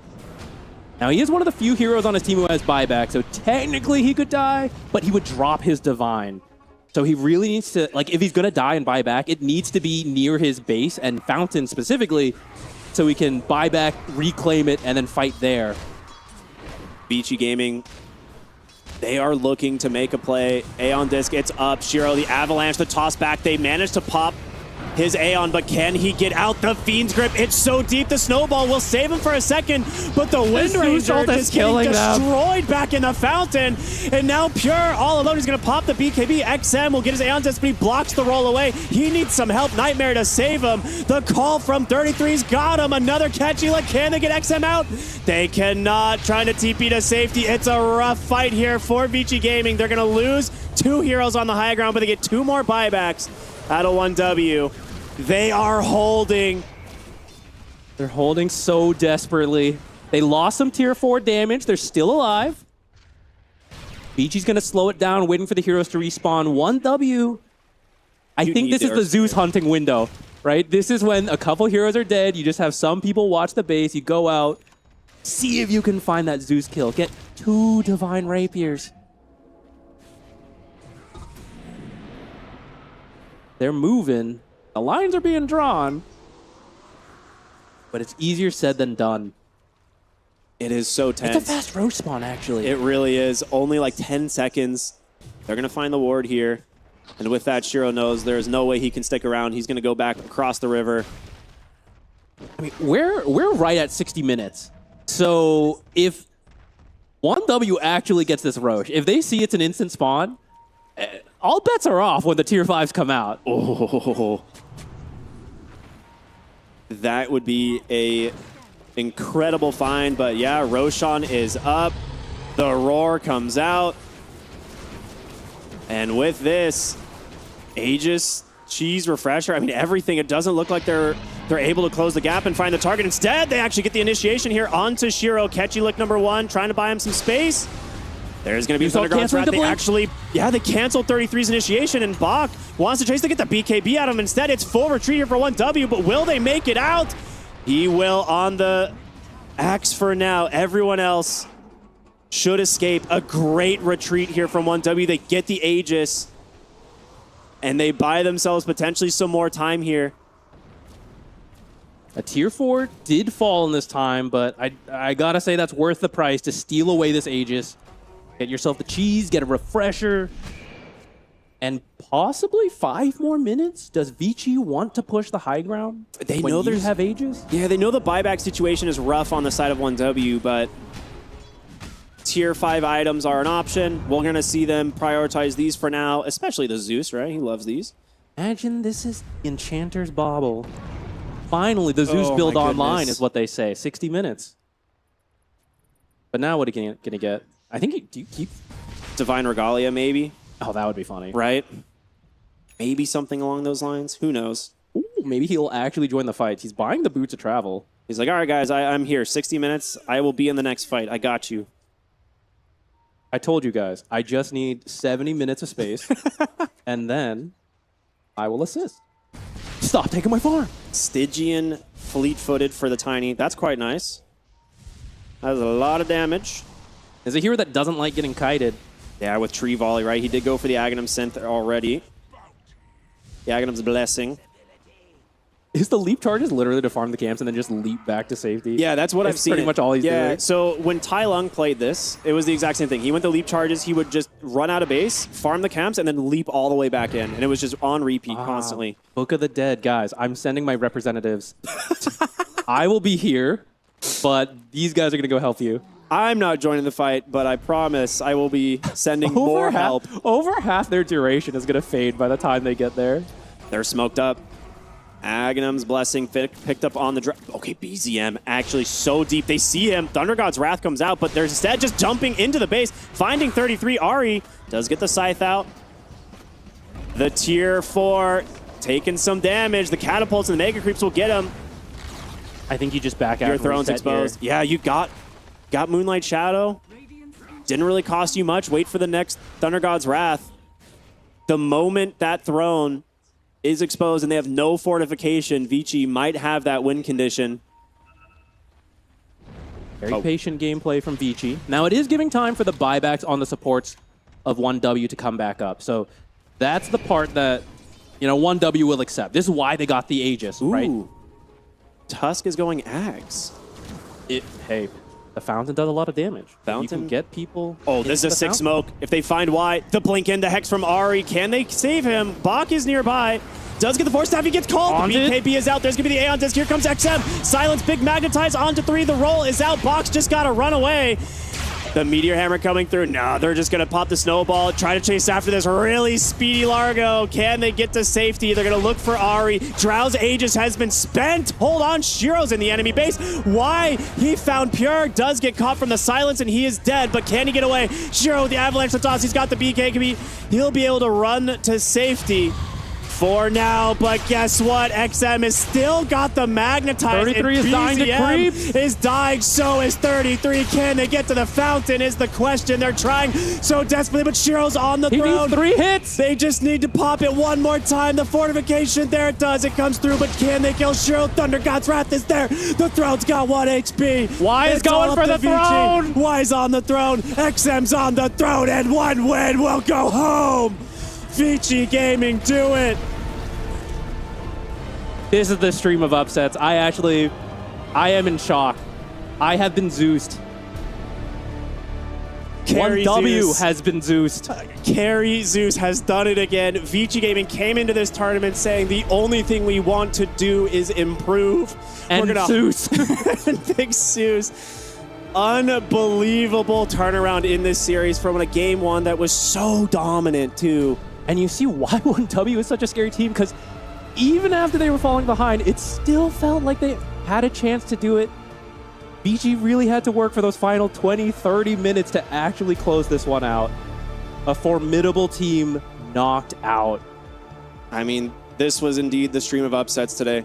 Unbelievable performance from every team, right? Like, these games were incredibly close. Could have gone either way. But, yeah, what a performance. Vici Gaming walk away with it 2-1. Let's send it back to our panel. They're going to get a chance to talk with them and just talk about the insanity that was this series. Well, thank you so much, Ricky and Zach. It got, let me tell you this, about 300% more packed in our side stage here. Stream B turned out to be the place to be because of Vici. Gaming coming through over 1W to win to move them forward. The second lower seed to upset a higher seed today in Dota 2. And that just means that, boy, oh boy, we are setting up for an exciting week. Welcome back to the panel. My name is Rain. I'm joined by Effie. And Effie, just the immediate reactions to what is China's last hope, as we said in our Sony storyline of the day, continuing to believe. I'll tell you who China's last hope is. It's VG Gaming, and it is Jinkyu on that Zeus. Man. Oh, dude, I'm so excited. I'm still kind of like reeling with excitement in the sense that I went into today with a set of expectations, and the opposite happened. Yeah. And I'm here for it. I love watching VG play when they're confident and they're feeling themselves, because what happened in that earlier game, that first game of the series, I just didn't get this sense of confidence and energy and their ability to just go into the series, but I felt like they were a snowball, you know? They were like slowly building up and getting bigger and bigger, and in that game 3, they just went for their special flair. Like, Jinkyu is a player that has a lot of very specific heroes, and he does things differently than other 4 players. He can be very greedy, he can play for himself, and it felt like they had him on a leash a little bit in this tournament where he wasn't getting too crazy, but in this game 3, they were like, you know what? Farm, you can be a core, get your double rapiers, we'll play for that timing. I'll tell you, there was a lot of focus on the rapier as well. You were pointing them out on the item selection, just saying, check that out, the double rapier on both sides of the game, trying to salvage things. And also, I think that's maybe a little bit of the story of this game. There was a bit of a teeter-totter at the end. Did that say anything from VG Gaming, or do we not take away from the fact that they won? A little bit of a hesitancy in closing out perfectly, where 1W had a scare on a defense, but still VG Gaming able to come through, and these are the results of it. Yeah, I think in ultra late game Dota, you don't want to make any unnecessary mistakes, because it's the wild, wild west out there. Yep. You get tier 5 neutral items. Once rapiers come out on these carries, things can change. So taking it slower and maybe not just running at the ancient constantly would be the correct choice here. And, you know, they got caught off guard a little bit in one of the high ground defenses, and they said, we'll sit back, we'll chill, we're going to try to draw them out of their base, which is what happened. And the second that fight was near that cliff in their jungle, then the mega creeps did the work. It started pushing in, and they made the correct decision there for sure. Shiro, XM, Bach, Jinkyu, and Y get the job done here. Shiro with a 14-3 game on the Tiny. I mean, this has been a character that has definitely played a major role in both Rune Eater's lineup and in VG Gaming's lineup. The Earth Spirit ended up working for XM. Another positive game as well. I mean, since this is our say goodbye as well to 1W, what do you think went wrong for them? If you're looking at whether it was the draft, how they executed the draft. That first game seemed like a masterclass where it was just untouchable, and they just slowly but surely got the lead. And then game 2 and 3, the momentum shifted. What happened there? I think that there was just a little bit of a misread in the power level of Vici in that game 2, where they didn't necessarily go for the best picks in this draft, but this game 3 was pure momentum. It was Vici just coming to play. And sure, there are going to be people who say there was a mid-Mirana. Mid-Mirana doesn't work. Maybe that's true. Mid-Mirana did lose, but I do think that even if it weren't a mid-Mirana, Vici would have delivered in this game 3. It really felt like they were in their element, and I want to shout out XM because we don't see him play Earth Spirit a lot. We didn't see it this tournament. I don't have any memories where I recall him playing it even back when it was meta a year ago, but he picked it here. He denied picked it from VZM, and he popped off. It's an exciting thing to see VG Gaming yet again, an underdog, take the win. And speaking of exciting, we get a chance to talk with them. I think it's Brian down on stage with VG. I'm here with Shiro from VG Gaming, who just took an upset off of 1W, and I just want to ask you first and foremost, what are the vibes of the team like after such a crazy series? Shiro, 你这边成功的让1追2战胜了 1W 战队，你现在整个队里面的氛围感觉如何呢？感觉大家都很开心吧。Everyone is super pumped, super happy. So game 1 looked a little bit rough. Game 2, you guys put on a clinic, you kind of owned them, and then game 3 was back and forth. At what point did you feel like this one's in the bag for us in game 3? 那第一把被撵，然后第二把呢，相当于是你们撵他们，然后第三把就是比较接近，就是比较旗鼓相当的一场。那能不能跟我们说一下，在第3场当中是哪一点让你感觉到这把有了呢？在我们宙斯有了 A 章之后吧，就他特别的肥。It was the moment when our Zeus managed to get his Aghanims. We knew that he was ultra fat, so we knew that we had the game in the bag. Of course, and so this tournament's been all about these like crazy meta picks, and today you guys whipped out the Carry Lina, and I was wondering, was that something you intended from the very beginning of the draft, or was that something that you were open to? What was the idea behind this pick? Because you absolutely owned on it. 那在这场对决当中，也看到一些比较让人意外的一些英雄选择，比方说这个1号位的 Lina， 当时你们是为什么选择就是把这个 Lina 当1号位打？就是你们能不能跟我们说一下你们当时跟人讨论为什么做出这样的一种决策呢？因为就是我一直都是很喜欢这个英雄的人，然后这个英雄最近是火起来了嘛，火起来之后我就自己研究了一下怎么打1号位的出装，然后就训练也用了一下，就感觉挺好用的。I've always been like Lina has always been one of my favorite heroes, and recently Lina has very much seen a rise into the meta. So I actually did a bit of homework, I did a bit of research myself. I tested things out. I was already theory crafting about playing a position 1 Lina, so I went to try her out in a few games. Figure out what item build best suits like carry Lina, and it felt pretty good. Like the power level felt absolutely on point in terms of the meta. So we picked it here, and clearly it worked. Yeah, one last gameplay question. So in the last game, you mentioned you felt like you were guaranteed to win after the Zeus got his Ags. How do you guys as a team, like who decides that Xingqiu basically gets to play carry in game 3, and how does that adjust your gameplay and having so much impact despite him taking so much farm? 那前面你说到就是感觉就是宙斯出了 A 仗之后，你们就感觉稳赢了。那正常情况下就是当你们队里面，比方说你们辅助要求也要成为一个大哥的情况下，就是会如何影响你们整个队的一种资源安排，包括你自己刷钱的路线啊，以及各方面的就是整体作战的一种打法吧。就是当你们有一个大明星的情况下，要怎么个打法？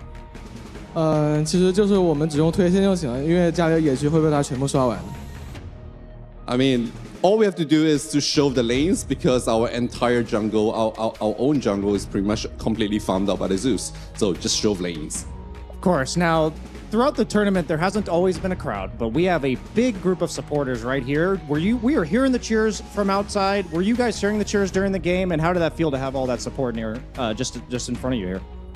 那我们在这里场馆里面呢，也有很多粉丝过来在现场支持你们。当时你们在比方说你们团战胜利的时候，有没有听到他们的欢呼声呢？是否有影响到你们的心情，给你们打气呢？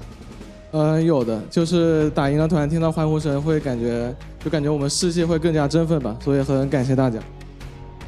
Absolutely, we can hear the crowd, we can hear the cheers every single time we win a team fight, and it's an absolute boost to our morale. We feel super pumped up after each fight, so big thank you to the crowd, big thank you to everyone here cheering for us. Yeah, thank you, Shiro, for joining us for the interview. Congratulations on your win, and good luck in your next series, and we'll go ahead and send it back to the panel. All right, thank you guys. 14-2 for Shiro, and he also had a 18-1 game, followed by his 5-5 start. So a big change from Shiro in game 1 to game 2 and 3, helping that team to really be the hard carry and take them to the next level. And that next level is going to be our quarterfinals, which are coming up tomorrow on Stream A. The exciting thing is that both of the teams, the underdogs who have momentum, are going to be going up against even better, maybe even more well-known players in terms of the T1 scene. And it is not going to be as, well, I wouldn't say simple of a challenge, because it wasn't simple, but it's going to be an even more complicated problem, you might say, to deal with now. Falcons as Vici Gaming, who will be playing them in these next couple of days. But that's the beauty of the lower bracket or survival stages or gauntlets. Like, you slowly ramp up as you play it, and by the time you reach the big boss, the tier 1 scary team, you could just be an entirely different team than you were a few days ago. And I think we could see that happen with Vici Gaming. Like, genuinely, I did watch their confidence kind of flow into them throughout that series. It felt very noticeable, especially in XM. I thought XM in that game 1 and in a few of the series before, he was a little bit quiet, but this time around, I don't know. Something clicked. It was magical. It was beautiful. No notes. It's electric. No notes. That's what you said for BZM. And no notes again because he did pretty dang well. Set his team up for some success in most of these games. But again, it was Vici Gaming's story. And sometimes a team's dynamic takes over an individual player's success. And I think that's where you have to look at Rune Eaters as well, who came back from that deficit, had a conversation, and then were able to turn things around. It's the same exact formula that Vici Gaming had. And I mean, we talk about the Zeus, Effie. You were hyped when the Zeus was picked as well. I think this is what he said, a really big component of how they're able to push lanes, keep pressure, and get farm for him, and obviously control the game. Yeah, I mean, even if you look at the stats, Zeus, who is their support hero, got 85,000 hero damage with Hero on his Tiny doing 40,000. So he doubled up his carry in terms of damage. And if you're willing to pick support Zeus, then you're putting the faith in Xingqiu to be able to farm, to be able to dish out the damage, and your job kind of becomes a little bit easier on Shiro, We can see him in this clip just going for the initiation, and throughout this game, it was kind of a story of who's Shiro jumping on, how long can he sit on him, and if the damage was there to back it up, and eventually it just ramps up to like double rapier from that Zeus. The damage will always be there, so it was a matter of picking and choosing the correct fights, and Vici were definitely able to do that. Was there a moment you said, this might be going the other way? Was there a chance that you kind of caught on to this? Because, I mean, you're right, you said there was an energy and a momentum that started to kind of be palpable here in this dynamic. What was it about the way Vici was playing that indicated they were doing well? That's a great question. I think there was this fight near the Tormentor around like minute 30 to 40. I can't remember exactly when it was, but it was when Shiro got the jump on the Wind Ranger, and the Axe jumped later on the Largo, and they were able to kill the Wind Ranger, and the Largo initiation didn't do much for 1W, and I could just feel that they won there. I was like, this fight, they're cooking. The Earth Spirit and Magnetize is pumping up damage. This Largo is just sustaining way too much in fights, and the Axe jump started to look a little bit redundant, because at some point it's scary. You think, can Axe get the correct jump to make the game terrifying? Is he going to get a carry? That wasn't the case here. He wasn't getting the ideal jumps later on, and that's because Vici made it hard for them to find them. It's also, another kind of secondary storyline we've got running is that, yes, this is China. Yes, this is their last representative going into TI, but also specifically the fact that teams have something to play for. 1W, they've been so successful. Did that kind of hurt them coming into this tournament knowing TI's around the corner, and also just the fact that they have won 4 first places? They've been an extremely, I guess, successful team throughout this season. Did they let their foot off the gas a little bit, or maybe get surprised by what Vici brought to the table? I hear you. I think, so 1W, while they were the best team in terms of the EPT leaderboards, they didn't necessarily look the best coming into this tournament, and they showed us that they were kind of back during group stages, but the state of Tier 1 Dota right now is that teams can look strong in one tournament and suck at the next one, because everybody is so competitive and everyone is so good. And a matter of like keeping your play level high is about little things and communications, and they can change very drastically tournament to tournament. And that's why teams like 1W that led the leaderboards can come in, expect to win against Vici comfortably, and then just get ripped apart in some of the games. Many people think this is, really Bach as a big superstar on this team and his journey coming into it. It's something that people root for. Mr. Johann Sebastian. And I think, when you look at this, Effie, is that something that you felt confident with how he showed up for this team? It's hard to say no with the win, but are you excited with how Bach is playing, and is he in form enough to keep doing this? Because that's what he's going to have to do up against Falcons. I am, actually.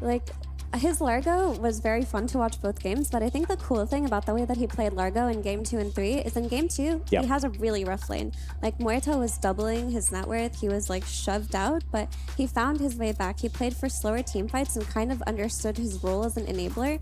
In this game as well, he was able to give up farm to Xingqiu Zeus and kind of understand, okay, I'm the offlaner, but I'm just going to be your enabling support Largo. You can take the farm, you can do the damage. I understand my job, and I think that lack of selfishness in an offlaner is probably the most important trait that they can have. They certainly did a great job of that as well. We have a bracket to show you to give you all the updates if you're just joining us as to what to expect, and also a little bit of how we got here. LGD Vici Gaming, Team Liquid, and Rune Eaters, they defeated their opponents, and then they faced off in today's second round, and that left BB Team, Vici Gaming, Team Spirit, and Rune Eaters, 2 upsets on our Stream B to go ahead and qualify for our playoffs. Now, the playoffs already had 4 teams sitting and waiting. It was Nigma Galaxy, Team Falcons, Team Yandex, and P-Vision. Those will be the opponents in that order, top to bottom, of the teams that we play. So, Vici Gaming, which we covered, will be playing Team Falcons with Snaking, and of course, Rune Eaters will be going up against P-Vision. Maybe the most exciting story of the day. Effie, who do you have your eye on in this playoffs? What's the match you're looking forward to? Honestly, I am so curious how far Rune Eaters can take this Cinderella story of theirs, because I feel like I'm watching like an anime shonen where the main character keeps getting stronger. Man. And I think to myself, they've peaked this fight. They need a training arc, but there's no training arc. The training arc is happening. I know. It is exciting because I had a different perception of Rune Eaters coming into this tournament, and they're showing me that I was completely wrong about them. Team Spirit, Team Liquid battled it out as well. I mean, you could see that was a close set. 1W and Vici, we just had this here. BB Team went in a little strong, but when you talk about Rune Eaters, taking a game off of BB Team 2-0ing LGD, it again shows that there is some potential for all of these teams to take games off of each other. The meta is shaping up to be interesting, and as we kind of shift towards playoffs, Effie, it's predictive, and I know you're not exactly going to be right because these things change on the day, but how have you felt the meta has become more experienced, or I guess players have found experience with where the meta is landing for them heading into playoffs? Do you think people are getting more conservative at this point, understanding what it is? Do you think it's the opposite direction, where people are getting a little bit like, hey, we need to get in our deep pockets here? God, I would hope they don't get conservative. You definitely want to reach into your pockets. Like, I do think the support to mid flexes were kind of the story of the start of the tournament, and they still are very important. And I bring up Earth Spirit in particular. I think the teams that have a good position for Earth Spirit and a good mid Earth Spirit will always have a leg up in the draft. But the same can be said about teams that play Coddle very well. Those still exist. But now there's like new things going on. Carry Linas are being introduced, solutions to these Axes and Centaurs that are suddenly coming out in the first phase of the draft have to be introduced as well. We're seeing Largo become more important than he felt at the start. At the start of this tournament, he did have a couple of games where he looked really weak, but this series showed that in these like 70-minute games, Largo pops off. So it's exciting. I think things are still changing and evolving, but the good heroes are still the good heroes. Well, I mean, obviously, Vici Gaming happy with what they did. Going to the drawing board, though, may end up being the case. And of course, if you're a Team Falcons and you've watched and waited and said, wow, I didn't expect to maybe be playing Vici Gaming, there might be some new prep going on. But we know one thing, that's for sure. The teams that have been waiting, they are in a great position to be successful. Nobody got there by accident. You had to go through a grueling group stage, and most of the teams sitting there are 9-1. So only taking most of the time one loss. So that will be a very difficult thing to not only add one, but add another one for these teams coming through that lower bracket run. But the momentum, I think, has definitely started to shift. And I think the fans have also started to get a little bit engaged with these underdog stories. We say Cinderella. I don't know if it's strong enough. I really think we might need. You went to anime. I said maybe DBZ. Maybe you can let us know in the chat. What is a strong enough metaphor here? Because Cinderella, it may just not be enough for what we're seeing. That's true. I mean, for me, it applies to Rune Eaters the most because they're like power level from 2 days ago. See, you're so saying different. power level. That's DBZ exactly. right there too. It's kind of like. Sorry to interrupt you, but it's kind of like Ichigo in Bleach. Okay. Yeah, because Ichigo didn't really have a lot of training arcs. In like 2 days, he would get really strong. Then he'd just have a fight and be like, "Oh, I'm stronger now." And that's what Rune Eaters feels like. Anyway, go ahead. No. I think we were just basically talking about nothing, which is just anime. Obviously, we're closing out the day very shortly. We are waiting for a couple of different things before we do that, but it's great to kind of have a wrap up and reset as well. I think people sometimes taking a breath after a big game like that, analyzing that result, it can go by so fast. We close the day, but it's a great example to be able to talk with you, Effie, and get your thoughts about it. We do have the Key Crush coming up, and that means that it is 1W who will have their key crushed by Vici Gaming. It's a very technical process, white glove only. That's gotta feel good. I mean, I wonder what VG's expectations were coming in today, because you never enter like an elimination series thinking you're gonna lose, but you're going up against 1W. You're like, okay, these guys are big bads. We're gonna take them on. It's very likely we lose here. And ending the day with a win has to feel unbelievably good. And then you get to do the hydraulic press stuff and hear the little pop or whatever That happens. just looks fun, man. It just looks like a great time as well. Well, we started off talking about how it was Vici Gaming who was China's last hope. That hope continues. And whether it's an anime, shonen, or Cinderella, a classic Grimm's fairy tale, you will not be disappointed with the results that you've seen today. And of course, what might still unfold for tomorrow. Waiting and lurking in the corners, though, it's the big beast. And I think this is something that you need to be careful of. Team Falcons and, of course, P-Vision will take on our winners from Stream B. And it'll be all on Stream A heading into tomorrow. So do not go anywhere. Don't come to this link. It'll be a different link, but Stream A will have all of that action. Also, it's been a privilege working with you guys. I'll see you on Sunday for that third place match as well, alongside Brian, and we'll be having some great more Dota this week to come. So for all of you, remember to never give up, never stop gaming, and we will see you all tomorrow.